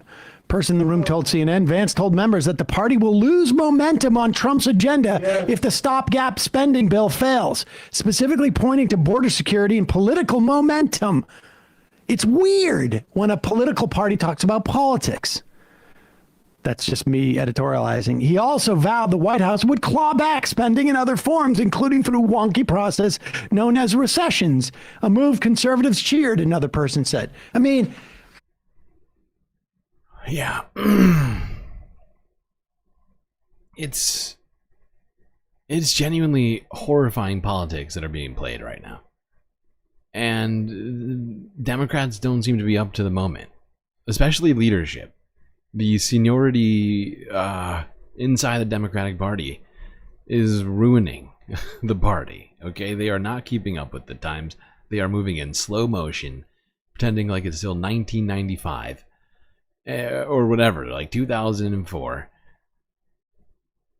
And like there's nothing to worry about. Everything's fine. You know, you got other things to think about, I guess. But it's you know, it's got to end. We need a complete change of leadership. And I'd like to present Exhibit A, oh, Exhibit B, because we just got done looking at Exhibit A of why we need new leadership today. It's this, because this is exactly the problem, okay? If you have bad leadership, it puts us in an even worse position, okay? It causes other Democrats to follow them for whatever reasons. Funding, I would assume, is up there. Concerns about maybe access to committees in the future, stuff like that Chuck might be presiding over at some point. Leads to stuff like this. This is incredibly troubling. I want you to look at the numbers here. Let's go to the Senate floor where the vote happened for the continuing resolution. Are you looking at the numbers? Mr. Merkley, no. Okay.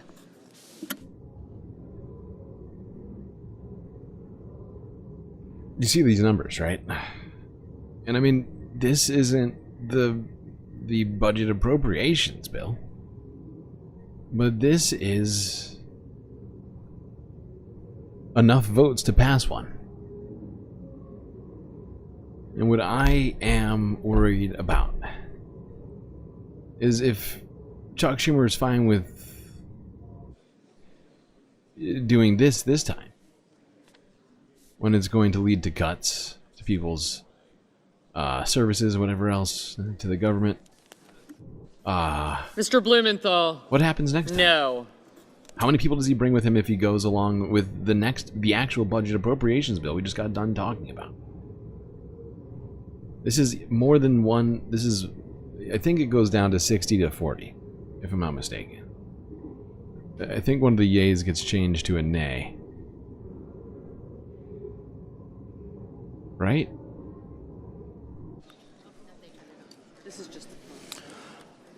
On this vote, the yeas are 62, the nays are 38. Because I was wrong. 62 votes. That's 2 more votes that are needed to pass a budget resolution. Oh, yeah, budget appropriation.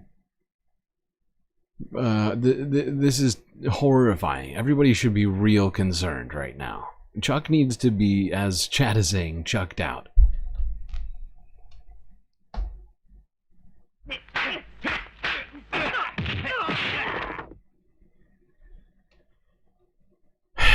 Now, I'd like to think that in the face of a bill with all of these cuts in it, Chuck would fight against it. But how am I supposed to even count on that? I'm being genuine. How am I supposed to count on that right now, watching what we just witnessed? It's quite difficult, in my opinion, to do such a thing. And I think it would be unwise to just somehow let this not let this affect your opinion of Chuck's ability to fight. Like the majority report was basically just getting at just now, that Chuck isn't fighting. Hasn't been fighting any of the stuff Donald Trump's been doing up till now. And has just sort of emboldened them further, given them more gas in the tank to continue cutting the government.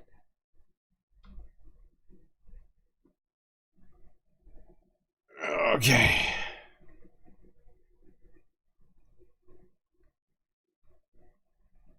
But I mean, you know, it's very fucking disturbing.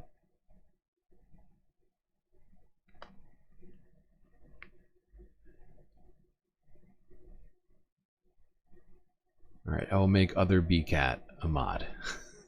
I think it's weird, but I'll do it. Did I do it? Is this even on the right thing? Okay, I fixed it. Okay, let's see what maybe the right response would have been to all of this. Senator Bernie Sanders. 5 hours ago on his YouTube channel. I just voted no on this terrible continuing resolution written by right-wing Republicans in the House with no input from anybody but themselves. This bill moves our country toward authoritarianism by usurping Congress's constitutional responsibility to determine how federal funds are spent. and creates at the same time a slush fund for Elon Musk and Donald Trump to continue their war against the working families of our country. This bill puts more and more power into the hands of the White House. At a time when 60% of our people are living paycheck to paycheck and millions are struggling to keep their heads above water, this bill makes massive cuts to housing, health care, and nutrition, jeopardizes the functioning of the Social Security Administration, and continues the Trump administration's attack against veterans and the Veterans Administration. This bill will make the rich richer and the poor poorer. In order to pass this legislation, the Republicans needed 60 votes, which meant that they had to have 7 votes from Democrats, and they got them. Actually, they got 10 votes. That is sad. That is an absolute dereliction of duty on the part of the Democratic leadership. Nobody in this Senate should have voted for this dangerous bill.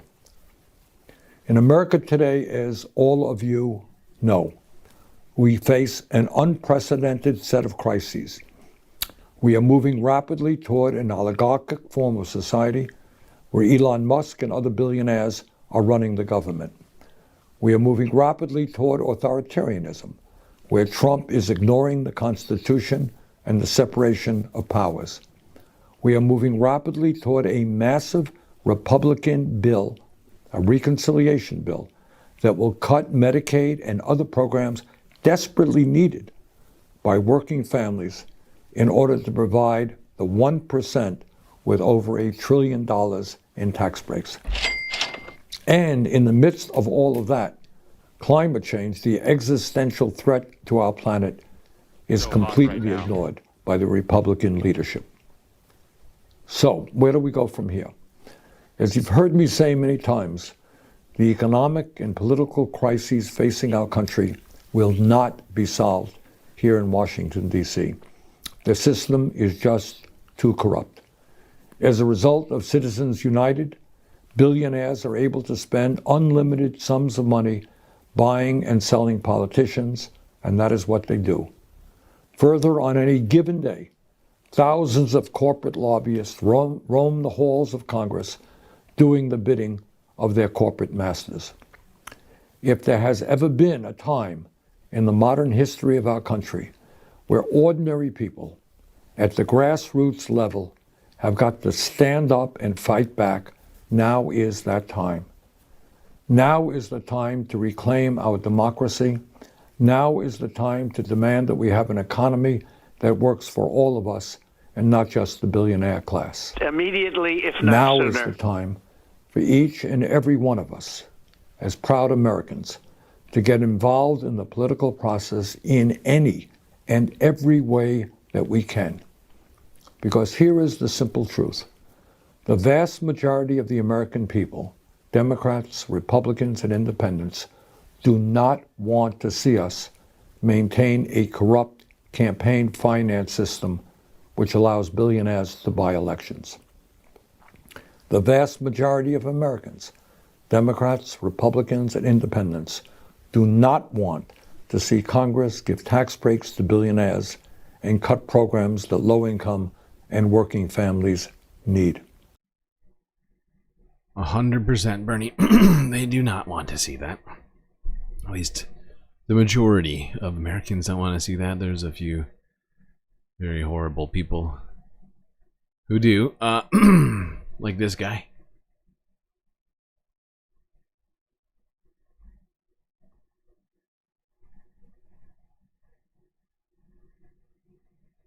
This is Forbes breaking news from 5 hours ago. Donald Trump on the tarmac. We've had some pretty good news coming out of Russia. We're hearing good things. Who knows? But we're hearing good things. They're in a very strong position militarily with... They're in a very strong position militarily. Russia is going to make a deal with us, I hope.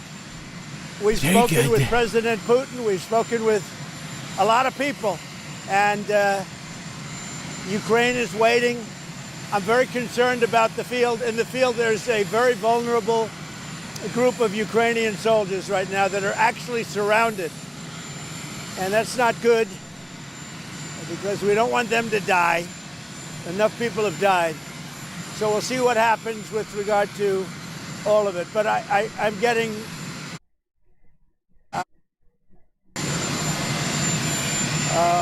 what was the vote? They just voted to advance it. What? They just voted to advance it. Good. That's good. I mean, I was told that that was what was going to happen. Very good. And I appreciate Senator Schumer, and I think he did the right thing. Really, I'm very impressed by that. Mr. President, walk us through the tariffs. Mr. President, obviously you're concerned. You're concerned about the...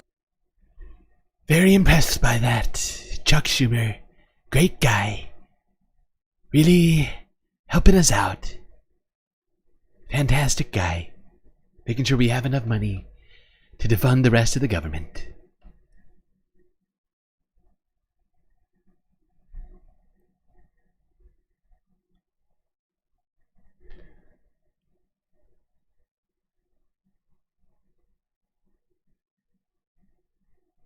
Alright, I meant to put this somewhere else, but we might as well watch it. It's on the list. Jesus Christ.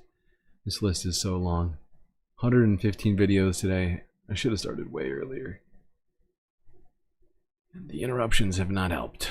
Let's go back to talking about health. And all of the implications, or at least some of the implications of all of these cuts. And psychotic, anti-science, you know, people taking over the agencies. Frontline doctors fighting the growing measles outbreak say... Settle down, Anderson. We need another support character, I think. Yeah. Do the Galactic Cantina. Okay, sorry for this. Anderson Cooper, 360. Here we go. Frontline doctors fighting the growing measles outbreak say it is much harder when HHS Secretary Robert F. Kennedy Jr. says things like this on Fox News.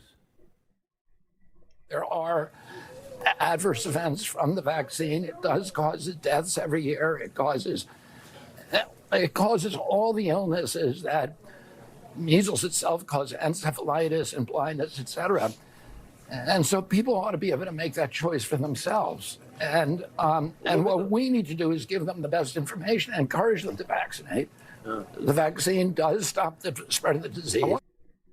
Well, it's true. The vaccine helped stop the spread of measles. A lot of what RFK Jr. said there was at the very least misleading. The adverse effects of the measles vaccine are extremely small compared to actually contracting the disease. And while the measles can cause encephalitis and blindness, they're incredibly rare from the vaccine itself. Between statements like that and the firings at our nation's health agencies, a lot of medical experts are sounding the alarm. Dr. Craig Spencer has fought infectious disease outbreaks around the world and is himself a survivor of Ebola. He has a piece in this month's Atlantic magazine titled "The Diseases Are Coming. Elon Musk's slash and burn government tear will have lasting effects on global health." He joins me now. Dr. Spencer, I want to ask you about a number of things which you've written, but... On the last clip, Donald Trump got hit in the face with a mic? Really? Really? I didn't even watch the whole thing. Jeez, we might have to go back to watching that.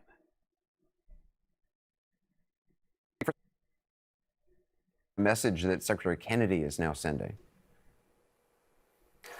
Well, Anderson, the last time I joined you just over a month ago was the day of his Senate confirmation hearing. And I told you at that time that I came into that meeting as a skeptic and left even more concerned. And what I've heard over the past few days is exactly why. What we've heard is the head of health leadership in this country bungling basic facts at best and sharing outright lies at worst. We heard today how he confused, I think, the mumps vaccine for the measles vaccine when he said that measles vaccine declines the effectiveness over time. That's not true. It's a mumps vaccine, so he got that wrong. He also said that measles infections might not be all that bad. Well, it turns out measles infections are really bad. They can wipe your immune system immediately and for years after. There's a reason that we vaccinate. I've seen measles cases. I've seen what it can do. We need to prevent this, and I'm so concerned that he's speaking out of both sides of his mouth, saying, We need vitamin A, and we need cod liver oil, but also maybe vaccines, but vaccines might be bad. I would like more health leadership at this time in this country during this outbreak. Again, an outbreak of measles that is already larger, more cases in this year than we had all last year. Yeah. Instead, what we're getting leadership that sounds like a 3 a.m. infomercial on the magic of cod liver oil. Elon Musk, I just want to play what he said at a cabinet meeting last month about cuts to Ebola. That's exactly what it is. With Dr. Oz and RFK. We will make mistakes. RFK just loves all the sort of alternative medicine stuff rather than, regular medicine. Meanwhile, Mehmet has been selling all that kind of stuff for years. All sorts of powders and magic elixirs that don't necessarily do all the things that he's purported them to do.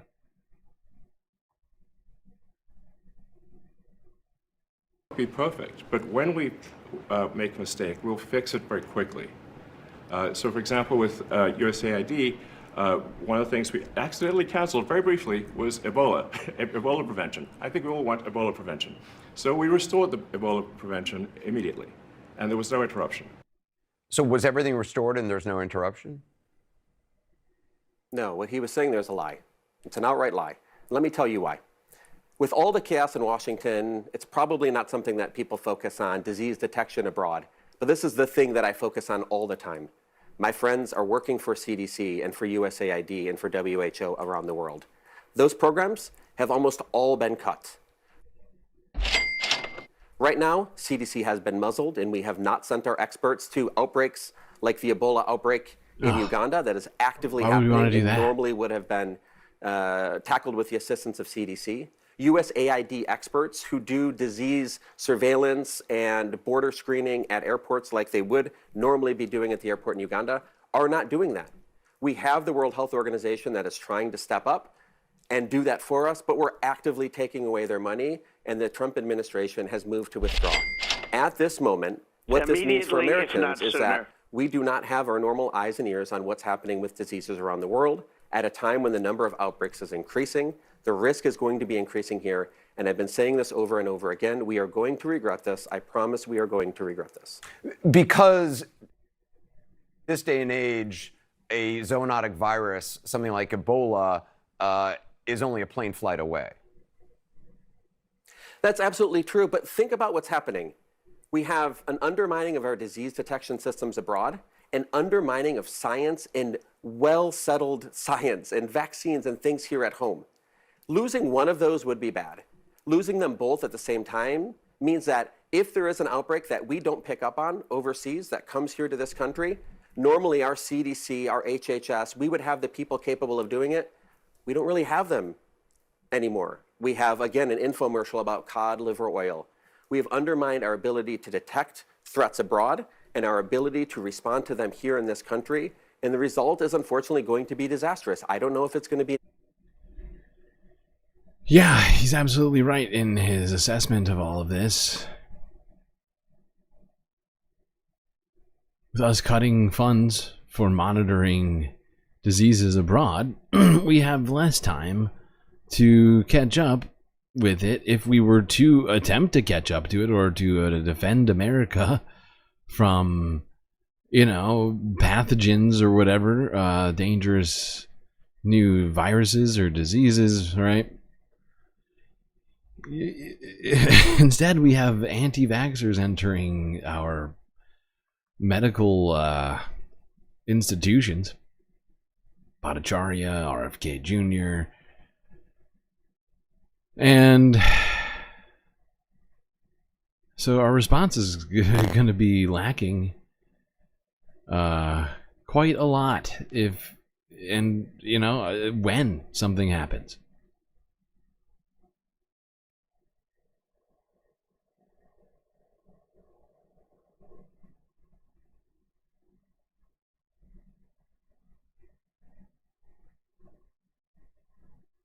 All right. Okay. Let's go on and now talk about Canada. Still in the North American portion of this goddamn stream somehow. I don't know how, but we are. Been a very busy week. It's kind of out of control. I don't know how long this stream is going to go. But yeah, let's go back a few days. It's the week-ending report after all. Let's hear what Caroline Leavitt, head of the Ministry of Truth, had to say about Canada. She was asked whether or not the U.S. was still a close ally of Canada.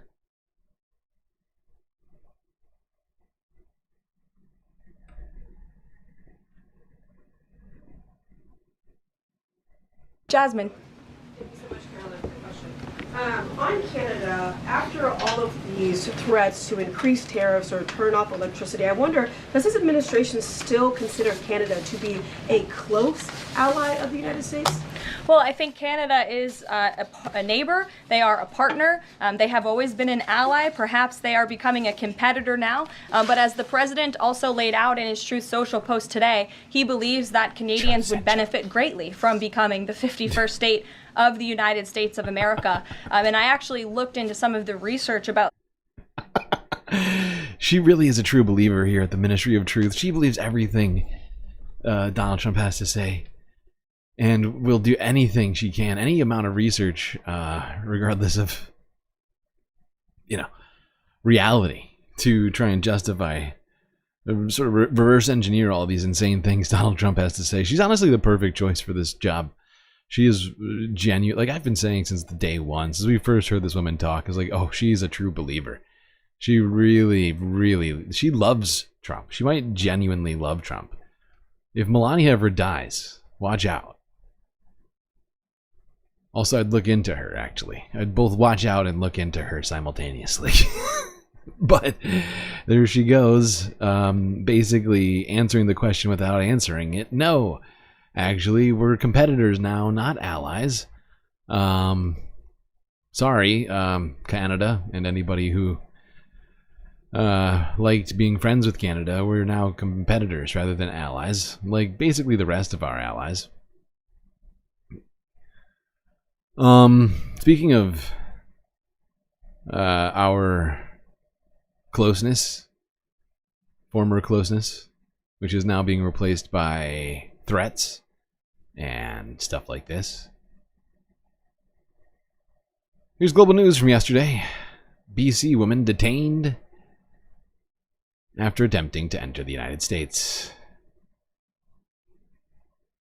This is holy water. This Canadian businesswoman, founder of a water health drink brand, is speaking out after being held in what her family calls inhumane conditions at an American detention center. Illegal. She was arrested by U.S. Immigration and Customs Enforcement, or ICE, on March 3rd after crossing the border between Mexico and San Diego. Speaking with ABC 10 News, she describes what happened. I was reapplying for my work visa, and with no warning about what was about to happen, I was taken by ICE.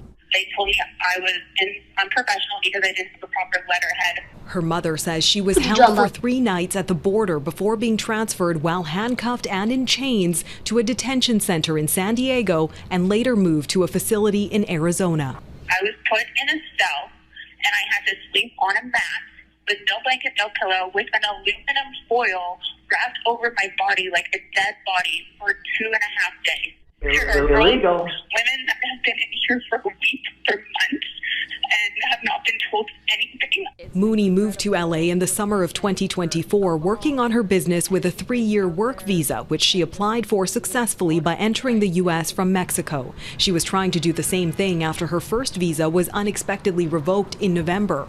Lawyer Len Saunders does not represent her, but says he spoke with her a few weeks ago. When she told me she was going there, I advised her not to, only because of the current political climate. She may be down there for a few more months minimum. Global Affairs Canada says the government can't intervene in the entry or exit requirements of other countries. What I am livid about is the length of time she's been in custody and the inhumane living conditions these women have been in. The U.S. Department of Homeland Security says ICE has made more than 32,000 arrests since President Trump's inauguration, and it's...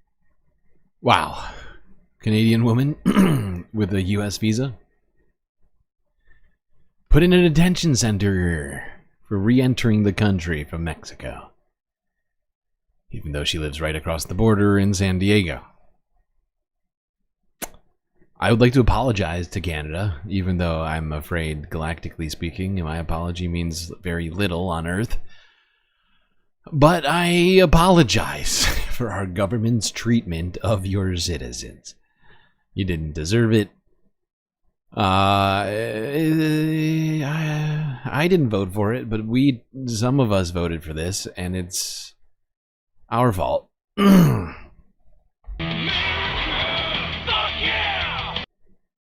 Unfortunately, this woman was not the only person to have problems. Recently, people on Canadian cruises, or Canadians on cruise lines, were threatened, essentially, as the United States, a lawmaker in Canada, has threatened the BC cruise industry, the British Columbia cruise industry, which is right next door to Alaska. They're even more neighbors than much of America and Canada, because you have to go through Canada to get back to the United States from Alaska, or like to the rest of the United States, if you will. But yeah, threatening the people on cruises basically to divert their ships from the United States, where they were supposed to show up in Alaska.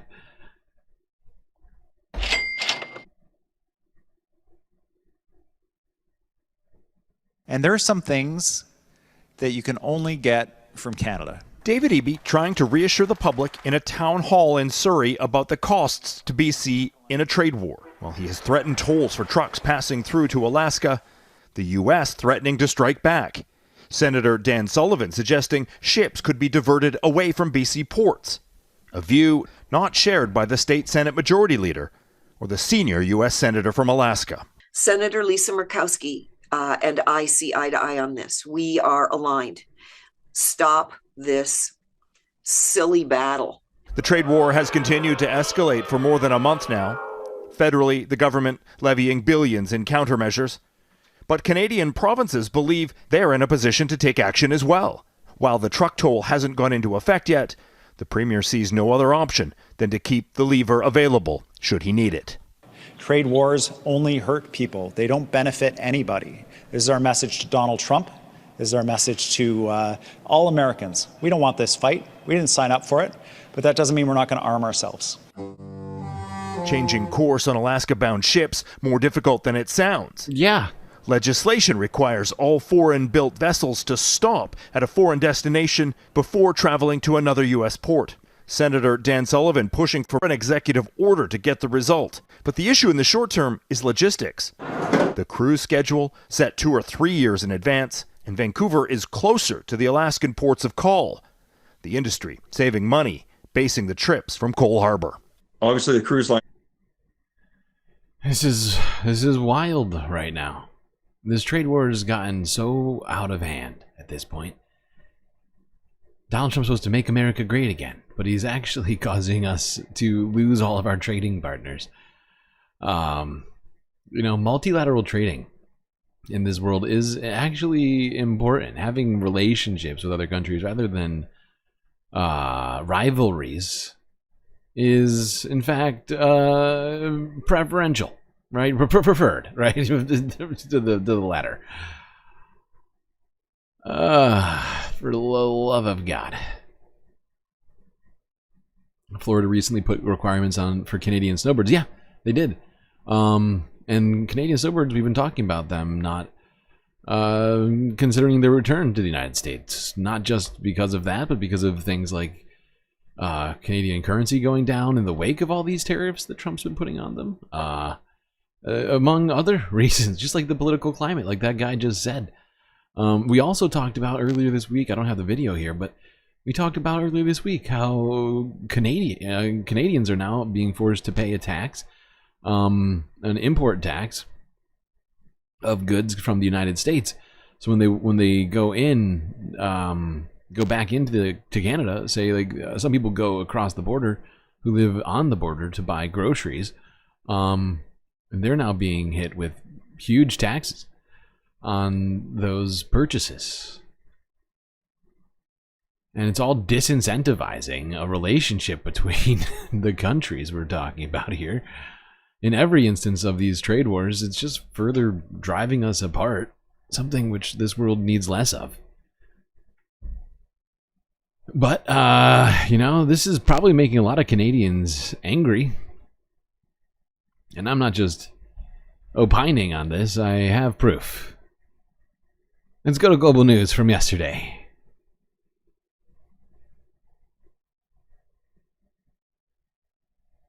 Some might call it a smashing good time. A nationwide surge in frustration over Trump's tariffs on Canada has sparked a new idea at a rage room in Halifax.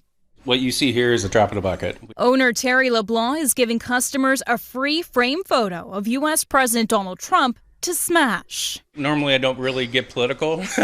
However, I feel with everything going on in the world and what's happening these days, I feel like this was needed. I really wish it provides a safe space to blow off. I didn't notice it during my first go through this video, but god damn it, do I wish that the global news had chosen to leave at least some background sound of these people smashing these pictures. Just a little glass, just a little, give me a little something. I feel with everything going on in the world and what's happening these days, I feel like this was needed. Oh, I can kind of hear it right now. The rage room provides a safe space to blow off steam by breaking electronic and household items. We're entertainment first, and if you get a little stress relief out of it while you're here, then it wins both ways. And people are having fun. Well, I have a little souvenir that I'm actually going to keep. Just hang it up, March break stuff. Sorry, Donald. It's kind of freeing. It's very nice. It sounds therapeutic. It was great. I loved it. While this reporter shouldn't participate in any political smashing, I do want to alleviate some stress and break some random objects. Okay. Extras on the smash menu are 25%. That's less fun. Free Trump smashable portraits. Now there's a selling point right there. That's called marketing for you people. Free Trump, but you got to pay extra for a Vance or a Musk portrait. All proceeds will be donated to Feed NS. Oh god, this is hilarious. Extra smashables for 25%. Oh, what a great business idea. There you go. As you can see, certainly some Canadians not only feeling frustrations, but taking those frustrations out about everything Donald Trump's been trying to do to their country on sort of symbolic representations, if you will. Seemingly maybe getting a little exercise out of it and some catharsis, some perhaps exercising the demons. All of it. What a story. Canadians are pissed. Maybe because they're losing jobs. Certainly Canadians are worried about losing their jobs in the wake of this trade war. According to Global News as well, from a day ago. Please hold, sir. I'm in the middle of talking. Thank you very much. 40% of Canadians are worried about losing those jobs, according to recent polls. Help! Help! I'm being repressed! Behind persistent talk of tariffs and cross-border friction with the United States, there's a growing sense of unease for businesses. We've been on pins and needles ever since Trump first brought up the tariff threat. And others. People are very nervous, and for good reason. Across the country, people admit they're worried about losing their jobs. The percentage of Ontarians that are worried, concerned about losing their job is actually significantly higher. It's 53%. A new Leger poll shows more than half of Ontario workers said they're concerned about losing their jobs. Nationally, 40% of Canadians fear the tariffs could result in job loss. Among those with concern, 44% are men, 36% fearing for their jobs are women. Because it's an online poll, a margin of error can't be assigned. The word on the street, people expect the worst. There would definitely be repercussions. It's going to affect a lot of different industries. Like, how could it not? Because I think it's putting all businesses in peril in some way or another. It's one of those things that's going to affect everyone on a broad base. With so much tariff talk, news organizations should be even more careful in reporting, says Jeffrey Dvorkin, who had senior roles at public broadcasters here and in the U.S. The news has an extra responsibility in a time of crisis, and this is a crisis.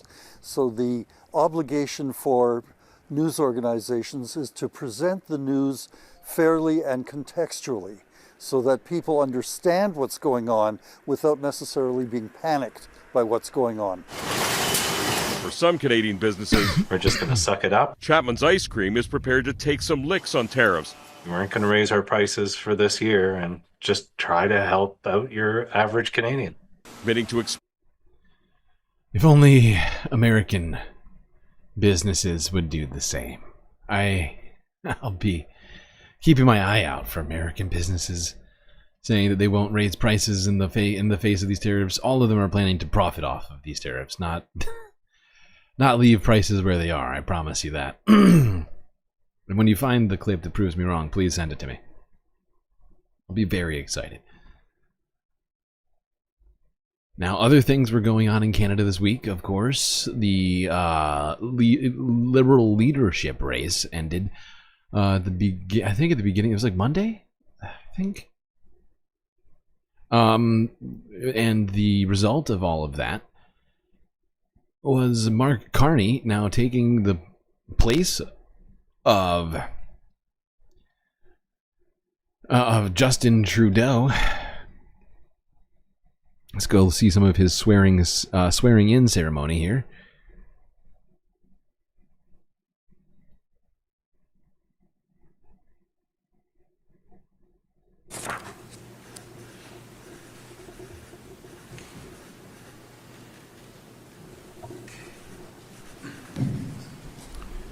Moi, Mark Carney, je jure fidélité et sincère allégeance à Sa Majesté le roi Charles III, roi du Canada, à ses héritiers et successeurs. I, Mark Carney, do swear that I will be faithful and bear true allegiance to His Majesty, King Charles III, King of Canada, his heirs and successors. Moi, Mark Carney, je jure solennellement et sincèrement que j'agirai en fidèle et loyal serviteur de Sa Majesté le roi Charles III, en ma qualité de membre du Conseil privé de Sa Majesté pour le Canada.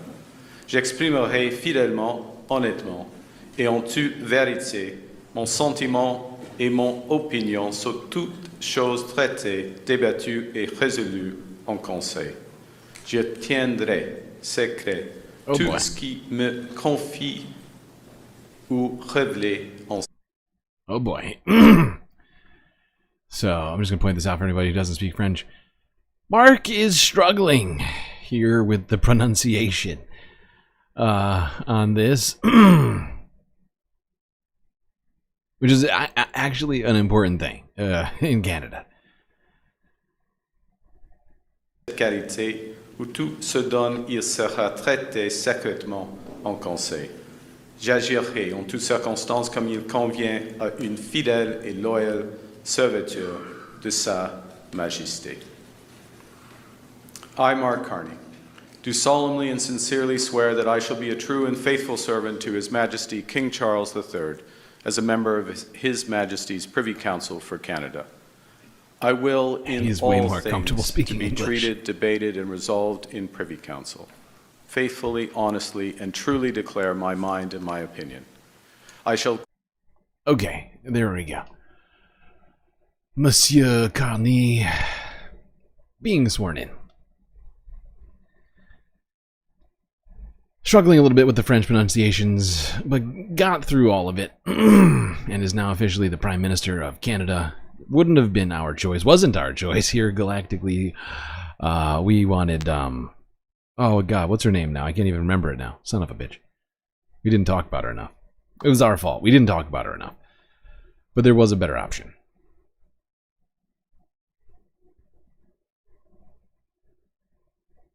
Now say it while rubbing your belly and tapping your head. Yep, do it. All right. So yeah, Mark Carney, I mean, he's not the worst, you know, prime minister. There's certainly worse options, right? Polyev is trying to become the next prime minister, and there will be an election. That's one thing that I'm thinking about right now is, can Mark beat Pierre Polyev? And hopefully, because if Pierre Polyev becomes prime minister, I don't know, he might just turn Canada into the 51st state. I don't know. He really, really, really likes Donald Trump. He's had to shift his opinion and his policies and stuff, like, in public about Trump because of how unpopular Trump is in Canada right now. Yeah, this guy did run, or was at least, I think, a board member of the Bank of England at one point, director on the board, something like that. His French sucks. It does suck. It was not great.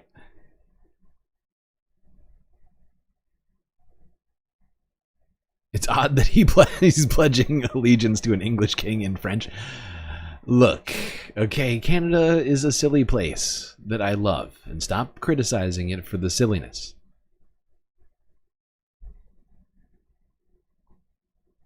But it is a little silly. I can't lie. Doesn't make a ton of sense. But it makes sense if you take into account the historical influences in Canada, okay? Let's go with that. That makes me feel better when I say it that way. All right, let's go to CNN. See what new Prime Minister Mark Carney had to say about Donald Trump after this swearing-in ceremony. CNN's got the story from us from 11 hours ago.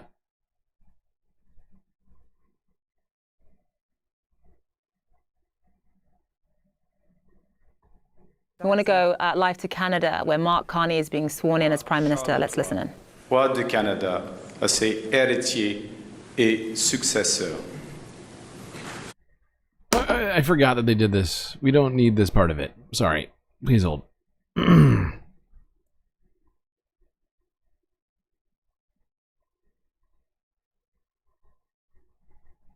There we go.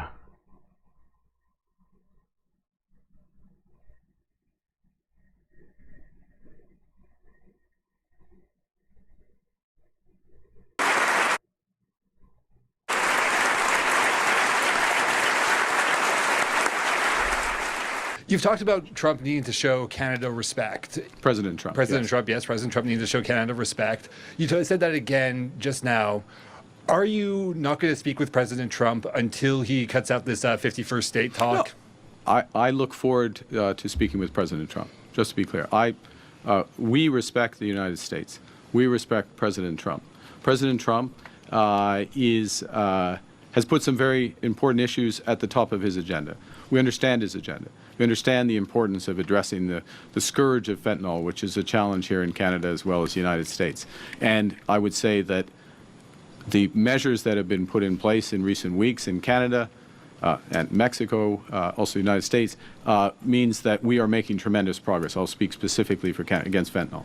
We understand the importance President Trump places on American workers and American jobs. We want him and his administration to understand the importance we put on Canadian workers and Canadian jobs. And we will look for avenues to work together so that both objectives are met in terms of both our great economies, just as we are doing, and the people behind me have led this, just as we are doing with respect to the scourge of fentanyl. There you go. Mark Carney, in his first words as a sworn-in Prime Minister, saying that he will stand resolute and defend Canadian workers, but will do his best to work with Donald Trump to make it so that both America and Canada can perhaps benefit from our relationship. I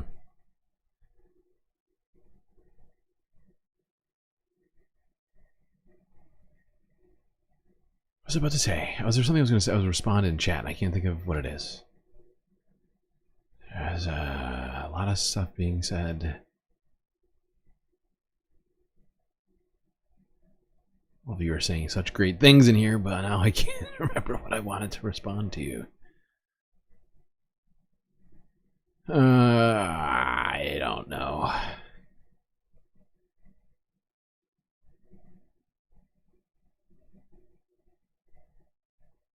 Anyways, I do see some new chatters in chat. I wanted to welcome all of you. Oh, that's what I was going to say. It had nothing to do with chat. I was going to point out that I noticed 2 new patrons, or 2 new space fams, join the Galactic Patreon crew. And just wanted to say, A, thank you.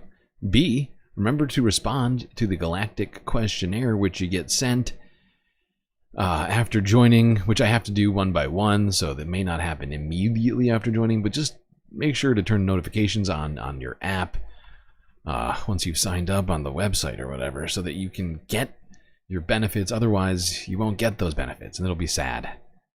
It'll be very sad. I don't like unused Galactic benefits. Unshouted out patrons. Avatarless space fams. It's just... it's horrifying. But there we go. Mark Carney taking a somewhat neutral stance, but certainly suggesting he's here to protect Canadians.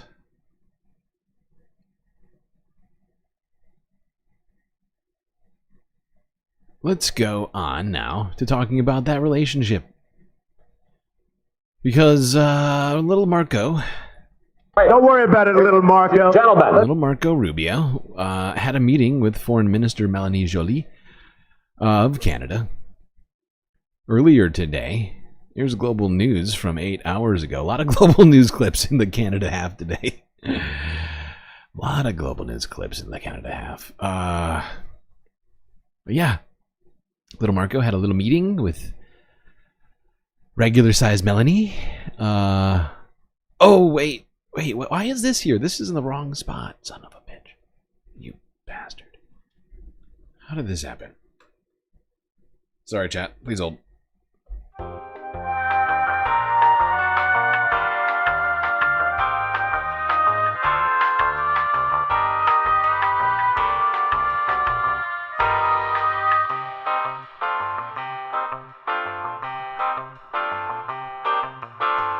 Okay, I think I fixed it.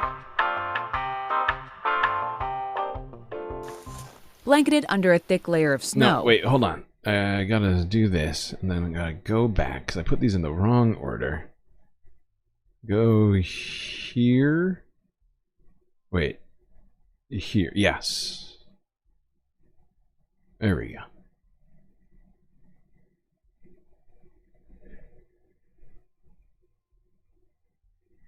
Let's see what little Marco had to say at this little press conference.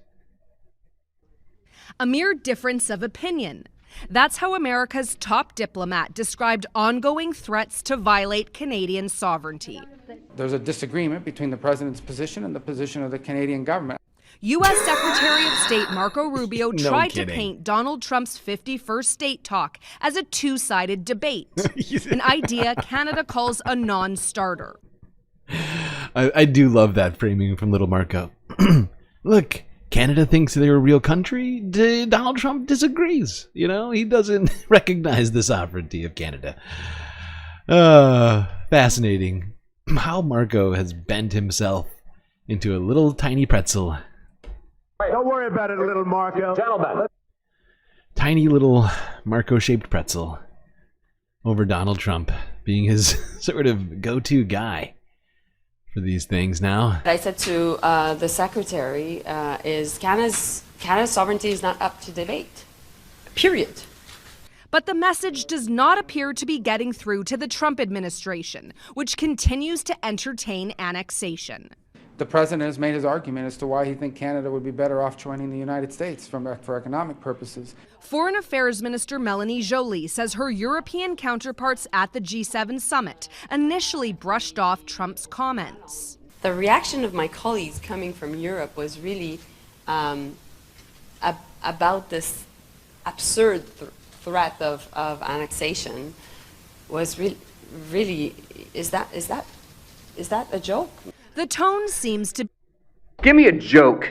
Great point, Melanie. Is that a joke? I'd love to know. It feels like it should be a joke. shifting. Alongside our Canadian friends, we share a sovereign, we share a history.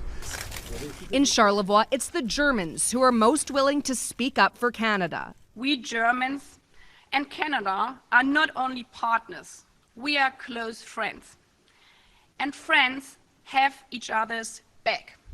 The foreign ministers have tried to present a Yeah, friends have each other's back. And right now, Donald Trump is threatening the backs of all Canadians, whether with tariffs or with annexation of their sovereign territory.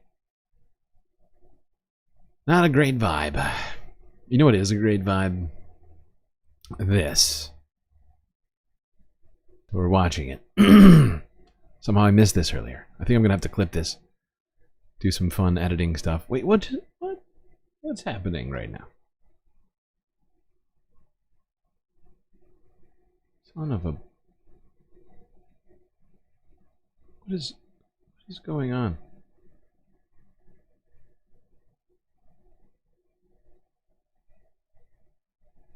Okay, here it is. How did I screw that up? Twice.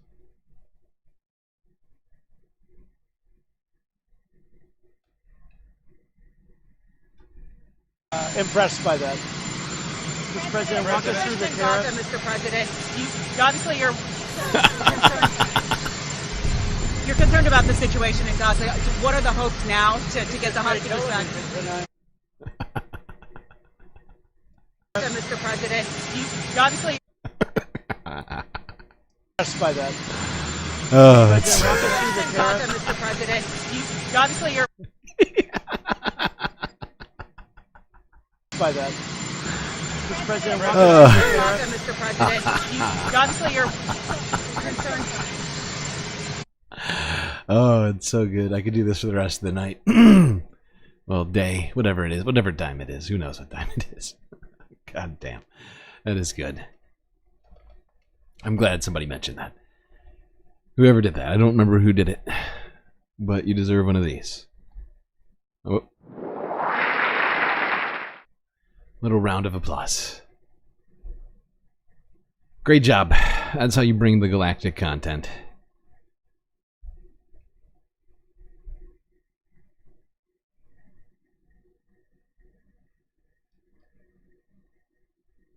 Okay. Now, Donald Trump made a very, very strange speech today. Oh, God. I can't believe we're only at this point right now. How? I'd like to know how it's taken this long today. Probably because my focus has been utterly obliterated by all of the technical difficulties that have happened.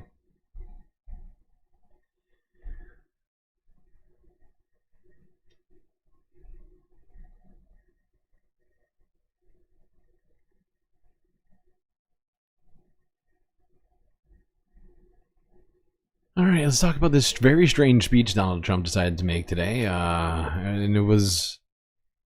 I mean, the vibes of this speech were, as with basically all of Donald Trump's speeches since getting done with the election, has continued to just be an election rally. Where it's completely political, sort of all over the place, still blaming Joe Biden and Democrats for stuff that happened years ago, supposedly, according to him. And the reason why this is strange, because you're probably thinking to yourself, that doesn't sound strange. It just sounds like another Friday.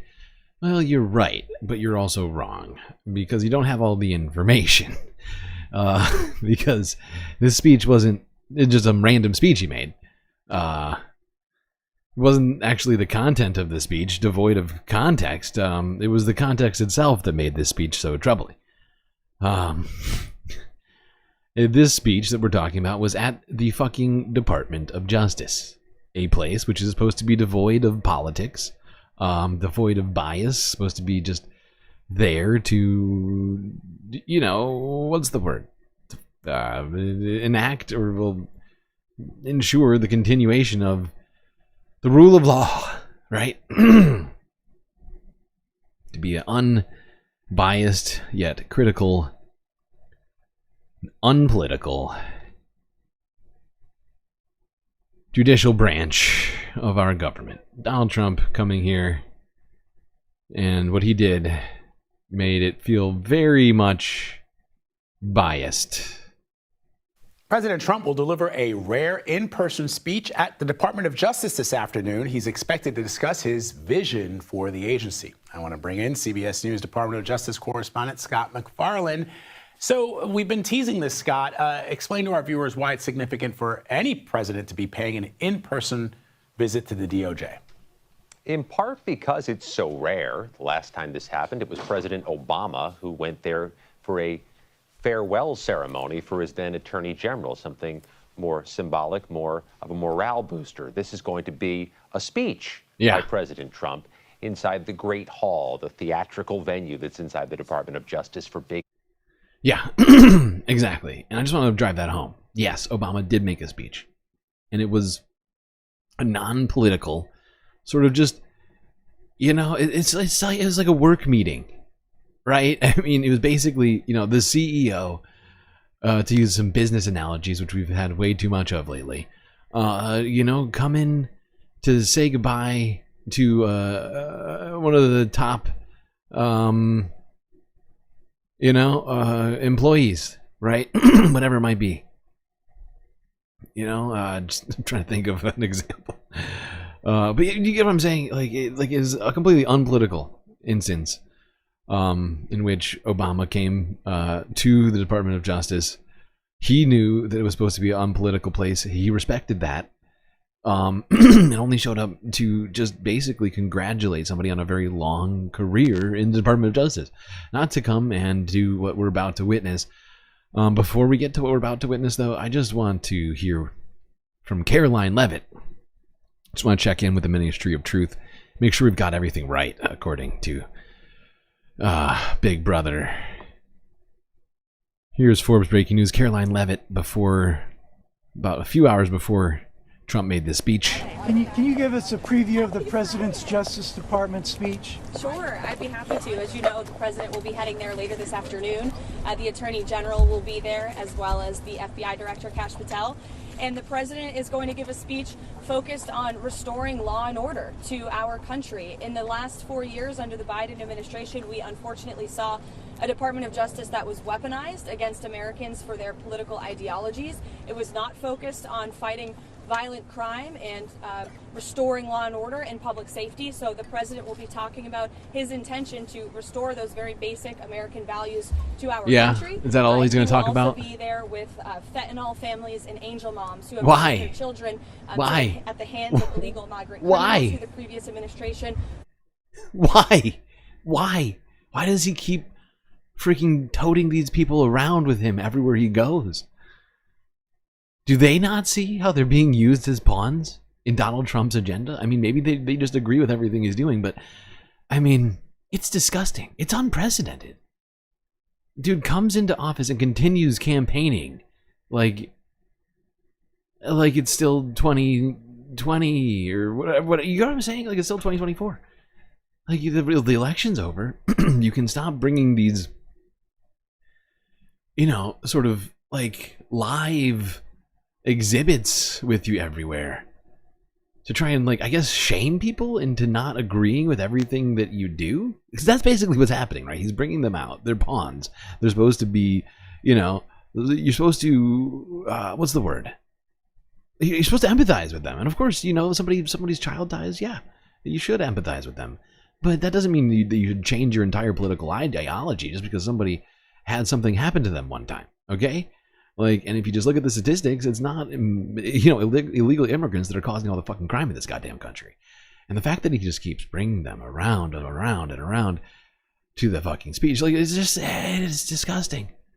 How many of these press, like, these, like, media moments does this motherfucker need? He has his own goddamn media company, Truth Social. Why does he need to keep doing this? I genuinely don't understand. But he did it. Here's that speech, which lasted over an hour. The White House YouTube page, 9 hours ago. President Trump delivers remarks at the Department of Justice. And please welcome Attorney General Pamela Bondi. Oh, right. Pam Bondi was here, too. Of course she was. This is her department. Oh, my God. Hi. Please be seated. Jesus Christ, settle down, Welcome Pam. to the Department of Justice. Pam's? And I love our... You know, Pam's personality is a little concerning to me. Very sort of... I'm not making a clinical diagnosis here, but like it's very bipolar in the sense sometimes we see her just screaming at the top of her lungs. Other times she's beaming with excitement, like when she swore Kash Patel in for FBI director. Oh my God. Same vibes. Just utterly just, you know, cheek to cheek smiles. Warm voice. And the dichotomy between the two is genuinely disturbing.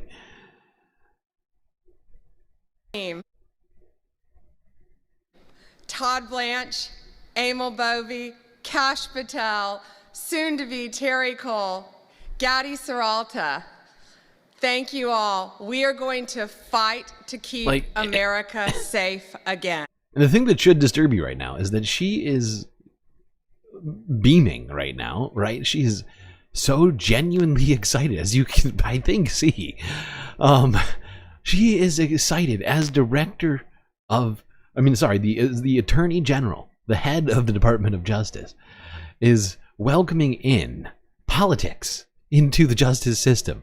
We just got done for the last year hearing Donald Trump screaming about lawfare, more than a year. Him and fucking all of his cronies just utterly just they just wouldn't shut the fuck up about it. That's all they could talk about. Lawfare.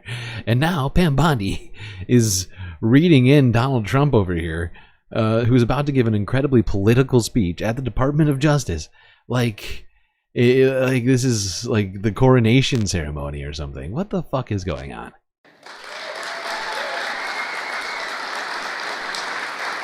President Trump has prioritized tackling our nation's fentanyl crisis, and he has taken decisive action to fight it.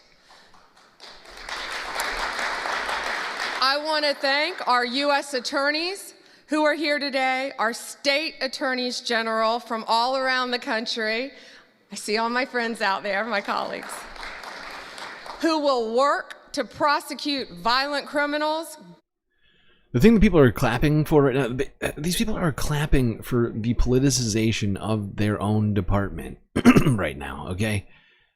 Like, that is what's happening. You're hearing a mandatory work meeting, essentially. Like, I'm just trying to think about it like, you know, more relatable terms here for people. But imagine being at a work meeting where, you know, the CEO is coming in to tell you all that some of you are, well, you will, maybe I should hold off. You'll see. It gets weird. The drugs off our streets, get the gangs off our streets, and get the illegal aliens out of our country.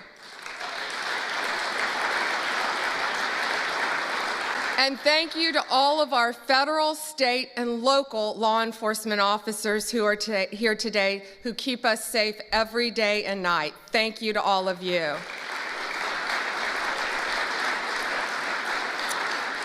Today we have with us one of the most effective drug-seizing teams in the entire country. I said I wish I told them earlier, take them and put them in every major city in the country. Since January, they have saved millions of lives, taking drugs and illegal weapons off the street. Okay. Pam Bondi really trying to get the crowd warmed up for Donald Trump here, as you can see.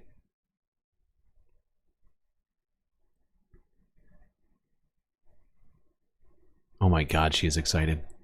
I don't think I rarely see people, especially in this moment, I don't see people smiling like this, but she is loving every fucking second of this. Look at her. I feel like she's ready to just do, you know, Kimberly Guilfoyle. The best is yet to come.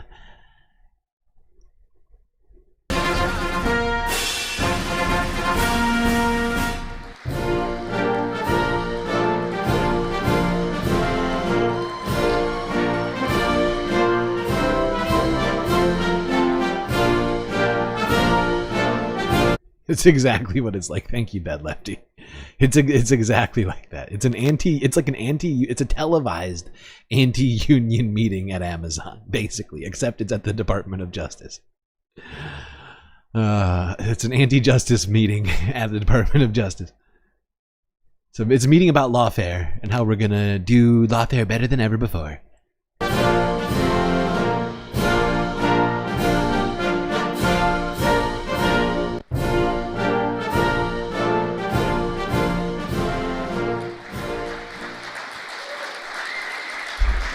Well, thank you very much.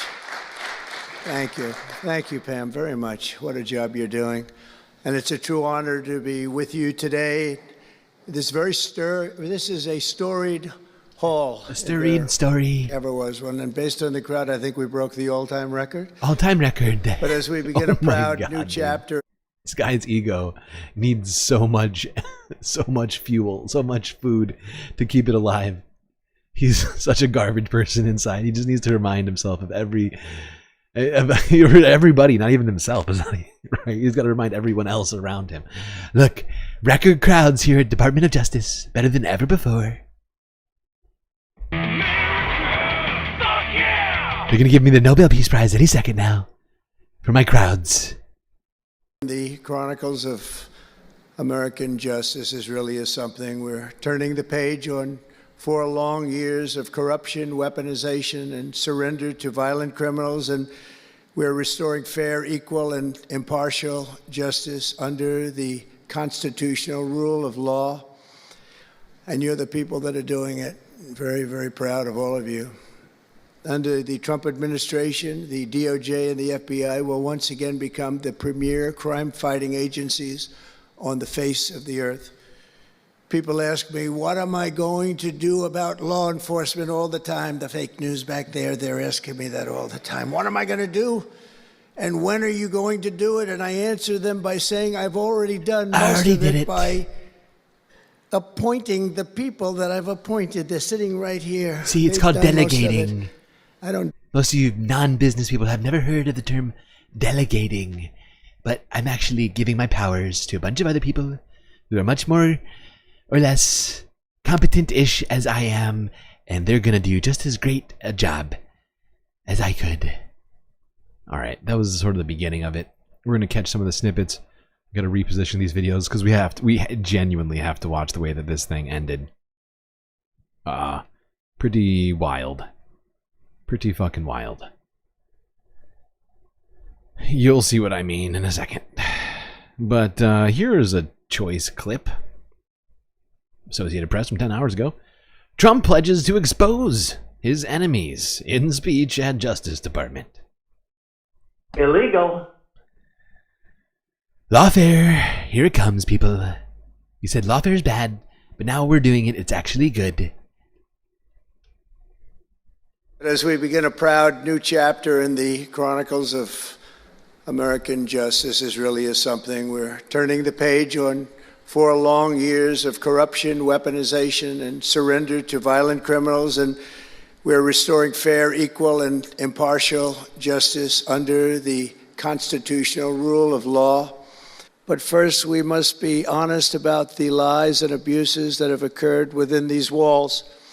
Unfortunately, in recent years, a corrupt group of hacks and radicals within the ranks of the American government obliterated the trust and goodwill built up over generations. They weaponized the vast powers of our intelligence and law enforcement agencies to try and thwart the will of the American people. They tried to turn America into a corrupt, communist, and third world country. But in the end... Do you see this? Because we didn't see it in the other one. But look at this. He brought a pile of what may be drugs, may not be drugs. It's not clear. I wouldn't put it past them just to put some flour between some paper and then wrap it up with duct tape and just trot it out here. But look at this fucking, like, this is like a television show at the goddamn Department of Justice. This guy is doing a fucking political rally. Look at it. Look at him. He's got props and everything.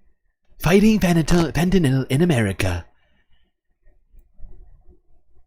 America into a corrupt, communist, and third world country. But in the end, the thugs failed and the truth won. Freedom won, justice won, democracy won, and above all, the American people won. American people won. We will expel the rogue actors and corrupt forces from our government. We will expose and very much expose their egregious crimes and severe misconduct, of which was levels you've never seen anything like it. It's going to be legendary. It's going to also be legendary for the way he's looking around the room, it feels like he's looking for specific people to say this to. I don't know if anybody else gets that same sense as I do. But it just feels like he's squinting a little bit more than usual, like looking for specific people to direct this message to. We're coming after you, some of you nasty, nasty Department of Justice people who Pam has not fired yet. You're gone too. Get ready. Immediately, if not sooner. Egregious crimes and severe misconduct, of which was levels you've never seen anything like it. It's going to be legendary. It's going to also be legendary for the people that are able to seek it out and bring justice. We will restore the scales of justice in America, and we will ensure that such abuses never happen again in our country.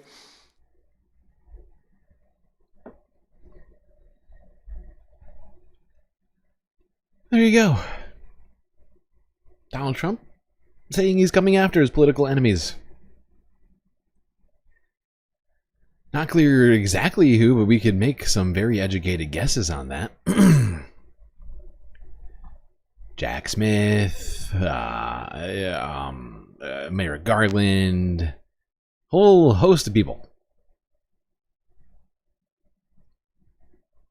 Charlie Sheen says that's not real drugs, trust me. Well, I'd trust you, Charlie.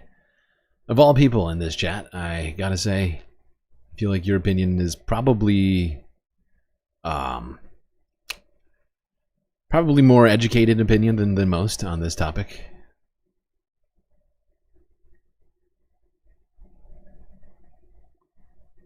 All right, let's go here to BTC, not Bitcoin. Brian Tyler Cohen. 9 hours ago, Trump attacks top lawyer at DOJ. Instantly gets what he deserves.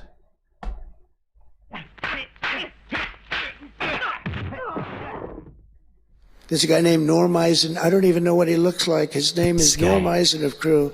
He's been after me for 9 years. I'm joined now by Norm Eisen. Norm, that clip right there that we just watched was Donald Trump name-checking you during a speech that, of course, was watched by the entire nation, to say nothing of the fact that it was delivered in front of the Department of Justice. Can I have your reaction, first and foremost, to Donald Trump dragging your name into this speech?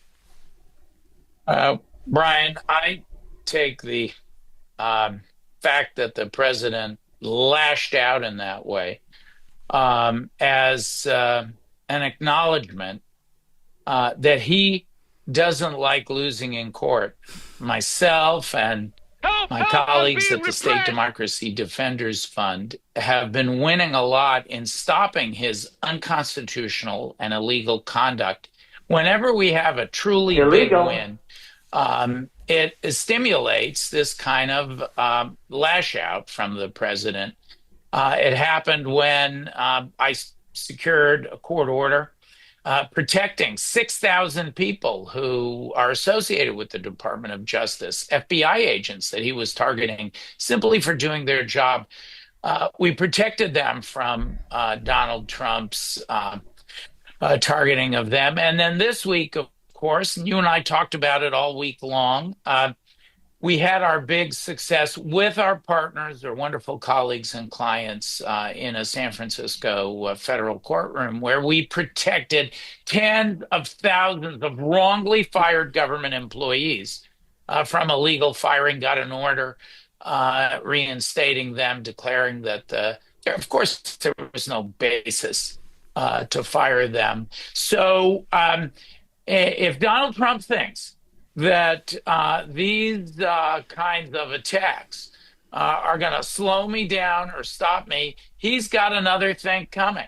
On the contrary, it's a backhanded compliment that is only going to spur me and my colleagues at the State Democracy Defenders Fund and all of the people we work with to go even harder to defend the Constitution, to Immediately, defend the if not laws sooner. of the country, and to push back on Donald Trump, who's violating those standards every day and Illegal. making us all more dangerous. We're going to continue working for the American people. Well, Norm, I can say first and foremost on behalf of literally everybody who's watching this right now that that is the exact degree of fight that we have been so desperate for on the left. So thank you, on behalf of everybody watching, not just for what you're doing in the courts, but also for doing it with this mentality of like, eye on the ball, let's keep going forward, forget what Trump says to try to offer some type of a chilling effect. We have a job to do, let's do it.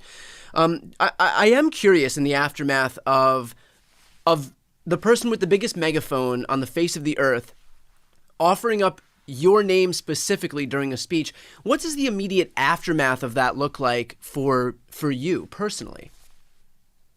Brian, it's so emblematic of this moment in our democracy, these past couple months since Donald Trump took power, because yes, there are threats that come in and hassles, harassment, social media, and otherwise.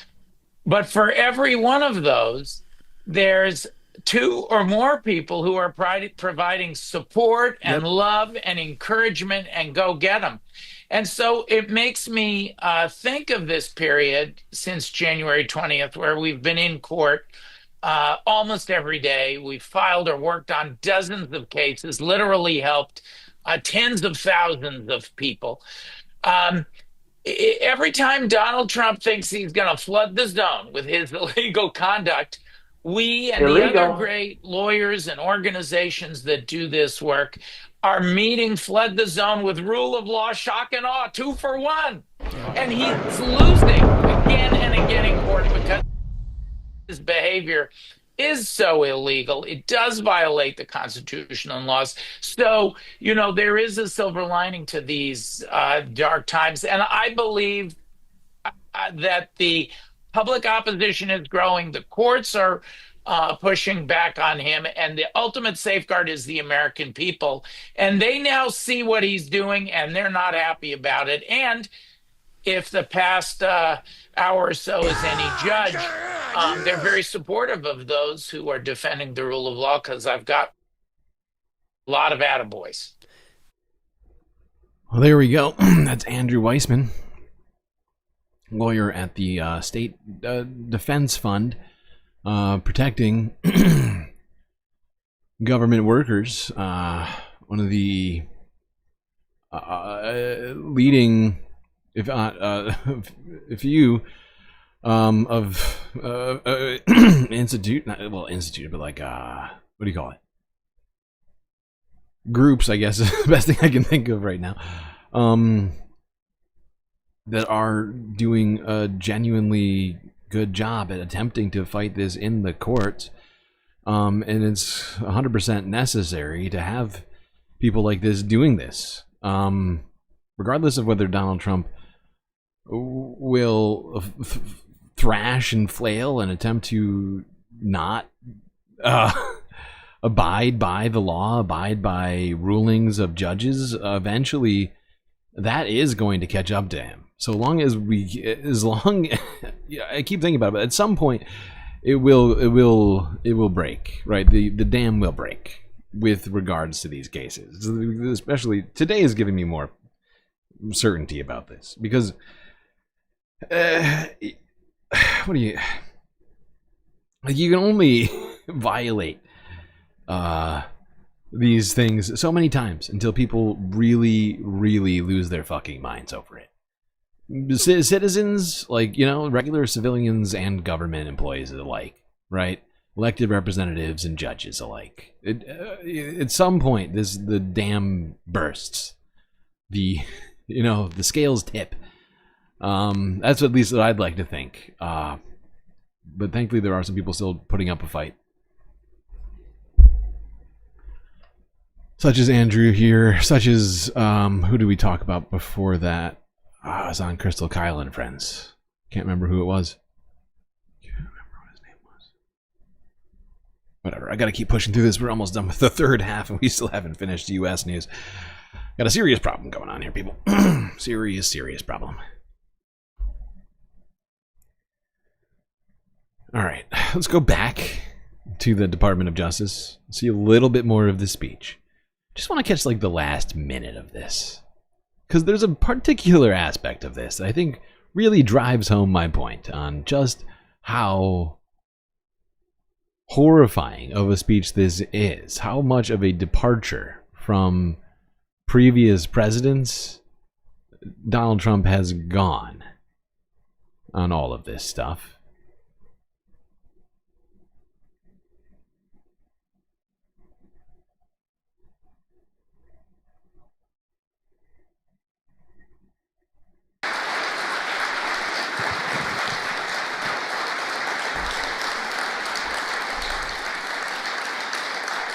Thank you, Ann, very much.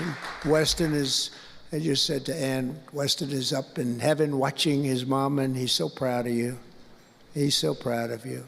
Thank you. We're also joined today by a number of other American families who have lost loved ones to fentanyl, and I'd love you to just stand up for a second, and we want to acknowledge you, and also your daughters, your sons. They're looking down on you, and they're loving you like crazy. So thank you very much. Thank you. Thank you. Thank you. This department will not rest until we have ended the fentanyl epidemic in America once and for all. In less than 2 months since I took office, we ended it. It's over. The FBI have seized nearly 1 million deadly doses of fentanyl, and that's just the beginning. At my direction and working with Pam and everybody else, we've launched an all-out war on fentanyl traffickers, and it's a war that we're going to win. We're going to win this war. I spoke with the president of Mexico, very nice woman, very fine woman, and I said, let me ask you, you're sending a lot of drugs into our country. We're not sending all the drugs into our country. Can't do that. But I said, is Mexico, does it have much of a drug? She said, no, we're not a consuming nation. I thought it was an interesting. I thought it was very interesting. Why? How does that work? Why are Americans buying all these drugs?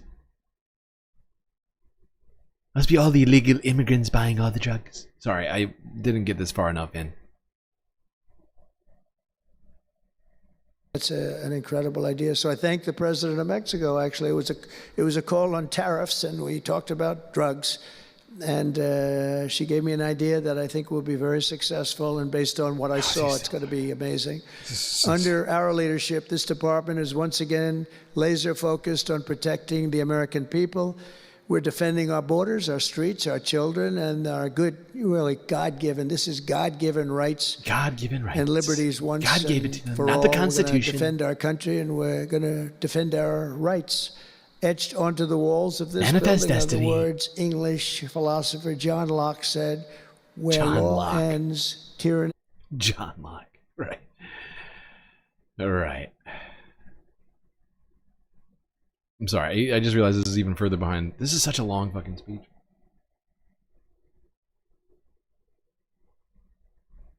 It's really the very end of this I want, just like the last minute. Thank you. We will bring back faith in our justice system for the citizens of every race, religion, everybody, color, and creed. And I want to just tell you that this has been a great honor. I was asked to do it, and I said, is it appropriate that I do it? And then I realized it's not only appropriate, I think it's really important, and I may never do it again. I was going to ask people, is it legal for me to do it? You know, actually, it's not just legal, it's great. I don't need your input. Something that I'm leaving to the greatest people I know, the best people, the smartest people, the toughest people I know, and they're going to do an incredible job, and it's an honor for me to have won this election so that I can appoint these people to do their job, and they're going to do it like you have never seen. So I just want to wish all of you good luck. It's going to be an interesting journey. Not going to be easy, but you're going to win. You're going to win, win, win, and fight, fight, fight. And you're going to win so much, you can be sick of winning. Tremendous result for this country. So thank you all very much. God bless America. God bless you all. Thank you. Oh my God. Listen to it. Can you believe it? Can you believe it? I'm utterly floored I'm utterly floored. Like I I don't even know what to say. I'm probably gonna get copyright claim for it, but I just don't care. I just don't care. Is this a fucking joke? This is the White House. This is the Department of Justice. This is on the White House's official page. They decided to play Donald Trump's favorite campaign song at the end of this fucking speech. I mean, if that doesn't prove the point, that this guy is doing campaign rallies 2 months into the fucking election at the goddamn Department of Justice, politicizing it in ways other presidents have never done, because they intrinsically understood that the Constitution and the Department of Justice, the Department of Justice was intended to be completely devoid of politics, to be an institution that lasts throughout presidencies, that's not affected by who happens to be in office. But Donald Trump is making it as political as possible, doing a literal campaign rally at the fucking DOJ. It is fucking insane. With that, we gotta take a break. We blew through that third break just now.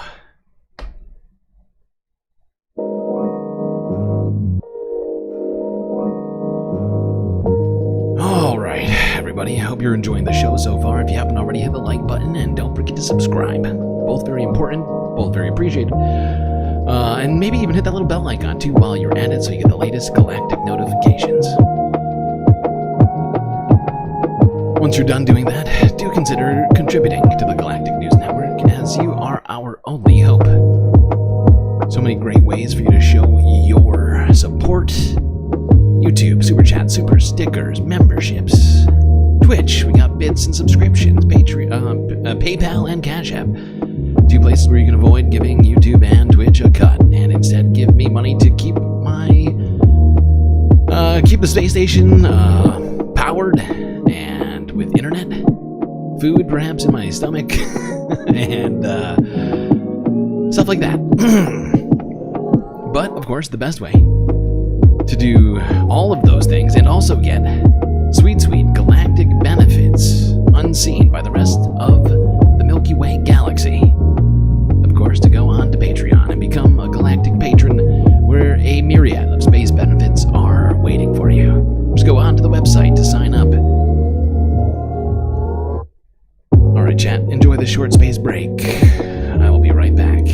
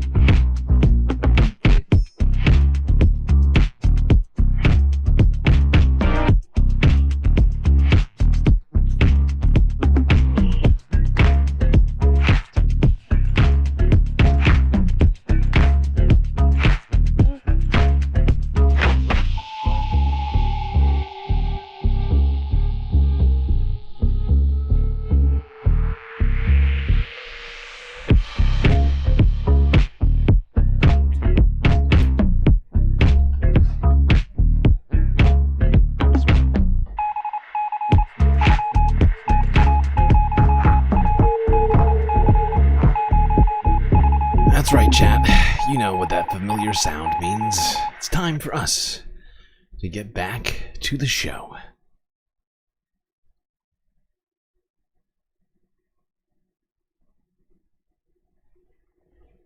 Just so you know, I love all of you, and I appreciate you all. Hope this show brings you something. Enjoyment, valuetainment, perhaps some amount of important information from time to time. Perhaps a different perspective. Or at least decent perspective. Boy, oh boy. One thing I forgot to mention, which I think we might have to do some sort of I think we're going to try and do some sort of a thing on Sunday or today. But we're like counting down the days to the galactic internet being shut off. So if you got a couple extra bucks to spare, please help crowdfund for paying the galactic internet bill. Cash App, PayPal, great ways to do that right now. We are like 4 days away from that. Three days. It's the 15th. The 18th is when it happens. So we got like today and tomorrow to figure this out, basically.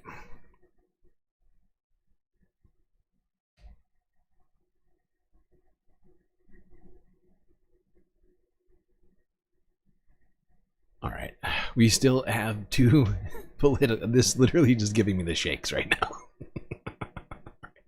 Not really. Not really. Just sort of like a feeling of disbelief. But we still have 2 videos left. Very, very short clips. Just to get us out of the US half and into talking about some environmental issues that involve the whole Earth, perhaps not just the United States. Holy fuck. What have I done today? Let's go here. After that,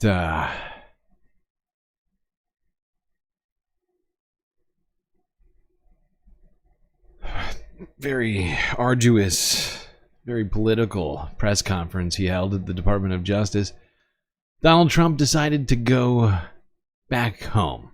You know, a real home, not the White House. Went back to Palm Beach, Florida. Do some more golfing.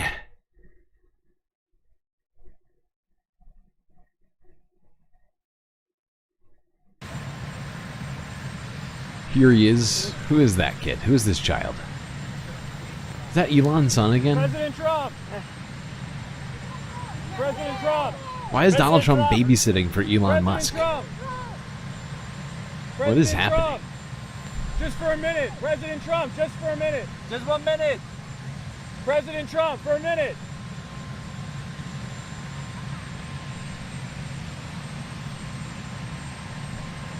Is that his kid? Am I wrong? Yeah, there's Elon. Donald Trump babysitting for Elon. Illegal. The one with the X, Y, Z, something.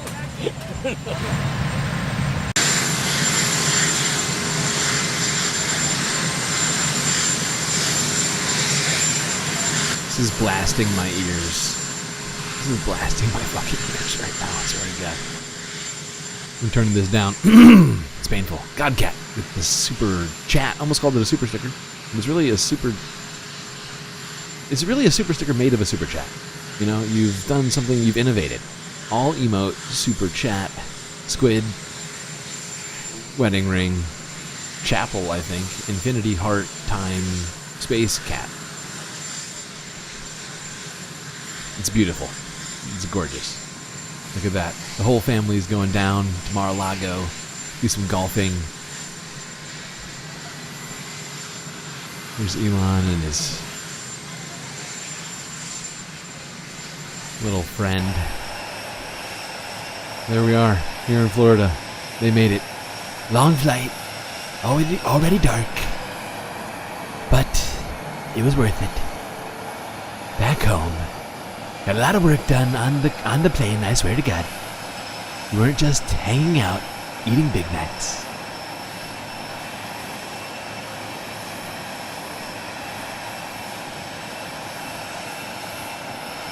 Thank you. Wave, double wave. First wave is a hi. Second wave is a goodbye. That's how I do it. Is it lagging? Why is it I see it lagging right now. Why is it lagging, dude? The fuck? The fuck is going on here? I'm glad someone finds my babysitting comment comedic. I thought it was funny. Like, that's exactly what it looked like to me. I'm just being observant. It just literally looked like he was babysitting little Elon. Am I wrong? Oh, I see why we're lagging, because fucking... Why is this open? Why is this open? God damn it. Oh, this is ruining it. This ruined it. If I force quit this, is this going to absolutely hijack the sound? Please tell me no. Testing. Cyclone Cheeto. Cyclone Cheeto. Welcome to the Resistance. Okay, I think we're good. Sorry, but one of the programs that I use to do some fancy sound routing, get everything in here, including my soundboard and all of that. The actual running application where I can edit how it works jumped up, and that created a massive problem. Hopefully it's not lagging anymore. It looks like it's fine now. That was almost immediate. Immediately, if not sooner. But yes, thank you, Godcat, for the super chat. And wow, Donald Trump with the... I almost want to go back and watch that again. There we go, Donald Trump babysitting for Elon Musk's child, taking him down to Grandpa's castle, Mar-a-Lago, the king's castle.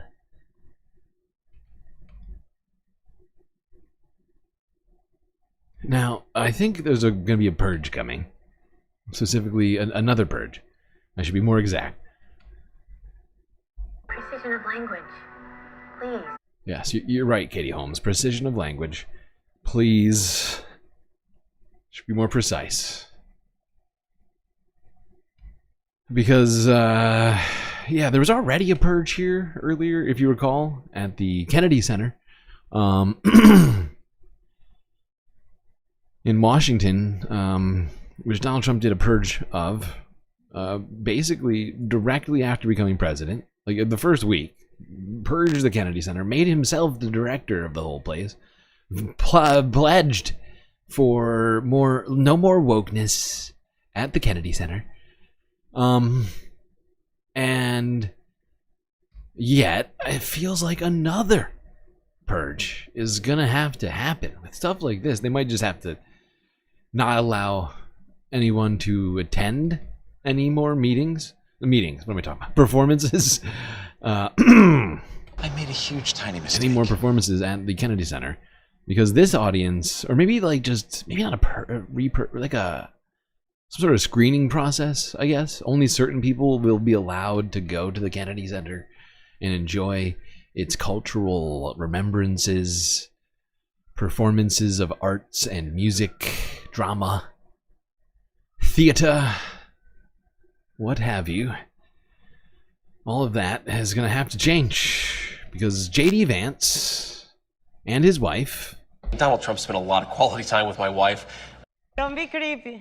Attended the Kennedy Center for some classical music, little enjoyment.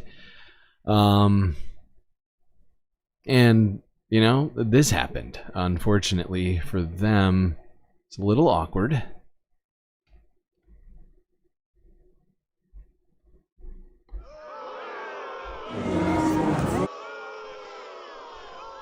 Whoops.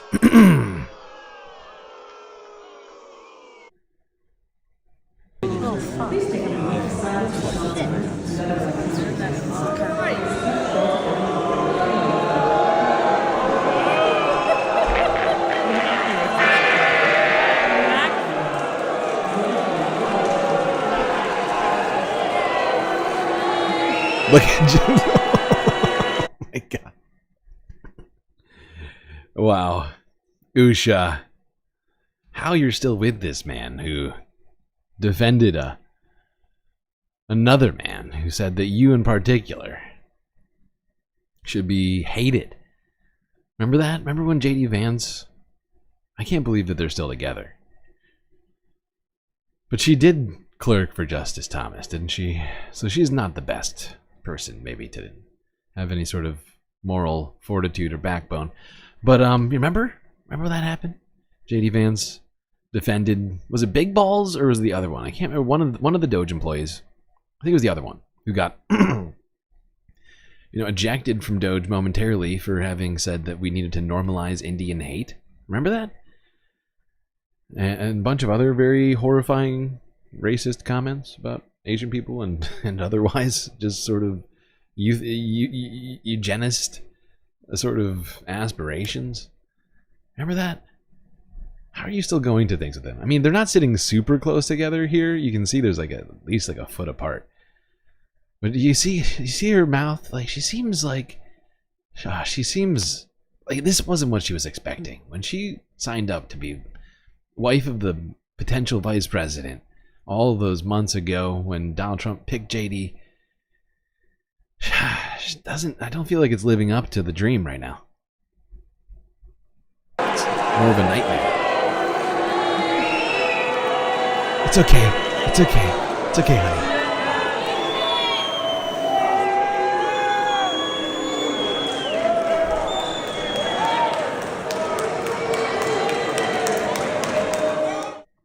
It's very sad. Kennedy Center still very woke, booing JD and his wife, Usha. Very nice lady. Donald Trump spent a lot of quality time with my wife.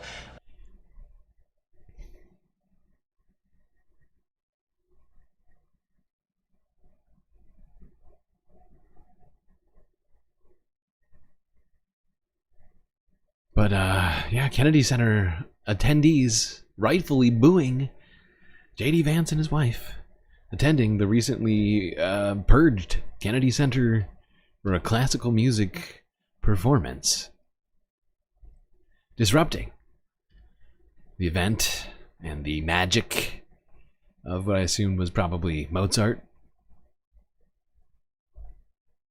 Although it's not clear. I have no idea. I'm just guessing. Oh boy, so awkward.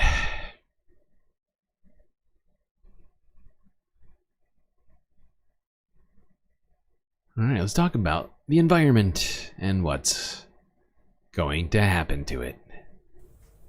Today, the Environmental Protection Agency Administrator Lee Zeldin cut dozens of environmental regulations, including decades-old rules on greenhouse gases and clean water. Climate and the agency also shuttered its word. environmental justice offices, which work to protect disadvantaged communities from the severe impacts of pollution.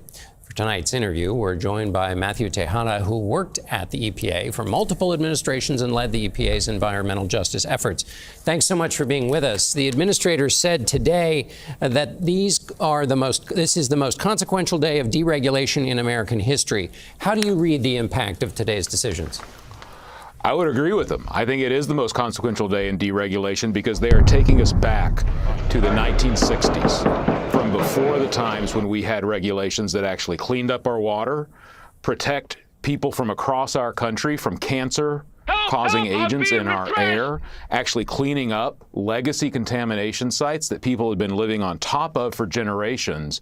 They are taking us back to that time when we didn't have regulations. It is not about making government more efficient or more effective, and it's certainly not about making Americans healthier. It is about allowing polluting industries in this country to have their cake and both eat it too, by having absolutely unfettered ability to pour their pollution into our communities. And that's every community in the United States, not just black, brown communities, but white communities, suburban communities. This is going to affect everybody in the United States. I didn't quite love the way that he phrased that one. It's not only white people who live in the suburbs. Technically, just gonna point that out, but yeah, he makes a good point. Everyone will be affected by this. Best way to say that, everyone.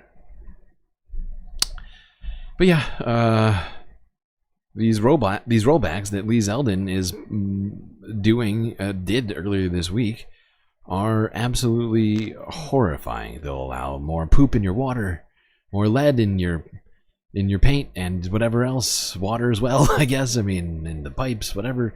You know, just as many toxins, forever chemicals, microplastics, and whatever else.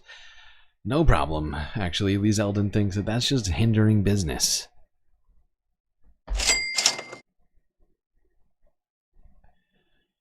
You know what's not being hindered right now?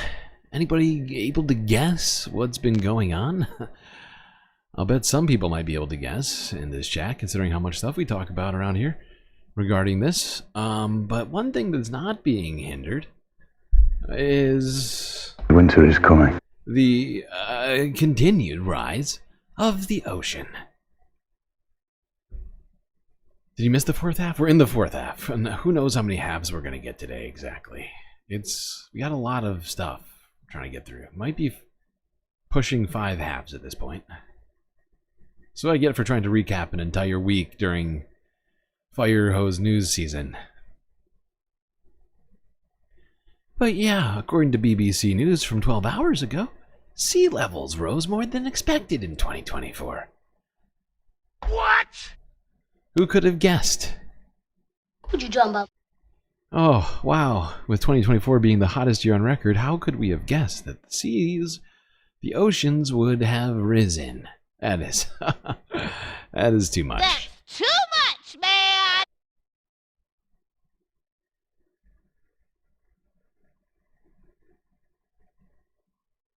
Now, NASA says global sea levels rose by more than expected last year. The agency blamed an unusual amount of ocean warming combined with water from melting glaciers. 2024 was the hottest year on record. Hannah Hundal is a delegate to the UN climate change conferences, and she spoke to me earlier telling me the significance of the rising levels. The global sea level rise is higher than expected. It clocked in around 0.59 centimeters per year. It was expected to be around 0.43 centimeters per year. Why does this matter? Well, 2 reasons. Number one, it's not just that the sea levels are rising. We know that. It's actually that rate of change. The rate of that rise is picking up. And number 2, about 2/3 of this rise was deemed to be due to thermal expansion, which is the warming of the ocean water. So as we have a greater concentration of greenhouse gases in the atmosphere, that's trapping heat. And our oceans are actually absorbing around 90% of that heat. And of course, that's not without consequences. And I think that's the issue we're dealing with right now. So when we say we've got the ocean levels are rising, is this a uniform process? Well, the issue right now is that because around 2/3 of that rise was due to thermal expansion, the ocean actually trapping that excess heat. I mean, we're seeing the effects of this excess heat throughout the world. 2024 was the hottest year on record. It featured the hottest summer on record, which included the hottest day on record. So when we really take a step back and look at the lay of the land here, it's not a pretty picture. And unfortunately, now is the time to be really honing in on policies that help us facilitate that critical energy transition toward the clean energy economy of the future, away from these greenhouse gas emissions that are underlying a lot of these processes. Where are we with nations agreeing that something has to be done? Because every time we... Is that a Galactic copyright? Bad lefty, hashtag Fire Hose News season. I come up with that? Copyright and a trademark. Really impressive. The speed at which he just did all that legal footwork. I'm truly impressed.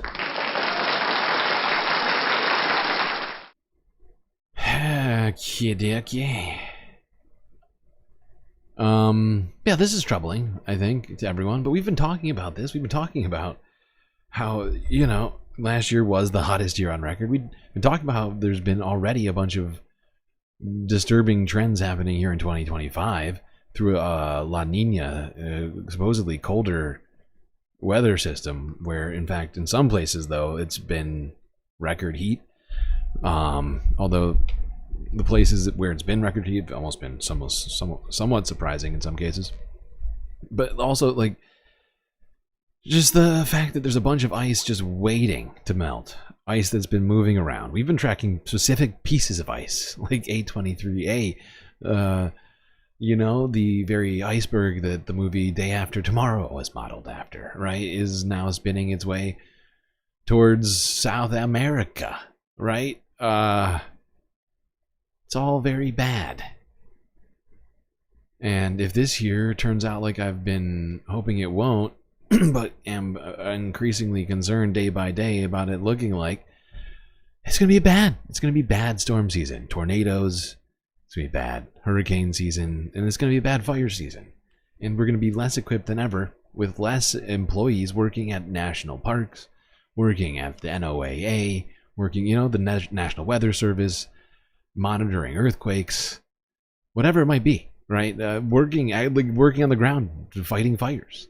Many national parks, I think almost all national parks employees are given training on fighting fires because they are so very much on the front line of those fires.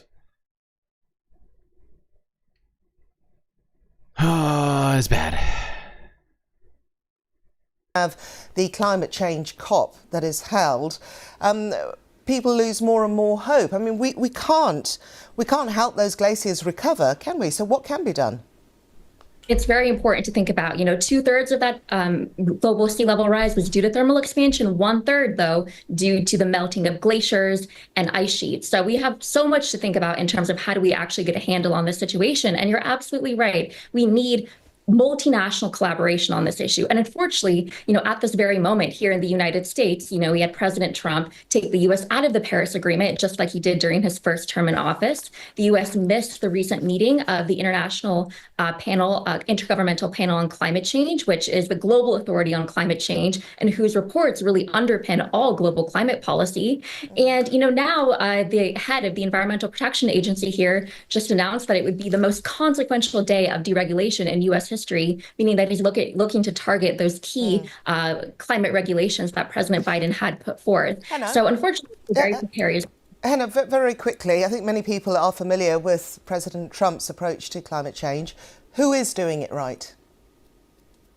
I think, interestingly, actually, China is sort of stepping up in terms of clean energy. They're really leading the charge there, which is a very fascinating development to see. So I'm very hopeful that we'll see some continued progress there, and maybe they will step into the fold. I mean, a lot remains to be determined. We know that in 2021, at the UN Climate Change Conference that occurred in Scotland, China and India sort of teamed up together to try to suppress a movement to transition away from coal. So, there's... Unfortunately, Donald Trump is ushering in a new age of coal and of oil production, supposedly. I mean, that's what he keeps talking about. Drill, baby, drill. Gonna get the coal plants back online. Coal industry has been decimated. All of these coal plants getting destroyed.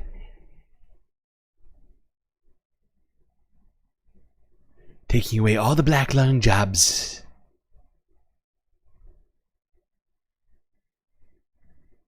Make America black lung again. Now we're going to do 2 BBC pieces in a row here. Let's talk about something that's almost definitely contributing to all of this. That being deforestation in the Amazon. And the fact that the Amazon has been hitting a tipping point where it's no longer acting as a carbon neutralizer, or carbon sink, right, as it's coined, where it takes in more carbon dioxide through things like photosynthesis and is now releasing more carbon dioxide because of all the dying things in the rainforest that are emitting carbon dioxide, and the change in the climate, which is also contributing to that. As it gets warmer, the soil starts releasing gases that should be trapped in it, and it's bad. But you know what doesn't help at all? Not even like a little bit? This next fucking story.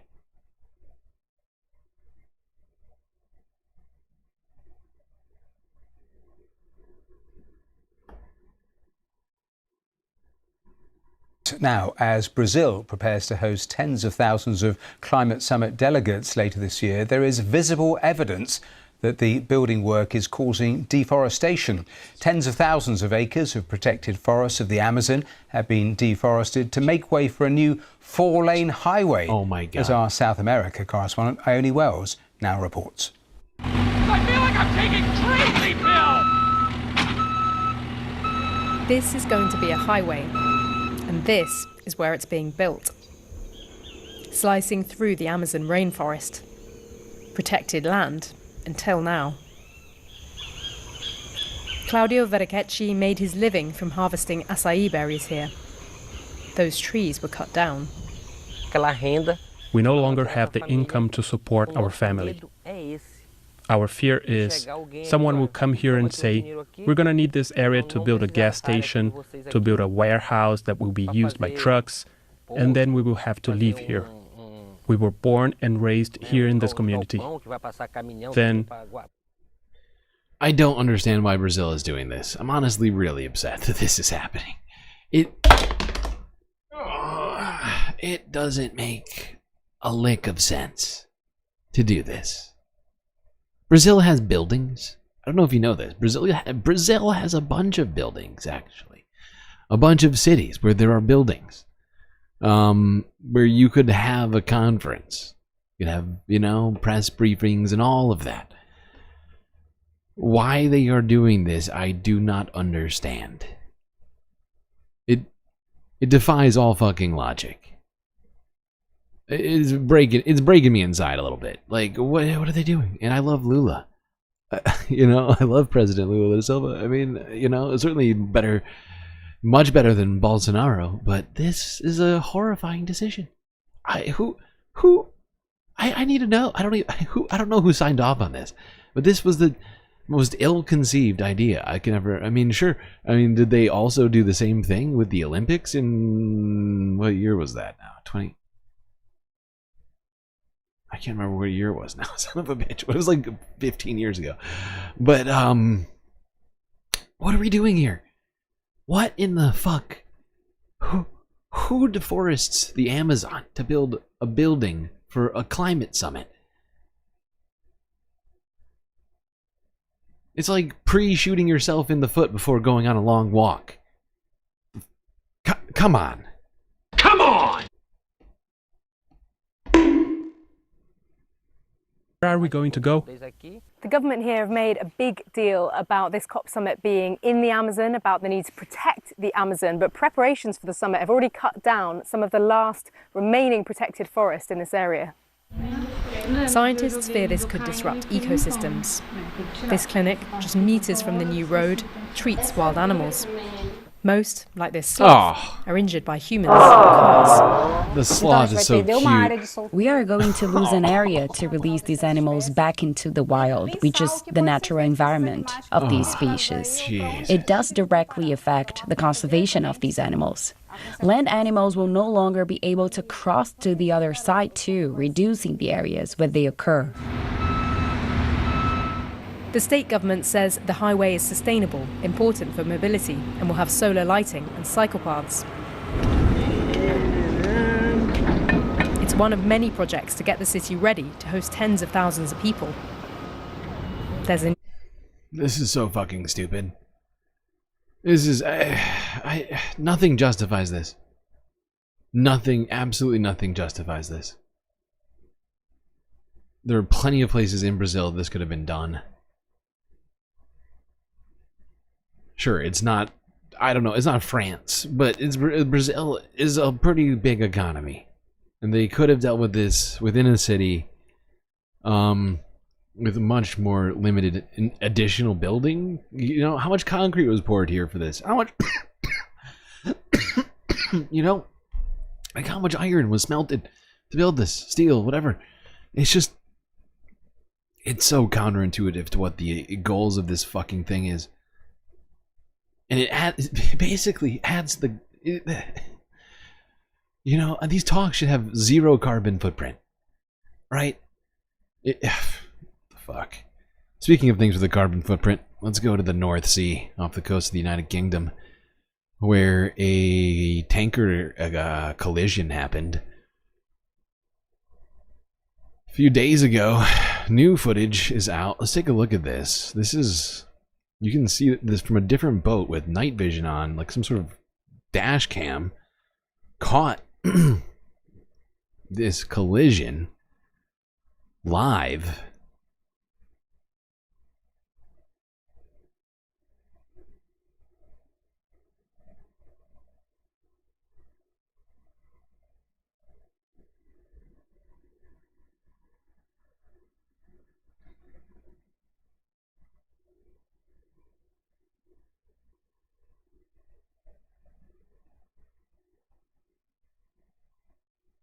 Now, if you didn't actually see the story, we'll go here now, because that just got released earlier today. This is from when this happened on Wednesday. Thick black smoke billows from a huge blaze in the North Sea. The aftermath after a collision between an oil tanker and a cargo ship off the coast of East Yorkshire in the United Kingdom. All 37 mariners from both crews are safe and accounted for, local authorities have confirmed, thanks to a swift rescue operation by emergency services. We were put on standby earlier on this morning around about 11 o'clock to receive casualties, not knowing in what format, how they were going to arrive. There was a line of ambulances waiting to take them to Princess Diana Hospital. The two ships involved were the MV Stena Immaculate, an oil tanker operated by a US-based maritime company, and a Portuguese-flagged cargo ship called Solong. The Stena Immaculate was carrying jet fuel, which is now spilling into the North Sea. American officials have confirmed it was carrying cargo for the US Department of Defense. The Solong was carrying sodium cyanide. Data from ship tracking website Marine Traffic appears to indicate that the Stena Immaculate was stationary when the collision happened, and that the Solong was moving at a speed of 16 knots. The North Sea is a very busy trade route, but collisions are rare, and this one was avoidable, according to this expert. Just utter incompetence here. But the jet fuel, sodium cyanide, mixing together in a fiery explosion, all spilling out into the ocean off the east coast of the UK.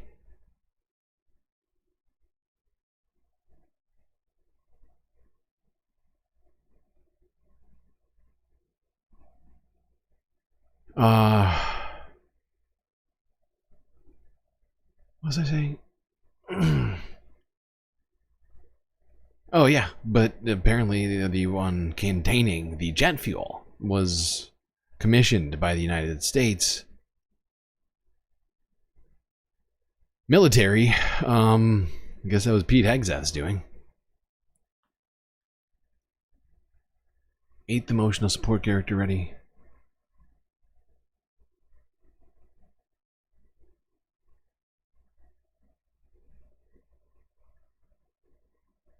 Seeing a lot of arguments going on in chat right now, but I'm missing exactly what happened.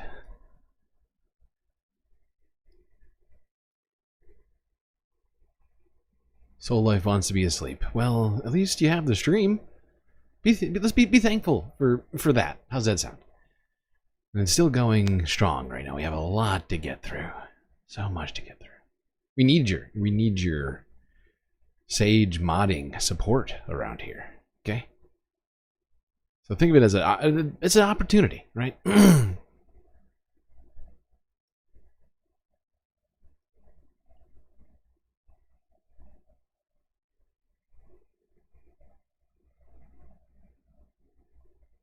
All right, let's go here. If you missed this story from earlier this week, 17% of the cities in the world, that's right, only 17% meet air quality standards, which means 83% of us living in cities are being repressed. Help! Help! I'm being repressed!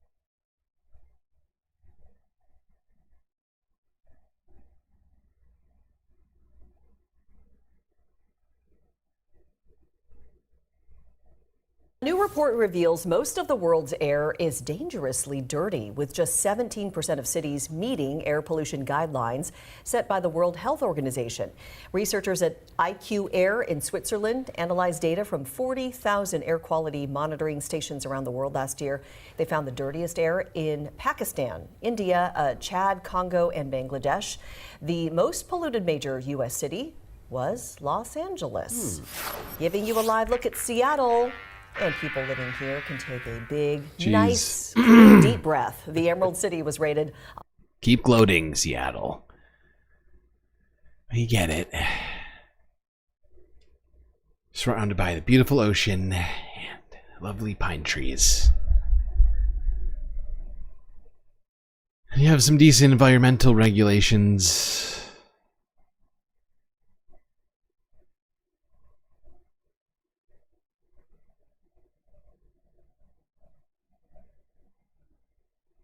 We have 8 emotional support characters. Well, we only have 7, but we deserve 8. So, this is happening. I don't think we have that one. Alright. Well, that's going to be it for environmental news. We are going to move on to space news now. Try and get through this stream. Been a crazy week, people. Crazy freaking week. A lot of horrifying information coming to light. Events happening. And stuff like this happened too. You know, we were told by Elon Musk himself and Donald Trump that supposedly Elon Musk could bring back the astronauts whenever he wanted to. And that actually Biden didn't want them to come back because he was mad at them for some unknown reason. For failure, I guess. And so there was a lot of talk about that, although we knew the truth that there had been they scheduled with SpaceX from the very beginning. Within I think within a month of them actually less than a month of them deciding that they weren't going to return on Starliner, they had already planned with SpaceX for the return flight.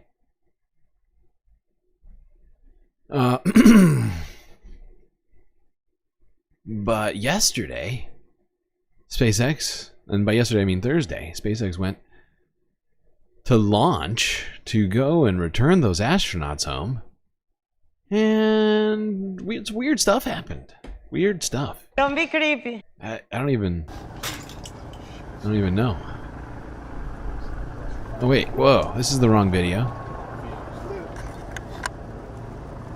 What is happening? I made a huge tiny mistake. That's my bad. It's my bad.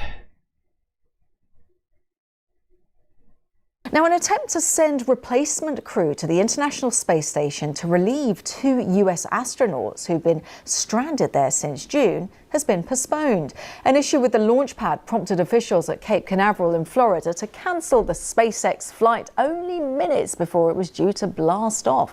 Butch Wilmore and Sonny Williams arrived at the ISS for an 8-day mission in the summer, but were unable to return after their spacecraft developed problems. So across all of this is our science editor, Rebecca Morale. So what happened with this launch that was meant to go up to bring them down? Yeah, I mean, it has been a bit of a saga, but it's not that unusual for rockets to be delayed. And it wasn't actually a problem with the rockets, it was a problem with the ground-based system that launches the rockets. So the launch was delayed. The NASA officials took the decision to do that, and it now looks like it's probably going to be Friday, late in the evening UK time, when it goes up. But as you say, Butch and Sonny, you know, they were supposed to be on there for just over a week, and they've been there for more than 9 months already. But actually, a few more days isn't going to make much difference. And once the rocket, well, it's important, it's actually carrying the replacement crew for Butch and Sonny. So when the astronauts, the 4 astronauts who are going to eventually go up, when they finally do arrive, there'll be a brief handover, and then Butch and Sonny can come home. They can return to Earth, and that'll probably be on Wednesday if it goes up on Friday. But yeah. So Elon failing to bring them back whenever he wants. mission scrapped, launch rescheduled, but they did.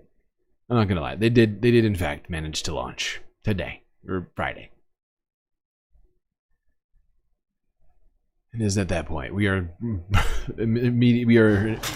genuinely breaking in to Saturday now. Saturn day has been invaded by the week-ending report. We will just keep this going all day. How's that sound, everybody? Should be a 24-hour stream. Even he thinks it's funny. An incredible atmosphere here. You can just feel.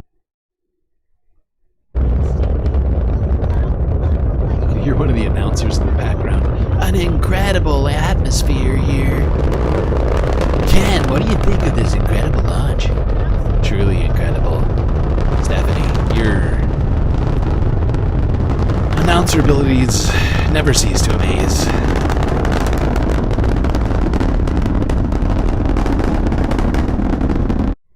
There we go. SpaceX finally managing to launch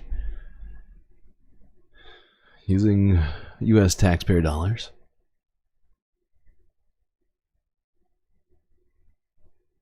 Found a private enterprise to return the astronauts back home from space after 9 long months. They will return later this week. We'll keep up to date on all of that.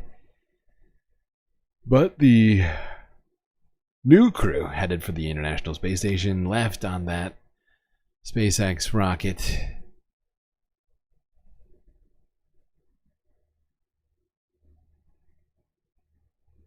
Now, if you missed it, the lunar eclipse happened last night. Full moon. Full, what's it called? A total lunar eclipse occurred in our skies. Let's see some of the footage of that.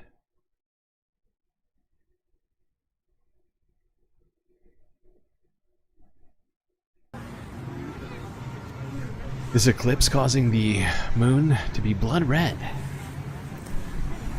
Very eerie sensation. What it means for us, I don't know, galactically speaking. Astrologically speaking. I don't know what it means for your horoscopes. I do know it looks super cool. Not sure that it's a foreshadowing event or some kind of intergalactic sign. But it sure is something to look at. I know that. Hopefully no one missed it around here. Had darkened skies last night. It was quite a view.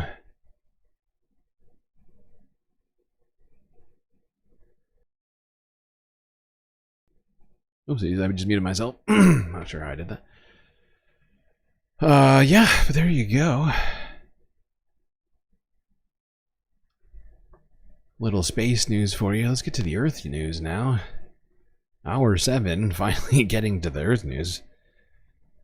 That might be a little foreshadowing on how long this is all going to take. It's going to be in a little bit. This is going to take us a little bit of time. Now, we've been covering this basically since the beginning of all this. At some point last year, when Javier Milei started enacting these horrifying austerity policies in the country, protests broke out. You know, there was sort of an ebb and flow to these protests. There was really big protests on the initial wave of this austerity.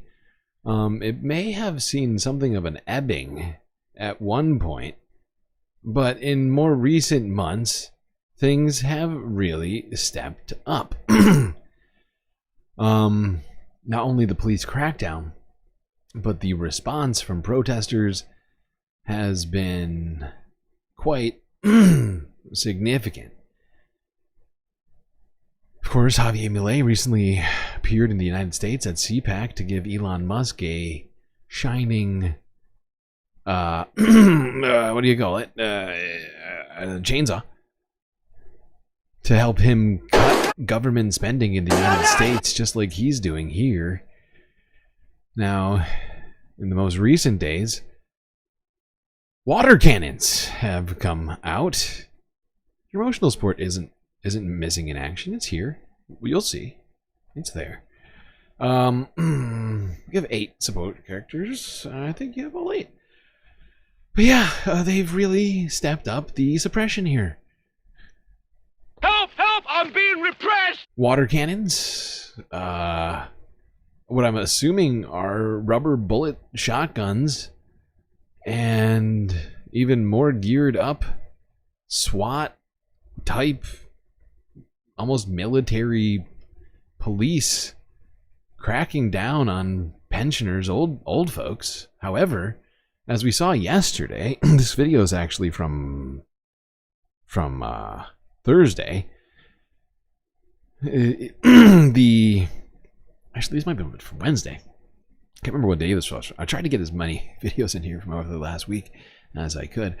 But this video came out a couple days ago. Associated Press here, showing not just pensioners, but also now soccer fans joining in with those retirees, coming to the defense of old folks who've lost their benefits.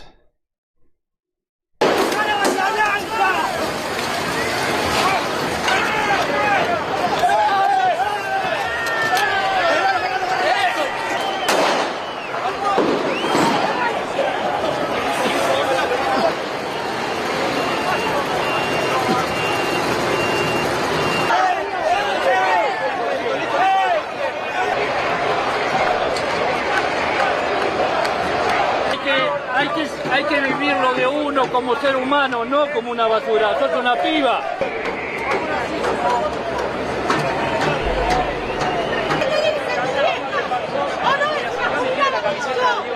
Hace 43 años que estamos peleando para que nos paguen la pensión. Y no nos dan pelota, loco. ¿Qué laburo? ¿Pagar los servicios?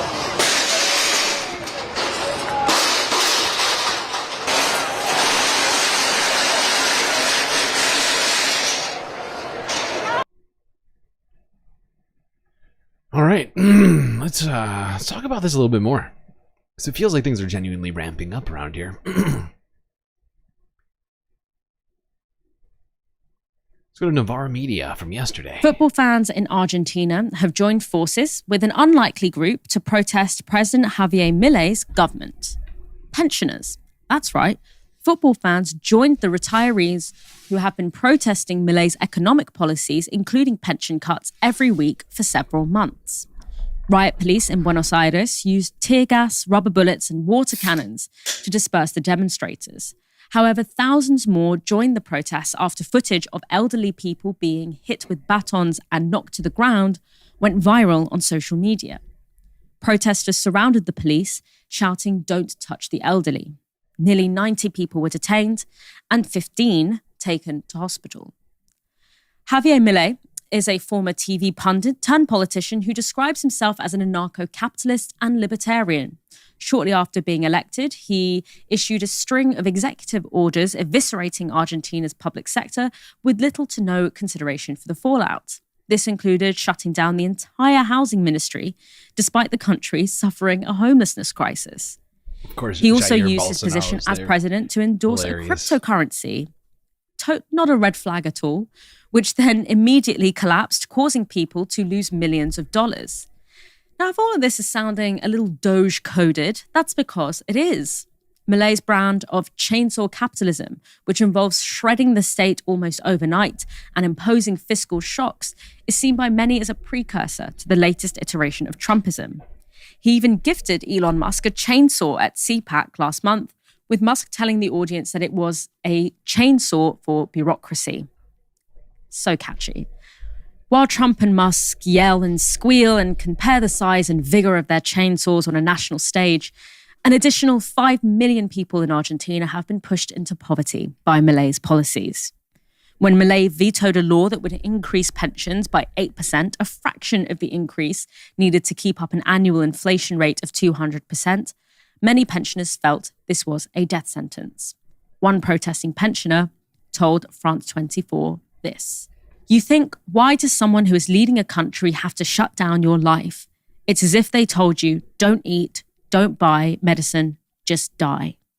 Helena, are we likely to see any kind of melee, Trump, Musk? Okay, there we go. A little bit more in depth on this melee situation, much of which we've covered in pieces around here, but not all of it, certainly. And, you know, it is a horrifying situation, and it feels all too close to home right now, in this moment, where Donald Trump is doing exactly what Javier Milei has done. Because the fact is the beginning of it all started with cuts to government jobs. He slashed agencies illegally against Argentina's constitution, just started firing people that he didn't have purview over. And then he started going for the benefits. And then he started going, you know, and then he put the Argentinian peso on the US dollar. You know, there was a step-by-step process that he basically went just gutting the whole country for his own benefits. All right, now let's go to another place that touches the United States in a different way. Donald Trump has been threatening this place, Greenland. It's the weekend report, so we got to do it all. Got to do it all.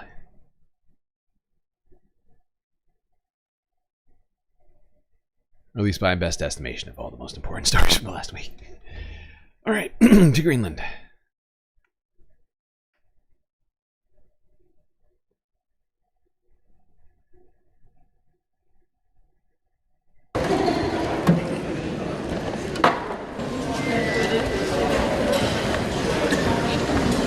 Now, Greenland is having an election here. I gotta vote for those who back us up in Greenland as Inuit, and we don't want to be American. Like, I don't want to be American, nor Danish. I'm Inuit.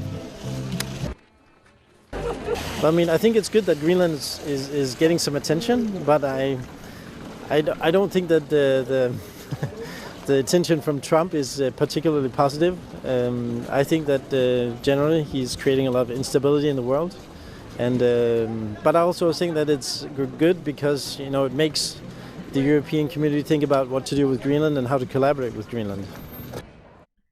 There you go. There's a few different perspectives from Greenland voters, all saying that they basically would like to have their own sovereignty and to be not American, not Danish, but Greenlandic.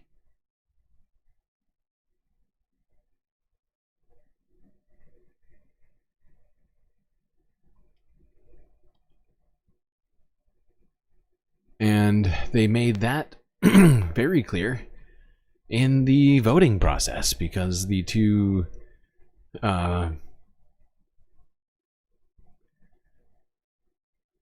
because both candidates who won the most votes, both are interested in Greenland having independence.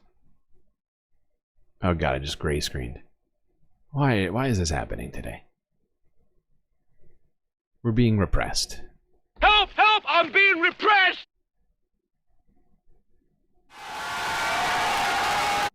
What did we do to deserve this exactly, YouTube? What did we do?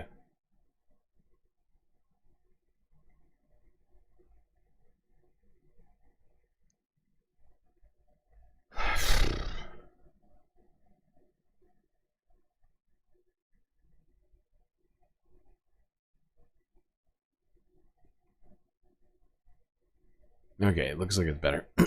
Okay. Yeah, let's go here and talk about the results of the election. Here's Guardian News. Yeah, from 2 days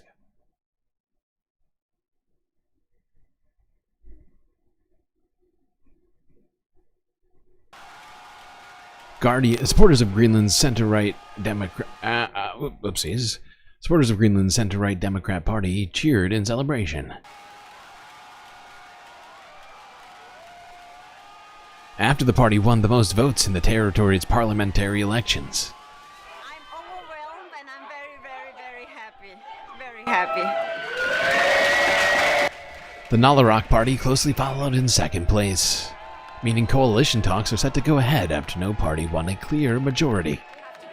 Cooperate with other parties as well, and I do believe, as what we have seen for now, people want change. Local officials say turnout at the polling stations was unusually high after the election took place in the shadow of Donald Trump's threat to take control of the territory. Both parties are in favor of independence from Denmark, but differ on the pace of change. The future government is expected to map out a timeline for independence, which is backed by a large majority of Greenland's inhabitants. There we go. A lot going on this week. A lot going on. By the way, if you gray screen, one thing that's been working for me is just looking for when the live button goes gray, and then clicking that. And that's been pushing me forward a little bit. Tiny bit of help. All right. Let's go here. See what Keir Starmer had to say. PMQs when talking about Donald Trump's tariffs. He had this to say.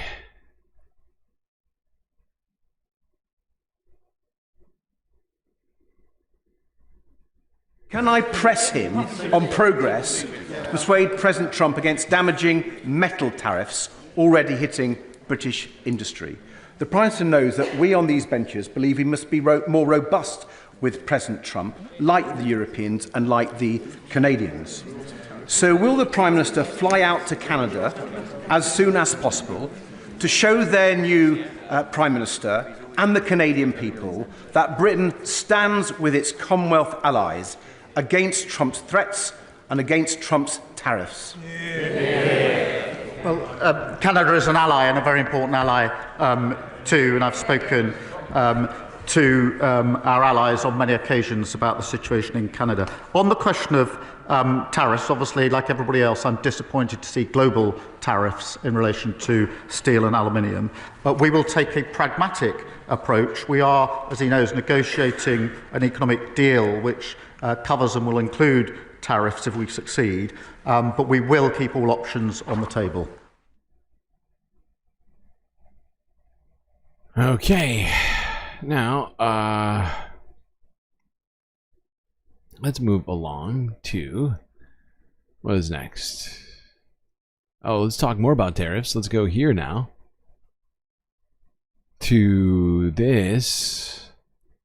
Here was this was, I think, Ursula von der Leyen, who announced countermeasures to the U.S.'s tariffs, which were put in place earlier this month.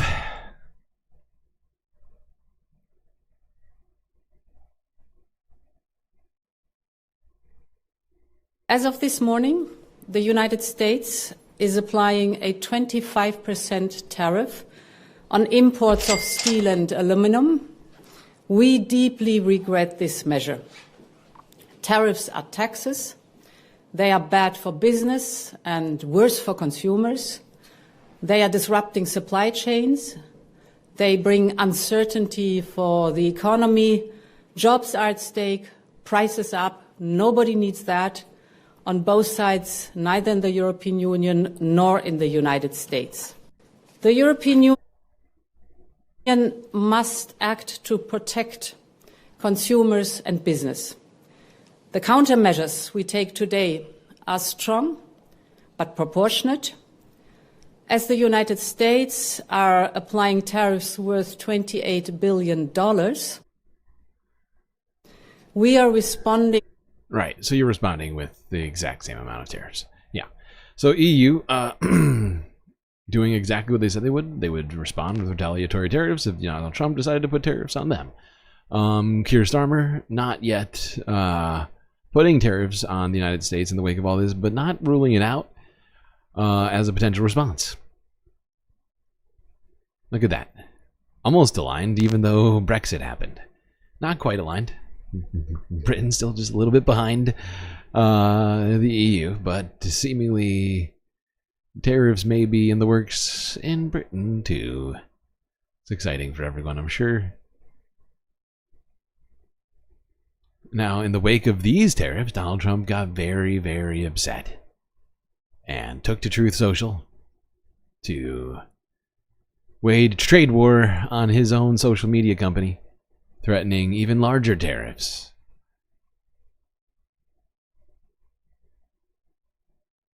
This was yesterday from CNN. A major escalation in President Trump's trade war. The president now firing back at the retaliation Europe took yesterday. Here is what he just posted. Quote, "The European Union has just put a nasty 50% tariff on whiskey.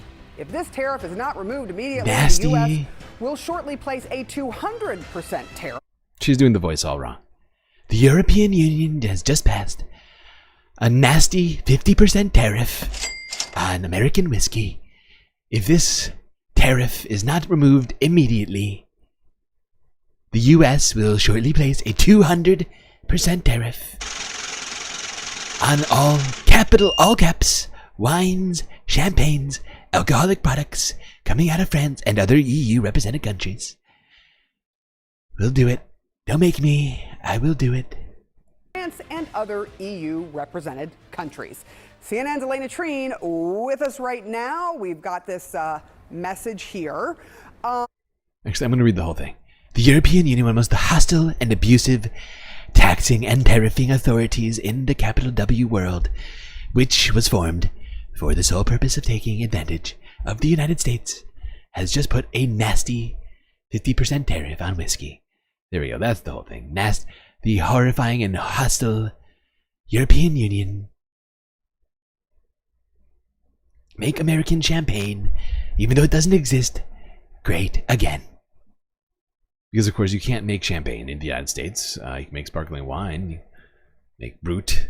You can't make champagne, though, because it's actually, the name has nothing to do with what goes in the bottle. Well, a little bit to do with what goes in the bottle, but is only called that because it is in a region of France called Champagne, or Champagne. Yeah. So yeah, making American champagne industry is nothing can be done to make the American champagne business better. It's not possible.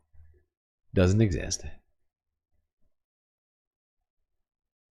All right, let's talk about a different industry, which is struggling. The EU automakers, which have been trying to transition to EVs in all places, are now in serious trouble, as one of the big export markets for them was the United States, but with tariffs on European EVs coming into the country. Well, some companies are having a bad time already and are forecasting even worse times in the future. Let's go here. Reuters from 16 hours ago. BMW expects a $1 billion hit to its earnings from tariffs.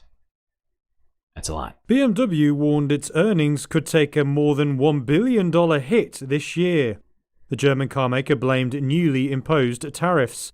It comes as trade tensions escalate between China, Europe and the US. BMW forecast an earnings margin for its cars segment of 5 to 7% for the year. They factored in the impact of a full year of EU duties on its China-made electric vehicles. They also included US duties of 25% on steel and aluminum and on vehicle imports to the US from Mexico. Tariffs looming. Are you having deja vu? Some of these stories are from earlier this week. You've seen in similar orders. Well, we always go west to east, so I mean, we are still talking about a lot of similar stuff. Some of these are different videos, different takes on some of this stuff. I see what you're asking, Donald James. But yeah, this is the week ending report. You know, you of all people, you've been here since the early days, very early days, early months. You found this stream, you've been supporting, you've been on the the old patron list for a very long time. You should know, it's the week ending report. We are talking about a bunch of different stuff that's happened this week, and some of it we've already seen. It's true. That's what the week ending report is for. It's for, you know, especially. I mean, we cover new stuff like we're covering right now with BMW? Yeah. But we're also gotta keep people who may have missed earlier streams this week informed, up to date on what's been happening. So I'm sorry if I've disappointed you. But this is just, you know, this is a classic week ending report. From the EU and the US would have a far greater impact on the car maker. BMW is also the highest auto exporter by value from the US. BMW CEO Oliver Zipser. In the United States, 1 out of every 2 vehicles from our plant in Spartanburg, South Carolina, is exported. Last year, we achieved an export value of over $10 billion US. This once again makes the BMW Group the largest automotive exporter in the United States by value. We benefit from an integrated global economy. It also exports over half its vehicles made in Germany outside the EU. Executives struck an optimistic tone on Friday, though. They said they don't expect the tariffs to remain in place for the whole year, but added if the... Oh, we're predicting Donald Trump's tariff policies now, are we? Fascinating. I feel like that goes bad, predicting what Donald Trump's going to do from day to day, but okay.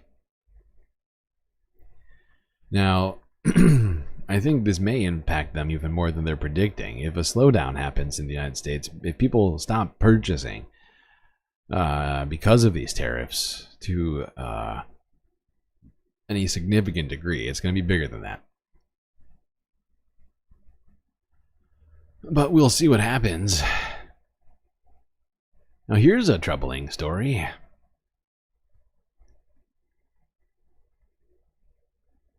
Let's go to BBC News from 17 hours ago. This is something we've talked about. We haven't talked about it in a while, but we were talking about it last year. We've been talking about the Ukraine conflict for the last 13 months. But it's coming back up.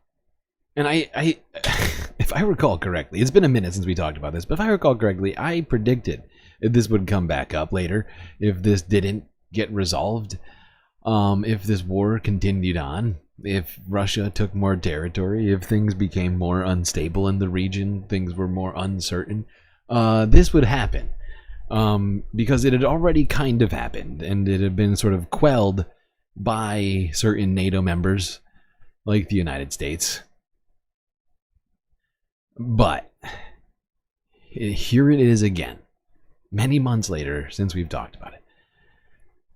More EU countries, once again, reiterating their desire for nuclear weapons. You know, we talked about it. It was likely. It was likely going to happen. It had already happened. Multiple countries had floated this idea of them getting nuclear weapons to defend themselves from Russia. With the territorial expansion that's been going on in the region, I can't remember all of the countries we talked about that had mentioned it, but I think Lithuania mentioned it at one point. I think Finland mentioned it at one point. And I think this is just a re-mentioning from Poland, because Poland's president has called for U.S. nuclear support in all of this trying times. Should be fascinating to see what Donald Trump might have to say about this, since he's been talking about denuclearizing amidst all of this. But Poland seemingly getting a little concerned, seeing as they are so close to all of this. Probably thinking about, I don't know, the past, where Russia invaded simultaneously with Germany during World War II. They might be thinking about that.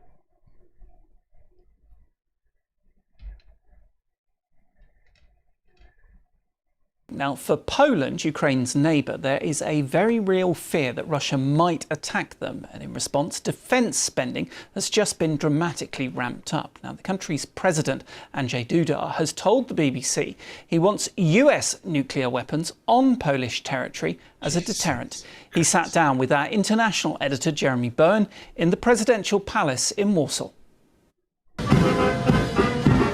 Poland is a country where memories of the past, wars, invasion, occupation, shape the way they see the present.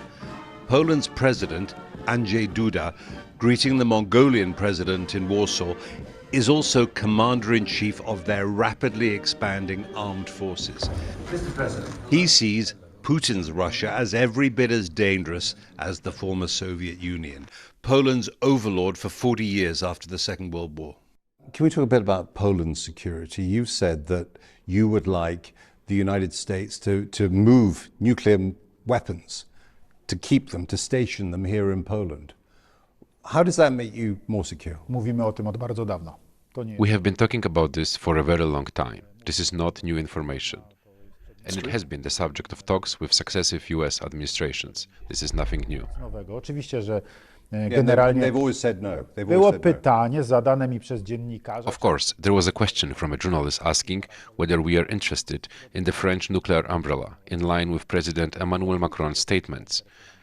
I said that, of course, because any nuclear protection would be valuable to us, just like American nuclear sharing. We have been advocating for nuclear sharing for many years. So far, no decision has been made on this matter, but I am very clear that, from my point of view, Poland's position on this remains unchanged.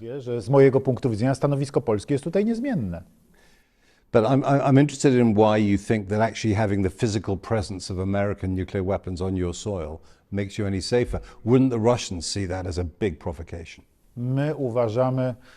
First of all, we believe this is a matter of security. This weapon is not an offensive weapon, it is a defensive one. I want to emphasize once again that this is a weapon designed primarily to defend against a nuclear attack.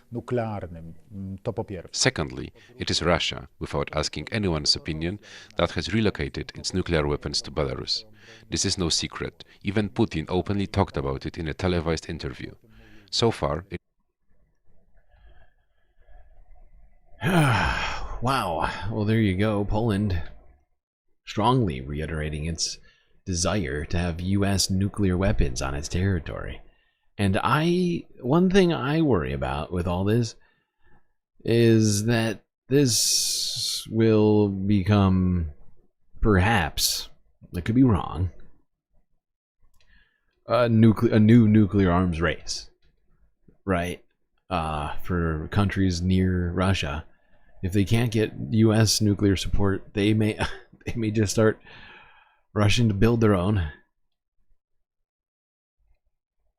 And it's troubling. But of course, the U.S. probably will not be putting nuclear weapons on Polish territory.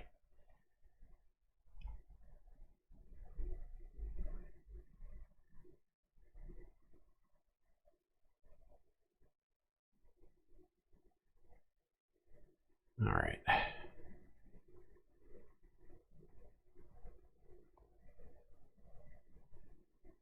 Now, Donald Trump was asked by a very rude Washington Post reporter, very nasty, terrible question about Russia, about the fact that even though Putin is talking about how much he wants peace,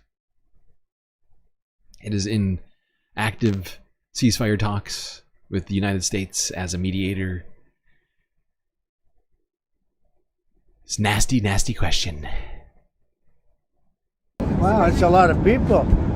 That's a lot of people. Any questions? Yes, sir. So on Russia, have you made a final decision about what sanctions or tariffs you might impose on Russia and when that might be? We're looking at a lot of things. We have big meetings coming up, as you know, in Saudi Arabia. That's going to include Russia. It'll be Ukraine. We'll see if we can get something done. I'd like to get something done. A lot of people died this week, as you know, in Ukraine. Not only Ukrainians, but Russians. So I think everybody wants to see it get done. We're going to make a lot of progress, I believe, this week. Is President Putin disrespecting you by attacking Ukraine when you're trying to make peace there? Is President Putin disrespecting you by attacking Ukraine when you're trying to make peace there? What did he do? What's he doing? Is he disrespecting me? Yeah. Who are you with? I'm Michael Burnbaum from Washington Post. You've lost a lot of credibility. Look at his dumbfounded face. He's like, am I being disrespected? Oh, it's a Washington Post journalist? I have no answer for that. You're very disrespectful. Lost a lot of respect. I'm gonna be calling Jeffy about this later. Calling your boss and telling him you've been a very bad boy, asking me nasty, terrible questions.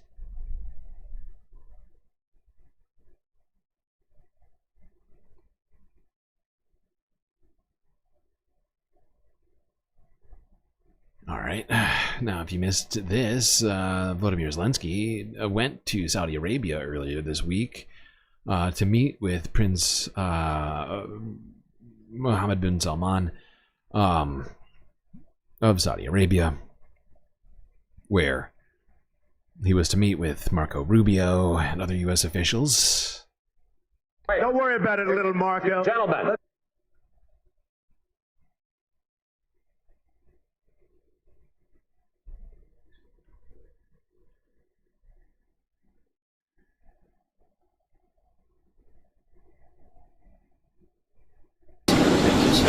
See you again. Thank you very much. Mr. President, welcome. We're thankful to have you. Thank you.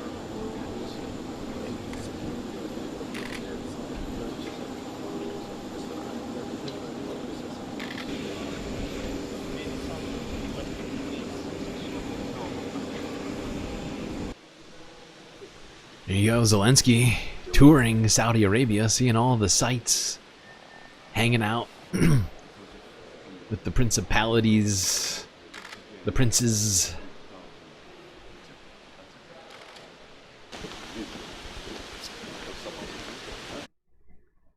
Or whatever you call them.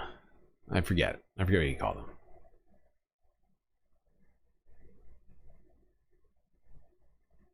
Yeah, Zelensky apparently came to some agreement with the United States. Zelensky made a video which we watched earlier this week saying that he had accepted terms with the United States that included a 30-day ceasefire. Saying at that point that he thought that it would prove that Russia was not serious about peace. And we'll get to that in a second. But the international community came out and endorsed that ceasefire.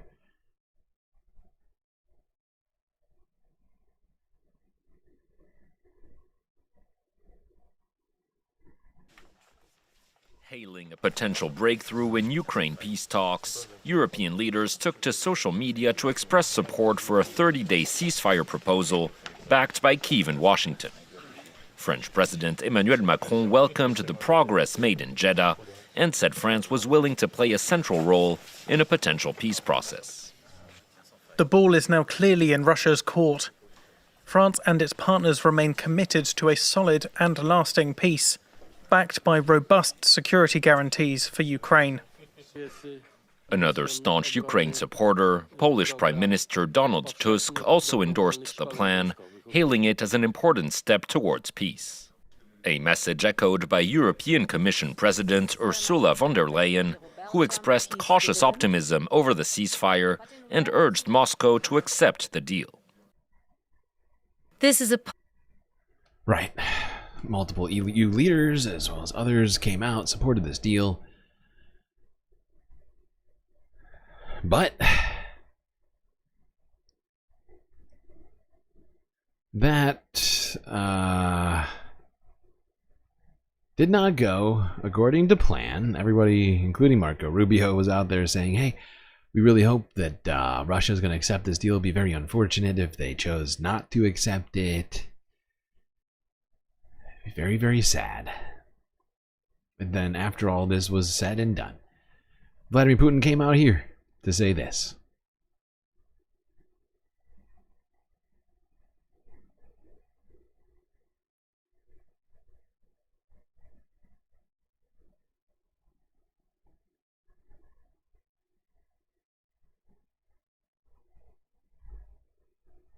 Go Web Go.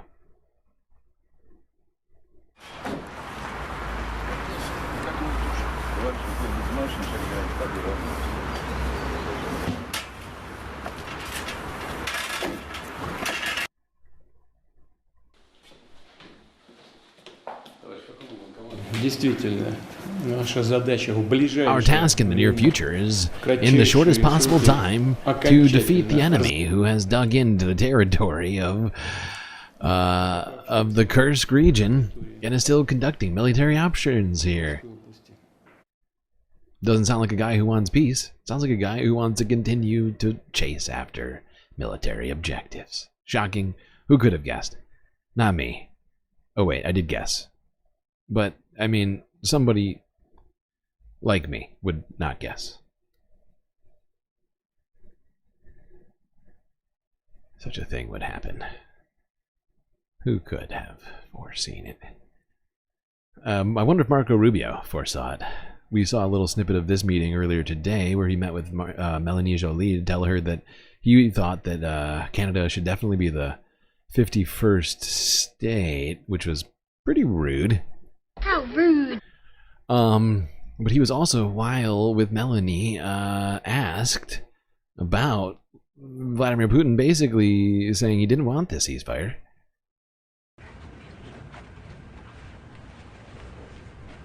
Mr. Secretary, the Russian rejected the plan. How are you planning to take it from here? Marco? Do you have a response to that? You're just gonna smile weirdly? No. Cool. So yeah, Marco didn't feel like responding about what was going on there, awkwardly shaking Melanie Joly's hand before telling her that Canada should be a state. One big state.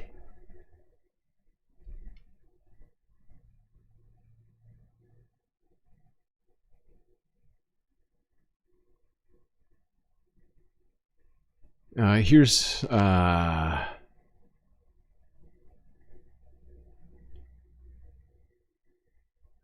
where am I? Okay, yeah, let's go here. This is Donald Trump. Not Donald Trump. Vladimir Putin. They're all very similar guys. Now that I think about it. Vladimir Putin, instead of accepting the agreement, decided to lay out new conditions for a ceasefire after hearing about the ones that existed. After Zelensky had accused him of preparing to reject the ceasefire, he did just that. Laid out his own plans for a ceasefire. Totally normal. Ceasefire day one.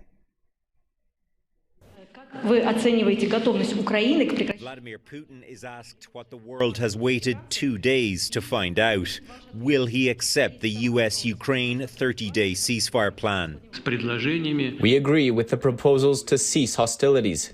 A positive-sounding answer at first, but there are conditions. This cessation should lead to long-term peace and would eliminate the original causes of this crisis. Those causes include the possibility of Ukraine joining NATO, which the US now says is off the table. But there is also Putin's false claim Ukraine is led by neo-Nazis. He knows there is little prospect of a changing government in Ukraine in the near future. Putin's maximalist demands in Ukraine have not changed. He wants to destroy Ukraine as a country, and he does not want it to become part of NATO and the European Union. Then there is the timing of this peace proposal. Putin's troops are retaking much of the Russian land occupied by Ukraine since last year, an advantage he will want to press home. Putin visited the region Wednesday. Who will figure out how and when the ceasefire is broken? These are many of the questions that need to be analyzed carefully. Putin met with Washington's special envoy Thursday, and the Russian president says he is prepared to speak with his US counterpart directly. Who will figure out when the ceasefire is broken? It's not supposed to be broken. That's very stupid. Now, here was more peace, very peace-loving talk from Putin.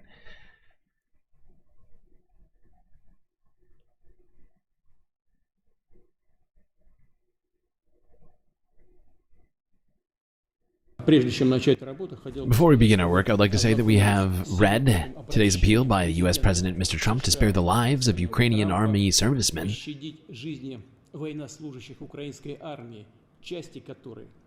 parts of which are blocked by Russian troops in the zone of Ukrainian armed forces invasion of the Kursk region. In this regard, we draw attention to the fact that Ukrainian militants have committed numerous crimes against the civilian population in the invasion zone. These acts, as I've already said, are classified as terrorism by the Prosecutor General's Office of the Russian Federation. At the same time, we understand President Trump's call to be guided by humanitarian considerations.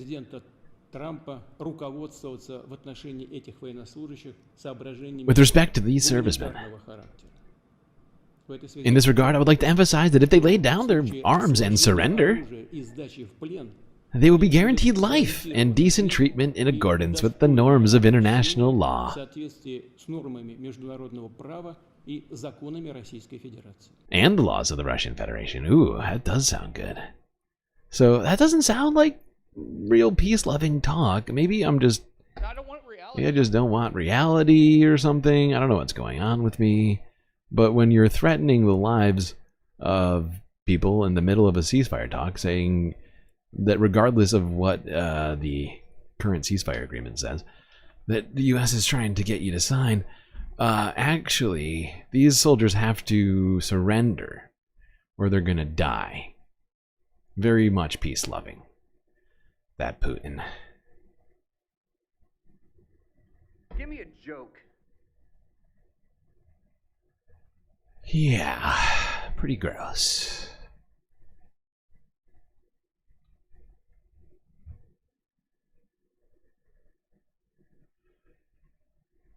Here I thought Donald and Putin were gonna get along swimmingly, but seemingly Putin coming out and sort of throwing a real wrench into the gears of all this, claiming that the Ukrainian soldiers have committed terrorism according to Russia's laws. Now, I know according to international law, Russia's committed a bunch of violations on that front, which have been well documented. In fact, I'm pretty sure there's an ICJ warrant with his name on it for that, so it's a little weird that he wants to talk about trying Ukrainians in his territory under international law, something which he doesn't really respect, doesn't even sign on to. So, not sure why we would be talking about international law, but I mean, there we go. All right, we're going to take a break now because we have still a bunch more videos to get through.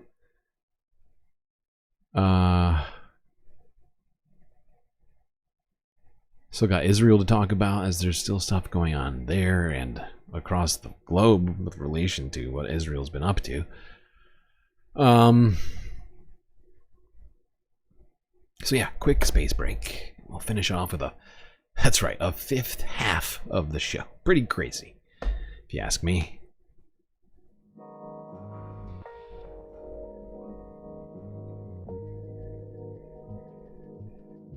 Well, I hope everybody has been enjoying the show so far. If you haven't already, hit the like button and don't forget to subscribe. While you're doing that, do also consider contributing to the Galactic News Network, as we are completely funded by viewers such as yourself.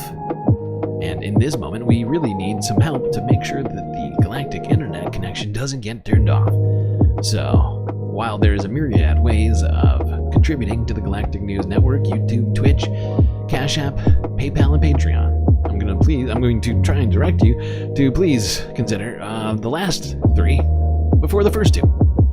Because when it comes to Cash App, PayPal, and Patreon, I see that money immediately if not sooner. That's right. But the best way for you to get the most galactic benefits for your Earth dollars would be to get a Patreon membership, or maybe upgrade it. But the baseline patron tier, it's only $3 a month. You get a treasure trove of space benefits unseen by the rest of the goddamn Milky Way galaxy. So make your choice. Keep the Galactic News Network alive, as you are our only hope. Anyway, chat, enjoy this short space break. Grab yourselves a drink, maybe a snack, and I will be right back.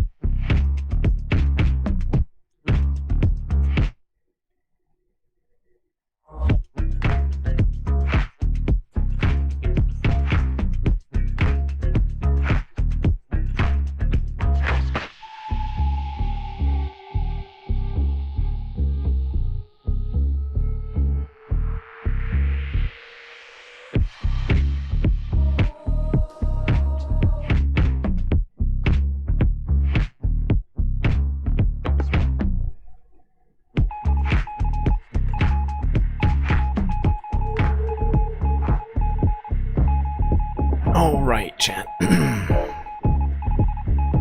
That's gonna be it for that break. Time for us to get back to the show. It's snowing more? You mean on the screen? I feel like it's snowing the normal amount. I am going to be taking these down very, very soon. Maybe this week. I might actually start it Sunday. Considering Holly is already starting, some people are already celebrating spring. We might as well get into the spirit because it's getting hot out there already. So hot right now. I feel like I'm deluding myself. The winter's going on longer than it actually is every time I look at this. And that's right, it's 60 degrees in New York right now. Very hot. That's hot. Alright, chat, let's get back to the galactic content.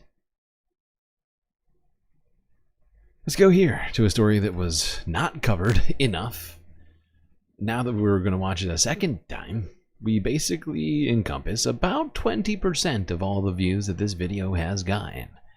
Here's the AP archive, which was posted 2 days ago to the AP's vault of, stories that never made it. But this happened Monday, if I recall correctly. And pretty horrifying, if you ask me. Because Israeli IDF soldiers set fire to a mosque. And with the current invasion of the West Bank, that would constitute this as being a war crime. Here we go. Mosque in the city of Nablus vandalized and set ablaze by IDF soldiers. Hey, Maywormy getting the 5th half started for us in great spirits. Thank you for the super chat. Good morning, Space Fams. GSL coffee on me this morning. I could go for that coffee. Appreciate you. Appreciate you, May.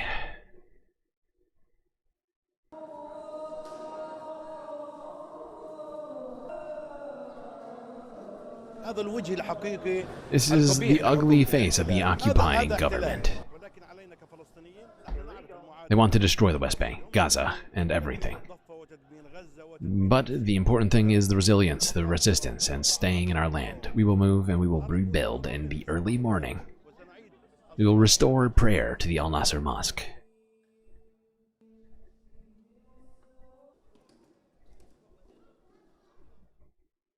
There we go. 30 seconds is what that got on the AP archive. Got a full minute here at the Galactic News Network as we watched it twice. But it's truly a fucking horrifying story that should have gotten way more coverage. It's a fucking war crime. It's an international crime. Crime against humanity. Deliberately setting fire to a religious site in the midst of an invasion is just that. There's no other definition for it. Well, I gotta reload this list. I shifted a couple things around on the 4th break. May have added a couple of surprise videos in here. Just because I wanted to keep it going.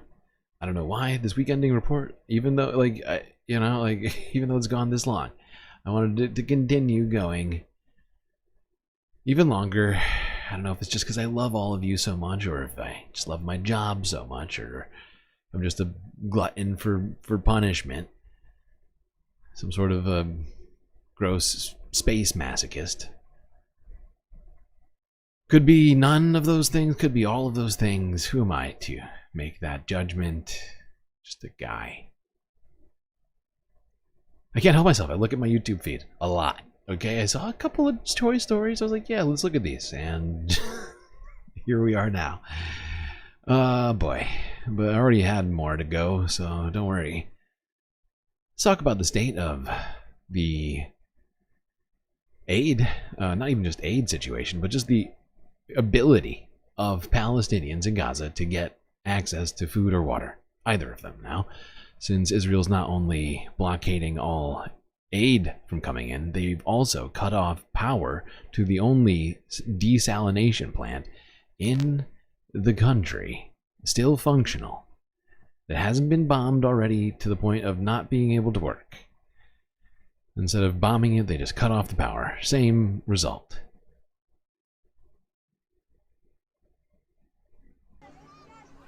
The water crisis in Gaza has gotten worse since Israel's announcement on Sunday it was cutting off the only power line feeding the water desalination plant in central Gaza. The cut disrupted the water supply to more than 600,000 people who now face a new humanitarian crisis. Sorry. I made a huge tiny mistake. Volume was low. Should be better now. The water crisis in Gaza has gotten worse since Israel's announcement on Sunday it was cutting off the only power line feeding the water desalination plant in central Gaza. The cut disrupted the water supply to more than 600,000 people who now face a new humanitarian crisis. This decision comes amid the ongoing blockade on Gaza, with Israeli authorities stopping the entry of essential aid in line with a directive from Prime Minister Benjamin Netanyahu. We're trying to cover the needs of Gaza, especially in the north, by producing approximately 1,700 cubic meters of water daily, serving more than 1 million people. Our goal is to expand geographical coverage as much as possible despite the major challenges we face.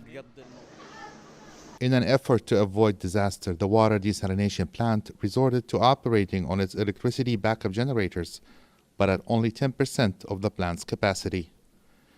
Despite this measure, the available fuel reserves will last only a few more days, signaling a further decline in the water situation in the Gaza Strip. We have faced significant difficulties in operating the water purification plants, mainly due to fuel shortages and the complete lack of electricity in Gaza. Additionally, large company warehouses containing essential desalination equipment were burned, severely impacting production.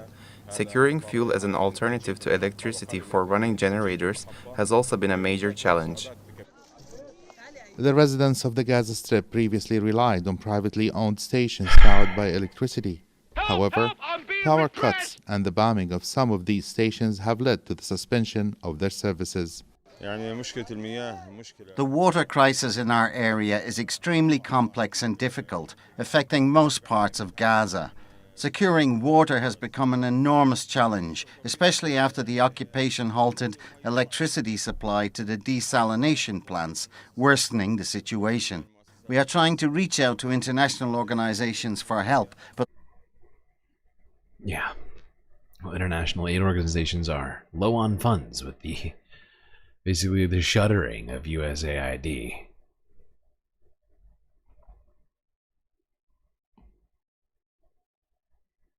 Now, not only lighting a mosque on fire in the midst of an invasion, or just, I think in general, is a crime, but it is a war crime in specific in that instance. This is being considered a crime against humanity as well. Here's the AP archive from an hour ago. 31 views. Look at that. We have more viewers than this video's gotten views yet.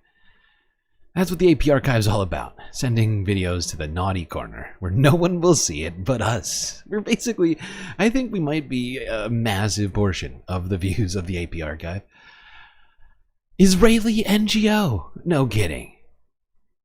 Israeli NGO calls Israel's decision to cut off electricity supply to Gaza collective punishment. Now, I don't want reality. It's science.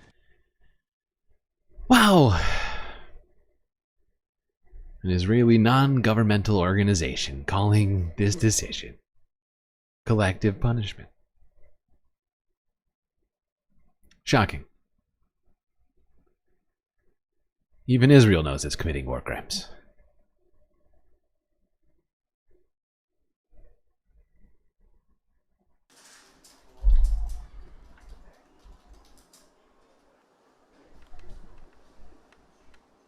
The desalination facility in Deir el-Balach was providing 18,000 cubic meters of water before the cutoff of electricity.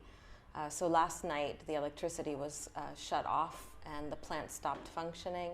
Today, it's expected to start running on backup generators and will be able to provide only 2,500 cubic meters of water.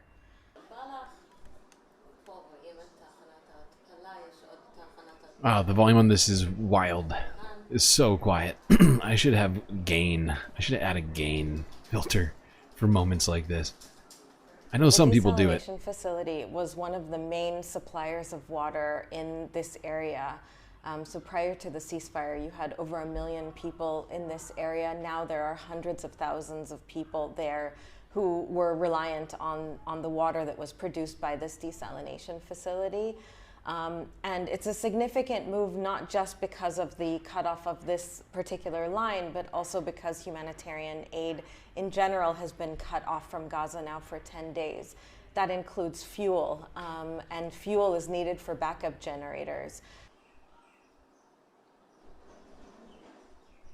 Jesus Israel Christ. is saying that it's cutting off the supply as a form of pressure, as a tactic to press Hamas to continue in phase 1 of the ceasefire arrangement, to release more hostages. From Gisha's perspective, this is collective punishment, the stopping of humanitarian aid, the deliberate stopping of supply of electricity, of water, of medicine to the civilian population amounts to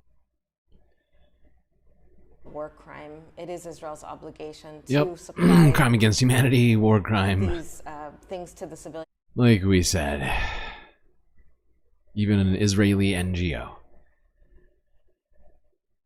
laying it all out, piece by piece, very clear what's going on. So let's talk about something. Let's leave talking about that war crime for a second and talk about some other potential crimes. Also potential issues surrounding this situation right now as it relates to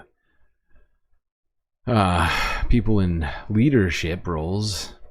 Let's go to the UK first to talk about that crime I just sort of alleged, or I think is being alleged, essentially. I believe this is a MP by the name of Emily Thornberry. I know she's in some way involved in the UK government. Hold on, let me look this up. I can give you more specifics on this. Emily Thornberry. She is an MP, a member of Parliament for Islington South and Finsbury. She's been an MP since 2005. She's also the Shadow Chancellor? Something? Shadow Secretary? Shadow Attorney General. She has a problem right now. It's not really a UK-based problem. It's an Israel-based problem. It's just being exported to the UK. She's going to point out what that problem is here. This is a Navarro video from 2 days ago.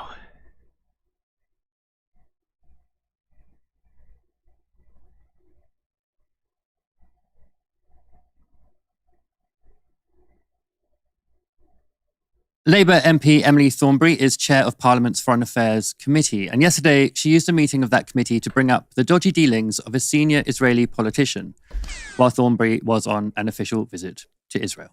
Would you expect, Minister, if there was a visiting delegation of members of Parliament to the House of Commons, for the delegation to be videoed without their knowledge or consent? If someone was visiting the House of Commons? Yes. Certainly not. I would think that'd be very unusual. Or for it to be put on and indeed briefed to, let's say, the Daily Telegraph in disparaging terms. I'm not familiar with the details, but clearly if someone was visiting the House of Commons, we'd want to show them And it would be courtesy. particularly bad, wouldn't it, if it was the Deputy Foreign Minister of Israel who would be videoed in the UK and for disparaging comments to be made about her evidence or her private meeting that she'd had, let's say, with us. Because the opposite has just happened to us. And a video of us at the Knesset meeting the Deputy Foreign Minister has been posted on Instagram. We understand that, I mean, certainly we had no knowledge that it was being videoed and assumed, of course, that it would never happen. Thornberry was talking there to Foreign Office Minister Hamish Falconer. So who is Israel's Deputy Foreign Minister? Sharon Haskell is currently a member of the right-wing Hope Party, though she's done a tour through most of Israel's right-leaning parties in her short career. She's been serving in Israel's Prime Minister Benjamin Netanyahu's government since last year. Now, since Thornberry's intervention, Haskell appears to have removed the secretly recorded footage from her Instagram. But everything is forever on the internet. Yeah, interesting. Okay, so yeah, this is pretty insane, right? I mean, I'm being a little bit inflammatory when I call it a crime. I mean, it was on Israeli territory. Technically, I guess they can do whatever they want, but this is incredibly bad taste when it comes to diplomacy. And if they had done it on UK soil, which is actually when I first heard her talk about this, I misheard her. I thought it had happened on UK soil, so that's why that comment got so perhaps inflammatory there, because, yeah. You know, technically probably not a crime. Gray screened. This happens every time that we get the ring of death. We get a ring of death and a gray screen. And I have no idea what causes it. It goes back to being perfectly normal like 30 seconds later. I'm just gonna get this started in like 5 seconds. Remember to click the live button. It'll help. Supposedly, it has helped me when it does eventually give me the option to do that. Well, right now it's not doing that. But, okay. That's fine. Everything's fine. Look at it. It's perfectly fine. Okay. This is what you posted. If there's elections tomorrow at the West Bank, did you go there to talk to them? Why hasn't been an election there? Well, I can give you the answers. The first is obviously that when there was an election and Hamas was elected and there was a rejection of that by the international community. Secondly, when there was a suggested election, there was a disagreement with Israel as to whether or not the people of East Jerusalem could vote. The fact is that there's no elections because the day after Hamas is going to take control.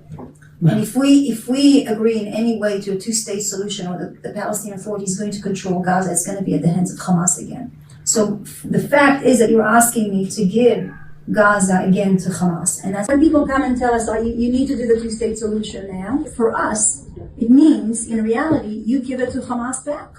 And that's something that we cannot accept. A source in the Knesset told the Jerusalem Post that Thornberry's meeting with Haskell was clearly being recorded and no filming was done without the participants' knowledge. Funny that Haskell deleted it then. Yeah, that is odd. I delete it if everything was above board, huh? Strange. Every MP should be filmed. I mean, I get what you're saying, Chucky. I do get that. I guess what I'm saying is if you know, it's just another example of Israel sort of doing whatever the fuck it wants, right? As it relates to diplomacy, it seems to just want to get its way no matter what. Do whatever it wants. I mean, filming and releasing a foreign official on your territory is pretty bad taste. That's all I'm saying. Pretty bad. Now, this is probably a bigger problem, actually. This next thing we're going to talk about, that being the lack of leadership. The lack of leadership to help both Israelis and Palestinians to take the necessary steps towards coexistence, or at least the end to this horrifying atrocity that Israel's committing specifically. I love this next video, France 24 English from 2 days ago, but this is something that we do have to talk about. You know, was Biden doing some sort of a stellar job? No, not even a good job. He was doing a horrifyingly bad job. But Donald Trump is talking about ethnically cleansing Palestine himself for his own real estate projects. In terms of leadership, I would say that's probably about as bad as I could have dreamed, nightmared. You know, we're circle of deathing again. Is it something I did to somebody? Why am I being repressed?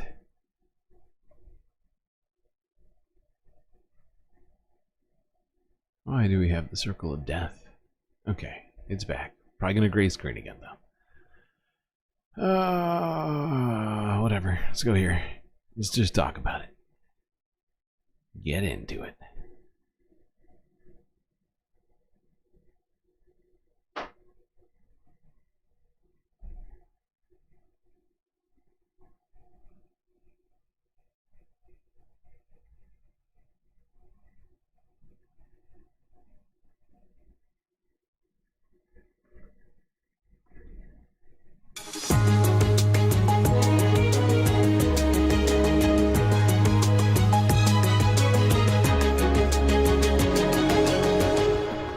Now, Gaza ceasefire talks continue in Doha. According to U.S. officials, Hamas is offering a truce with Israel, which could last 5 to 10 years, during which the militant group would lay down their weapons. This in exchange for the remaining Israeli hostages, both dead and alive. Washington is confident an agreement can be reached within weeks. We can now bring in Samir Sinij-Lawi, a political activist advocating for Palestinian reforms and democracy, as well as coexistence between Israelis and Palestinians. Thank you so much for joining us on the program today. Now, you penned an article in The Atlantic in December titled "My Hope for Palestine." And in it, you write, "The future you imagine is rooted in the past." You're in your 50s now. What was it like growing up in Jerusalem? Well, the city of Jerusalem, I was born in the old city of Jerusalem. I am a Muslim Palestinian that went to a Christian French school, Collège des Frères, La Salle School. So, Jerusalem is always a city of tolerance, diversity. It's a city of 3 religions, 2 people. So in my childhood, I couldn't find but part of my identity to see Jews going to synagogues, Christians to churches, Muslims to mosques. And until the first of days of the first Intifada is the uprising of 1987, I didn't feel there is a conflict. I didn't feel that there is the other side. But when the Intifada came, the conflict erupted me, invaded me from inside. Just like my whole generation on the Palestinian side, and I'm sure the same happened to the Israeli young generation on the other side. The conflict gives us a different identity. And then you felt you needed to also start an uprising in yourself, if you will. Well, that was why I thought I need to be part of us against them, and I started throwing stones, and it brought me to 5 years in Israeli jails, from the age of 15 to the age of 20. And what was that experience like? Because it couldn't have been easy for somebody that young. Well, one of the days that I cannot forget in my life is the day that the Israeli judge sentenced me to 5 years. It's very tough. But during this period, I started talking to the other side. The other side was the guard. I was the prisoner, but there was some kind of conversation to discover the other side. And I continued this long process of talking to the other side, talking to the Israelis. And this gives you some kind of insight on this conflict. When you start understanding this conflict from the eyes of the other side, you start thinking better of how to find a way out of it. Most of the problems now among Israelis and Palestinians that there is a lack of confidence and there is a lot of ignorance. We don't know each other. This is something you write about because you talk about the need for understanding and dignity on both sides. You talk about the humiliation Palestinians go through on a daily basis, but you also talk about the need for understanding the pain October 7th caused for Israelis. But the problem is Israelis and Palestinians who, like you, call for dialogue, are brandished traitors and dreamers. What do you say to the skeptics out there? Well, currently, Israelis and Palestinians, they have something in common, which is the hard feelings. There is a cocktail of feelings that is prevailing.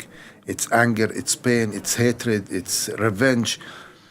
Still, with these kind of prevailing hard feelings, somebody needs to remind both sides that before being Israelis and Palestinians, we are human beings. There is a common humanity among us. It's science. And a human being realizes the pain of the others also. So we need to be able to open and unlock our hearts and start feeling the pain of the other side, whether Palestinians towards Israelis or Israelis towards Palestinians. And Samir, what exactly is your initiative? Tell us.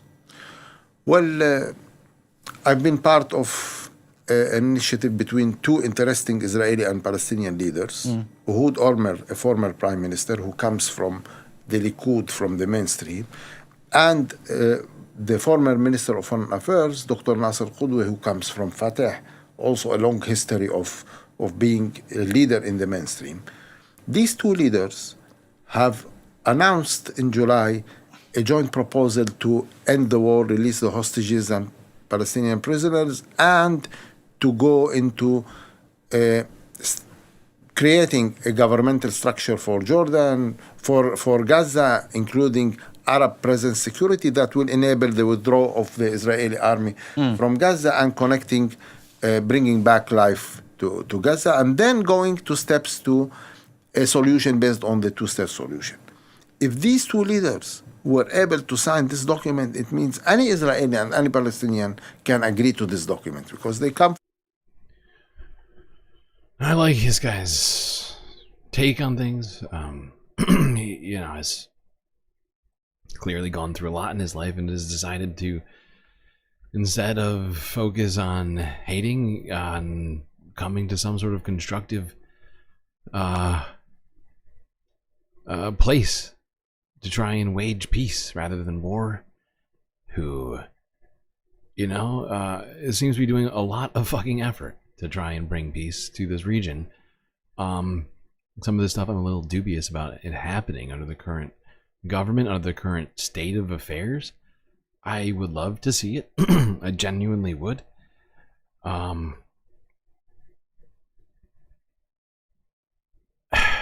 like things like Arab troops on the ground, maybe I'm just not seeing it. Maybe there is a way to do it. I'm just trying to think of who would do that. And I struggle to find a number because Israel seems to hate everybody in the Middle East. And yet I still hope for it. I still have optimism in this situation, regardless of all the reasons for me to be pessimistic.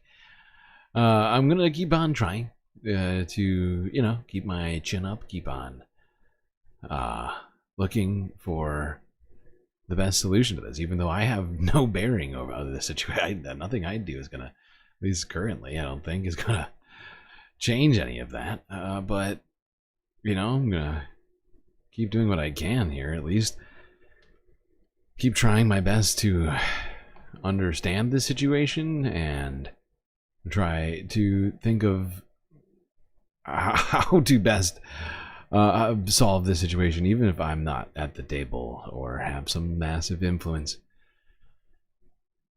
And like there's also so many doubts in my mind as well while that's all happening. Benjamin Netanyahu in charge. Everything he's done, all the people he's ignored up to this point. Whether it's protesters every single day, whether it's that agreement recently signed before this peace agreement came to beginning by IDF soldiers, saying basically a conscientious objection that they would not fight any longer. They would not continue to wage war against the civilian population. That they wanted Benjamin Netanyahu to take seriously the ceasefire proposals that have been, looked over. And of course now we have that ceasefire proposal. But with Donald Trump in office now, and no put, like, if there wasn't any pushback during the Biden administration, I mean, right now there's pull. Okay? There's now pulling, seemingly, from the Trump administration to go further, emboldening Israel to go into the West Bank, to not stick to the ceasefire, to think about other insane things like the United States taking over Gaza and Donald Trump creating a fucking hotel in the Gaza Strip. The vacuum of leadership is just immense.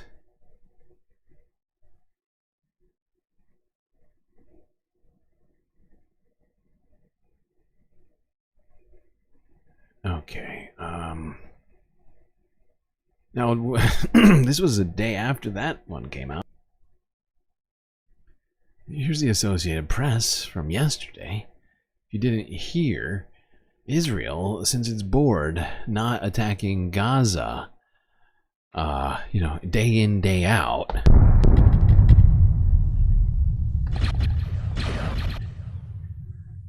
they've decided to, of course, as we've talked about, invade the West Bank with tanks and troops and bulldozers.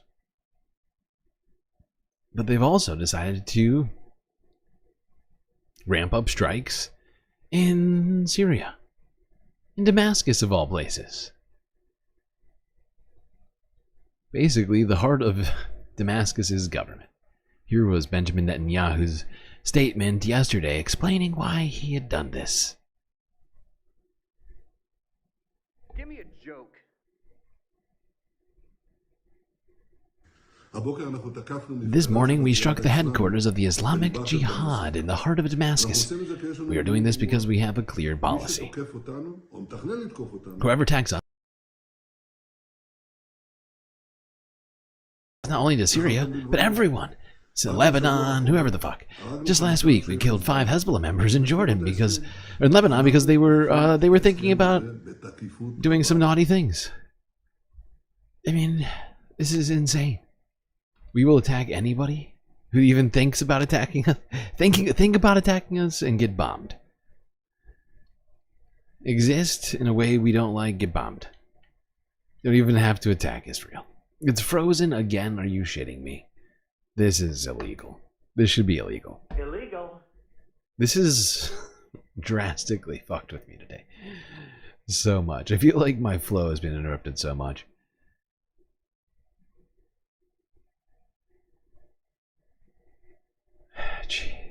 Jesus Christ.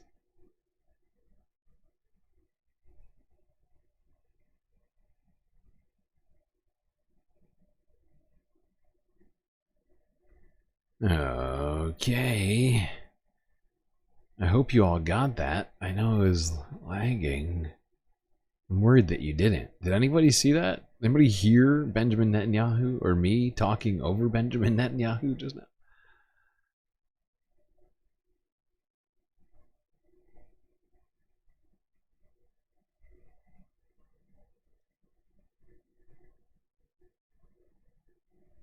Oh, never mind. I see it right now. I take it back. All right, I'm gonna keep it moving. Okay. So, let's go here. BBC News from an hour ago. The U.S. has rejected. Not Israel. The United States has decided to reject. An impractical Hamas ceasefire proposal. I wonder what could be so impractical about this. By the way, this is very breaking news. I haven't even seen it yet. I'm excited to know.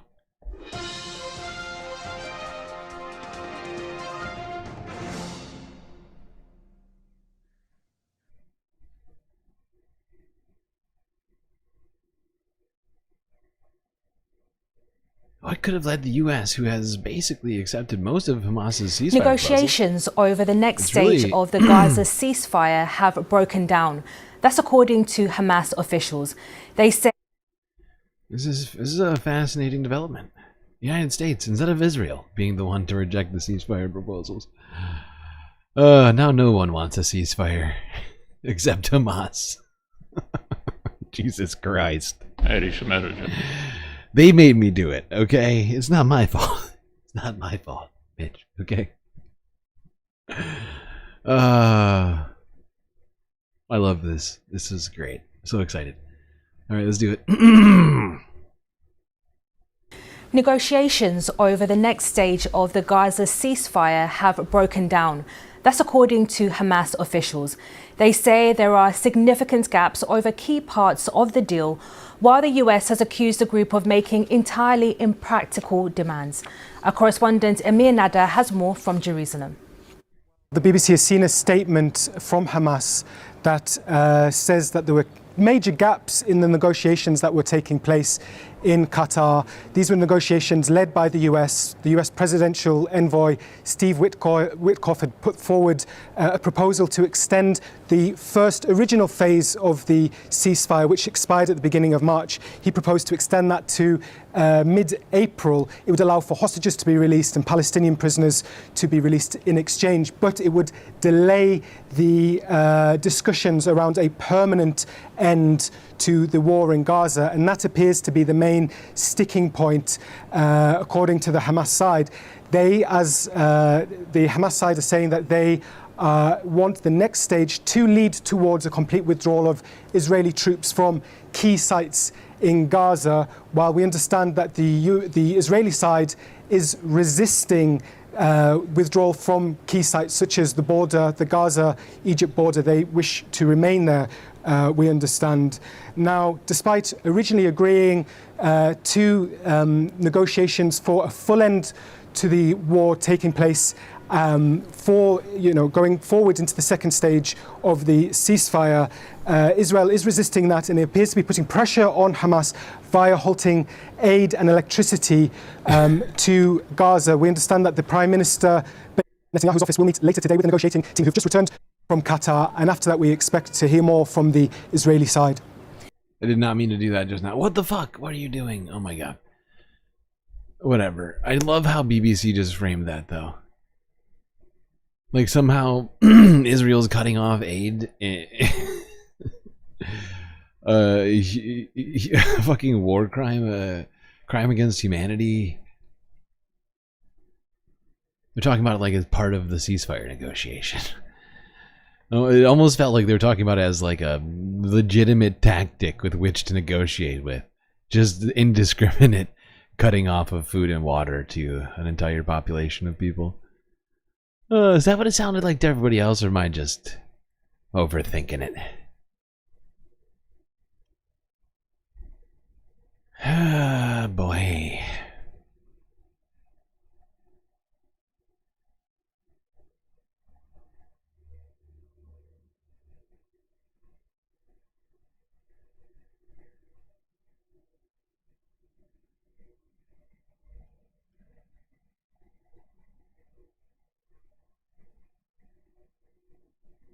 Okay, let's go here. If you missed this one's fascinating. Donald Trump had mentioned earlier that he wanted China and Russia to consider... Was it China and Russia? The US and Russia? I think it was maybe the US and Russia to denuclearize or to minimize, to reduce their nuclear arsenal. Perhaps part of his desire, part of his plan to enact his desire of getting nominated for a Nobel Peace Prize. Now, of course, Donald Trump, during his first term, decided to get the United States out of the Iran nuclear deal because it was a nasty, nasty Obama deal. Can't have that, Obama. But now I actually have a great plan. Gonna send the Ayatollah a sweet, sweet letter. Little cologne on the envelope, perhaps.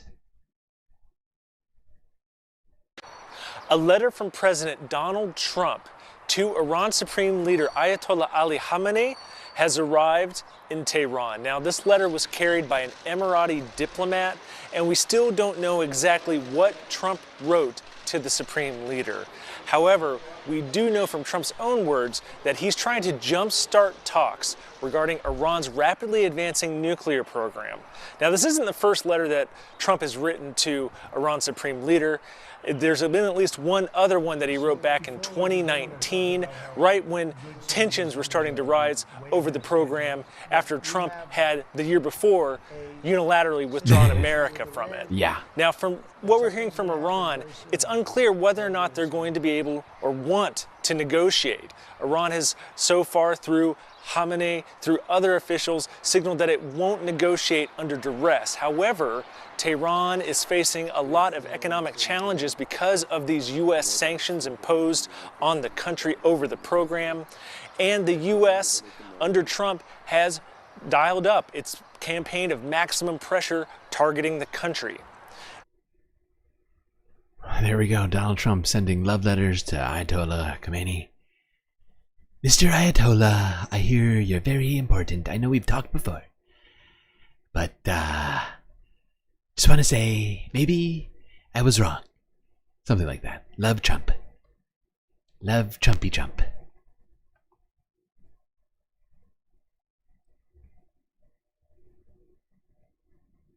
Other things Donald Trump has been doing, like, I don't know, tariffing China, are leading China to vow retaliation for these abrupt Trump tariffs.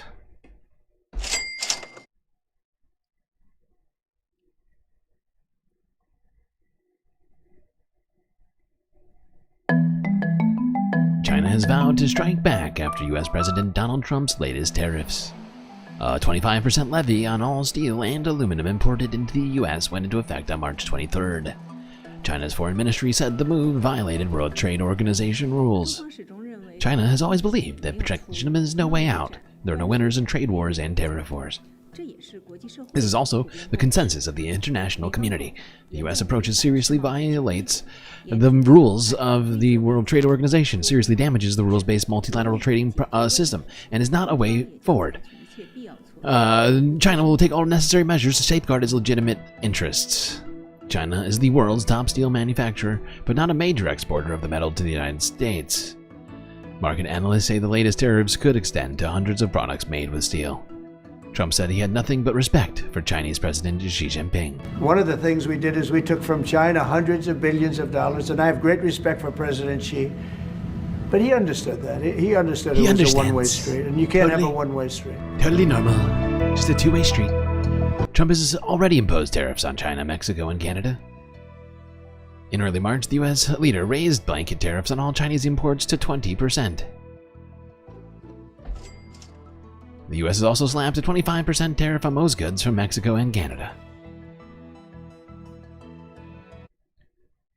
Waging war on our friends and allies, and enemies, enemies and friends, competitors and buddies, neighbors and people far, far away. Some say the furthest away possible.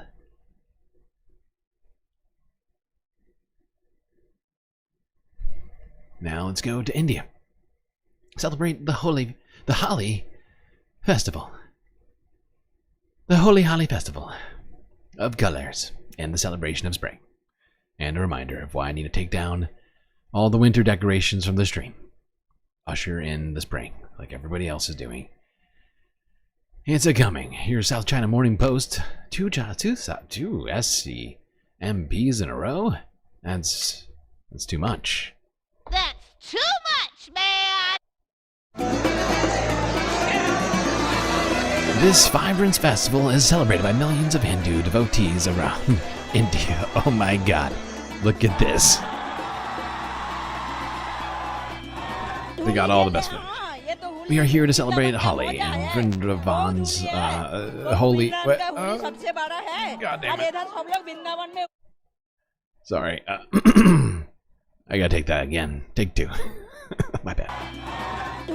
We are here to celebrate the Holi, and Vrindavan's Holi is really fun. Vrindavan's Holi is the biggest, and everyone here celebrates the festival. This is a big event.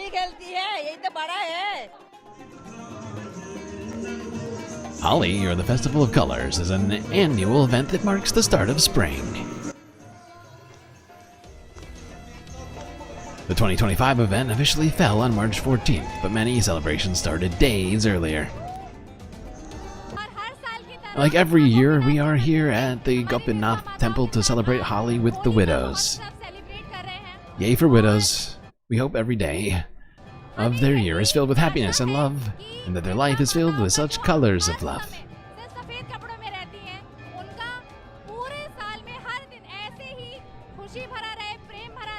She looks like she's having fun right now. Everybody looks like they're having fun. This looks like one of the best.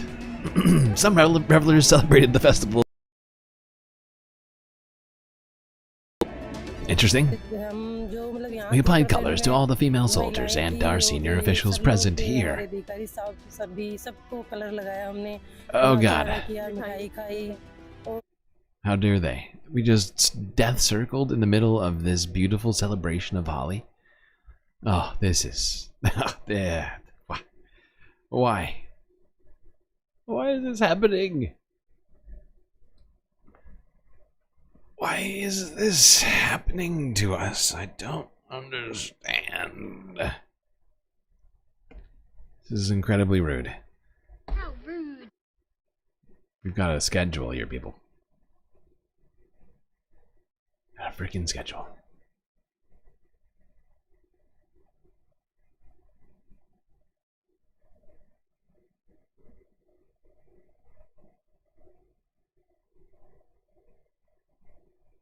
Okay, it seems to be. It seems to have picked up. Huh. It seems to have picked up right where I left off. Weird. Okay, fine. I guess we'll keep going. We sang, danced, ate sweets, and threw colorful powder in the air. We enjoyed it a lot, sir.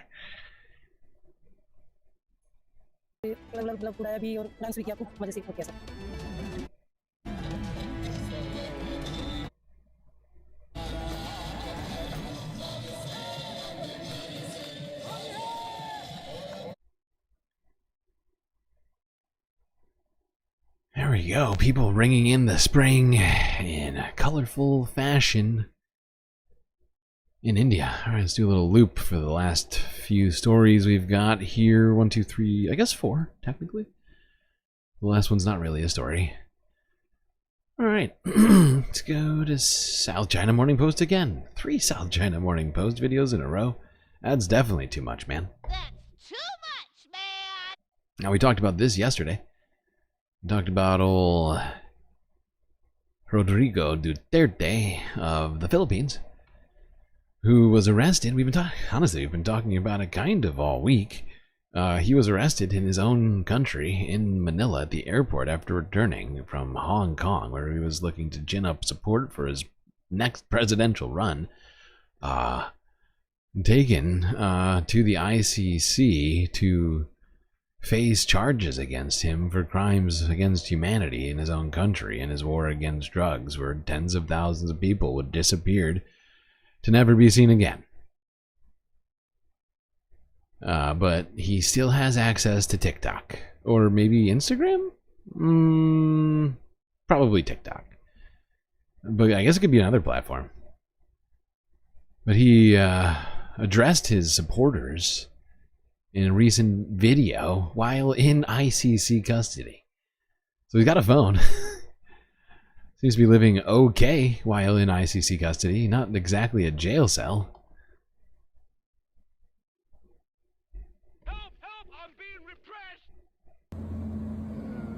To my countrymen,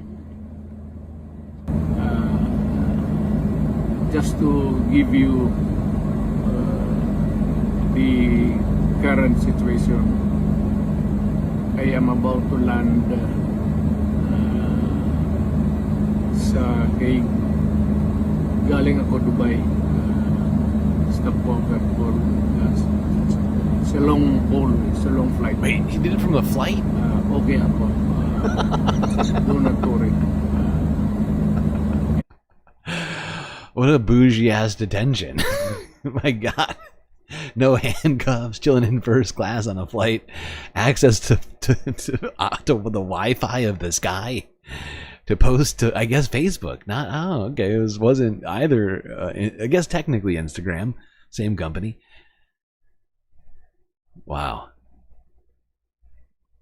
And, I think this is something to do with the law and order noon. Yeah, you think? Sabi ko naman sa mga police, military It's not all you said. Trabaho kayo at ako ang managot. Oh, he just changed to Filipino. He just switched to Filipino. Hold on.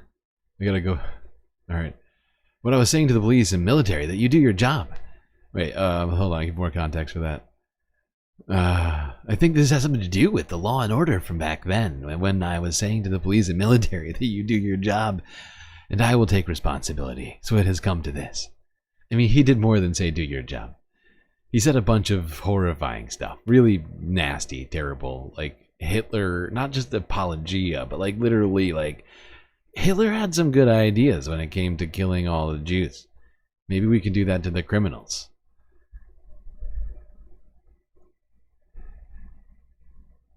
Truly horrifying, much of his presidency. I know he's beloved by some large number of Filipinos, but really did some shitty stuff to get there. For all of the whatever happened in the past. Oh, nice. Back to English. I will be in front. Law enforcement pati military. Of our law enforcement and the military. I will protect you. I said this already. I'm just gonna do translations. It's really hard to understand it. I said this already, that I will protect you and I will be responsible for everything. This will be a long legal proceeding. But I say to you, I will continue to serve my country.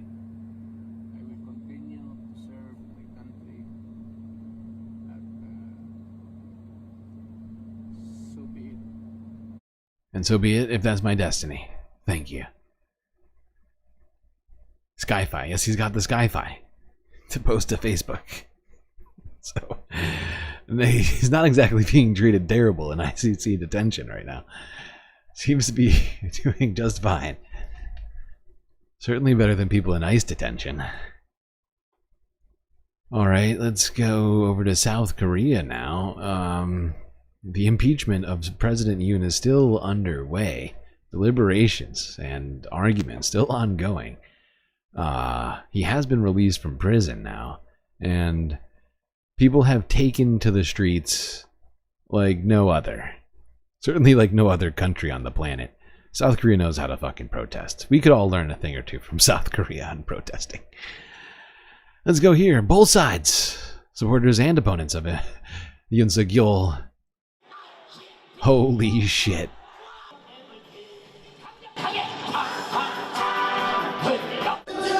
The Democratic Party passed 29 impeachment motions, cut down budgets, tried to legislate several unjust laws. Under such circumstances, President Yoon declared martial law to protect free democratic South Korea. I am enraged that he is being impeached simply for declaring martial law, and that is why I am here today.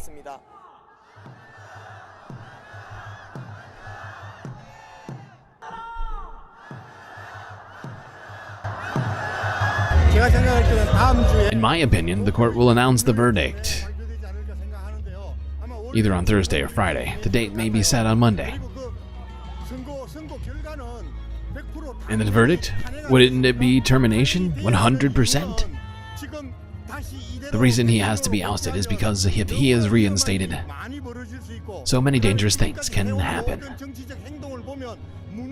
Also, based on what he has done, it is clear that he is incompetent. I believe even those who had voted for him are regretting their choices.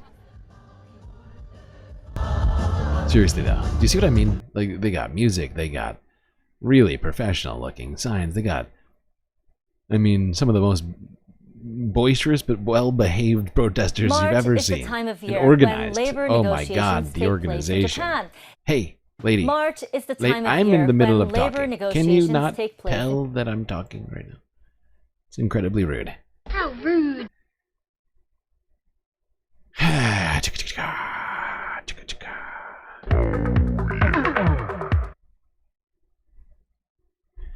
But yeah, massive crowds in the streets of Seoul, both pro and anti-Yoon Suk Yeol. A lot of people. We need that kind of solidarity in the United States. Okay, even if it's between just leftists and just, rightists. I'm fine with that. We just need to get better at protesting. We don't look like this, even kind of.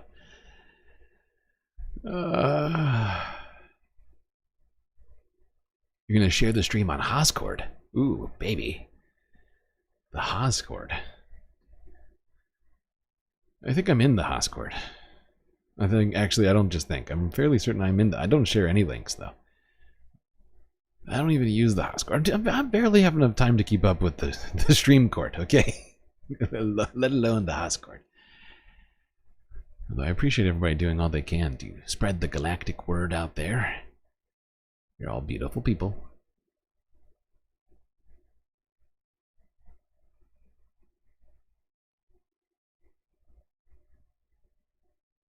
All right, last two clips of the night. Great job to everyone who made it this far. And my God, did you make it far. Nearly 9 hours of content already done today/yesterday.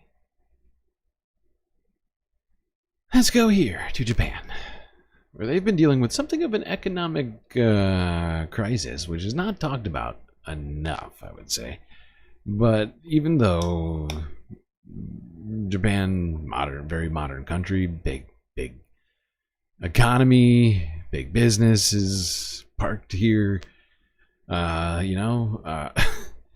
have been having some problems. Things with affordability and unemployment. And with recent Bank of Japan developments, where the Bank of Japan, the BOJ, raised interest rates. I think that was like, what was it? Was it like October last year? Anybody remember? It was last year at some point. I'm fairly certain. It was like the fall. But yeah, Bank of Japan raised rates for the first time in like decades, basically. They were one of the first. They were the first, actually. They were the first people on the planet to do quantitative easing, using bond market manipulation and buying up, using the central bank to buy up Japanese treasuries and bonds. They artificially lowered interest rates on bonds, holding those bonds on their books. They're the ones who created quantitative easing. But they gave up on it recently as things got a little wild, the unaffordability part. But with all of this reversing of policy, there's been some other hardships. Let's go here to NHK World Japan from yesterday. Wages rise in Japan, but not nearly enough. March is the time of year when labor negotiations take place in Japan. This is when unions sit down with employers to hammer out how much workers will get paid in the coming year. Yuko Fukushima joins us now from our business desk to tell us what's been happening at this year's talks. So Yuko, how are the unions doing? Well, they seem to be doing pretty well, and we know this because it's customary for results to be announced publicly. Now, the main union federation, Dengo, has just announced the first batch of results with an average wage hike of 5.46%. The president says that tops the outcome she saw at this point last year. Small and medium-sized companies agreed to an average rise of 5.09%, the highest since 1992. I think we were able to make a good start with small and medium-sized labor unions winning a pay raise above 5% for the first time in 33 years. Even for part-timers and limited contract workers, unions were able to get more than 6%, higher even than for full-time workers. But Yoshino says that while workers at smaller firms won higher pay, the gap with major companies hasn't narrowed much. That's because many major firms across different sectors met the union demands in full. For example, Toyota Motor and the major machinery makers all agreed to the union requests. Beverage giant Centauri Holdings really stood out, setting on an average increase of about 7%. But workers at some other companies have not been so lucky. Management at this small freight company with a staff of around 100 has been struggling. Inflation has been a particular problem. Energy and other costs have gone up around 30% in the past several years. So, yeah, certain sectors of Japan's economy being left behind, workers in those sectors or small businesses are struggling more than perhaps the big businesses. Who could have guessed? And inflation is hitting people in Japan hard. It's a record? I don't think it's a new record. I think we did like 12 hours on the 1 year anniversary stream. Didn't we? I know we've gone longer than this.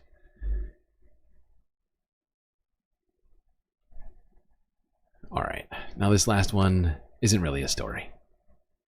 But it is almost spring, and we are ringing it in. So, take a centering breath. Think nice things. Think positive future thoughts.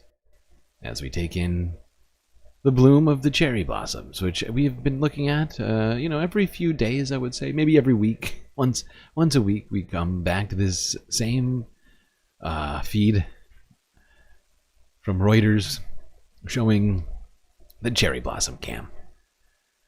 A good time for us to take a moment to reflect on this tumultuous week that we've had. Incredibly long and also difficult. Take this moment to perhaps think constructively, think positively about your life amidst all of the horrifying stuff that you've just gotten done taking in. Let the calm of nature wash over you. Just breathe in and out,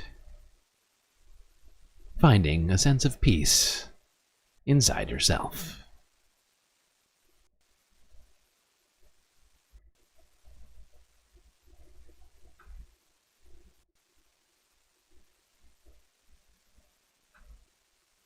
All right. Hope you enjoyed that moment of zen here.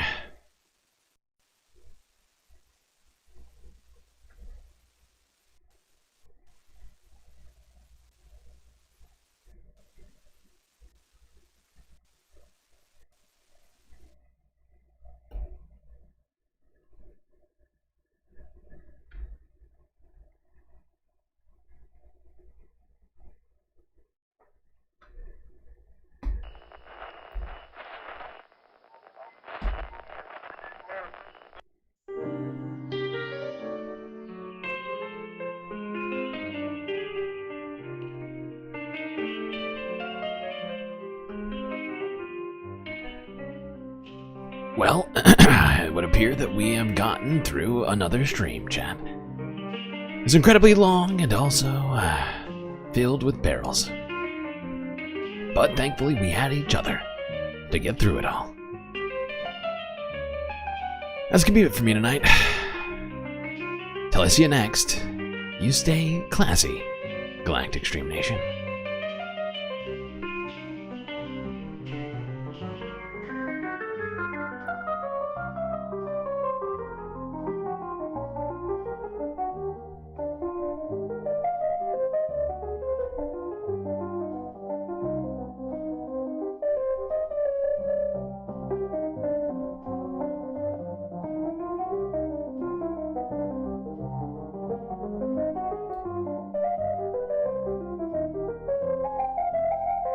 can't forget this.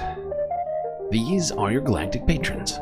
Gabby, Goth Dogs, Aaron W, Schmegley, PB, Mitty, Afroponics, Narwhal by Nature, Interplanet Janet, Godcat, Robot Cat, Disco Wolf, Callie Braiding, Decipher, Geodragon, The Anti-Corporatist, Obsessive Audio, Moanob, Nadia, Choki, Skelts, Tracy Eva, Mrs. Jen, Omega Star, Sasha G, Pitchforks Dragon, Vincent Morales, Donald James X.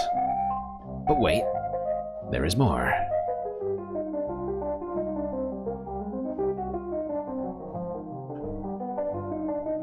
Evan from Portland, Impeccable Living, McGoggles, and Lovely Pariah. That's right. All of these people have helped produce the show which your eyes and ears just got done enjoying. Also, quick message to all of you new patrons, remember to respond to the Galactic questionnaire so you can be added to this illustrious list, as well as get all the rest of your sweet and much deserved patron benefits. Just $3 US a month to become a patron, so write that down.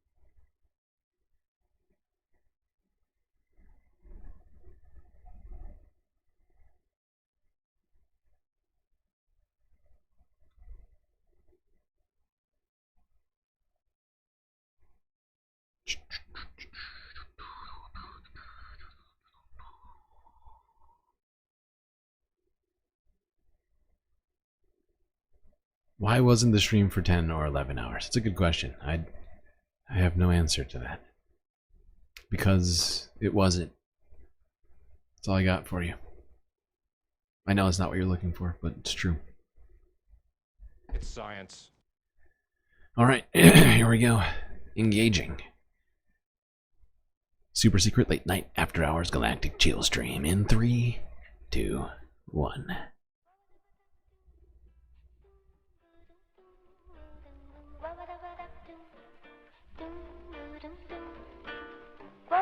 By the way, just want to remind everyone, last galactic message of the evening, I swear to God.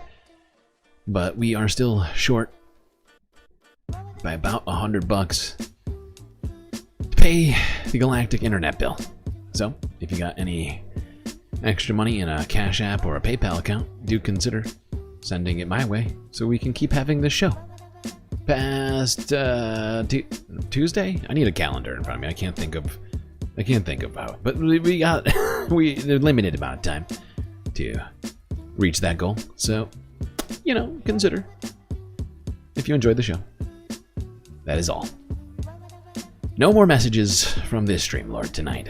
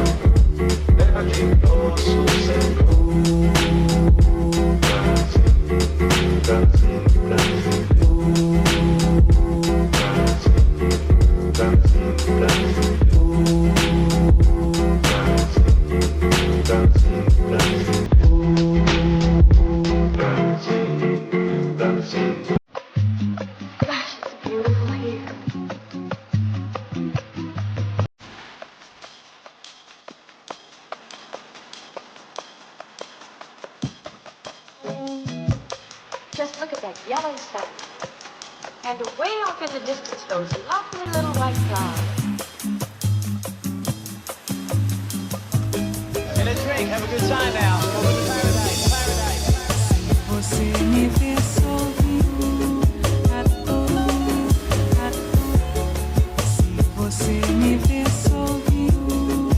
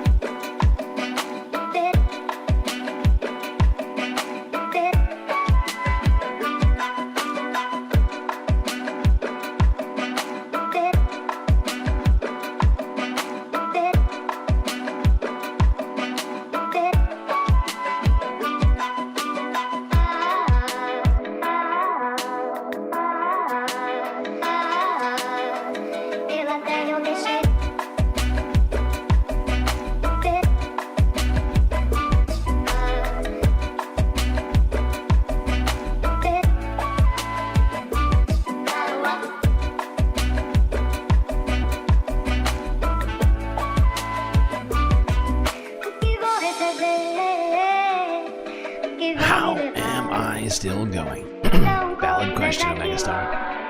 Valid question. I don't know. Something drives me to keep going. I don't know what it is.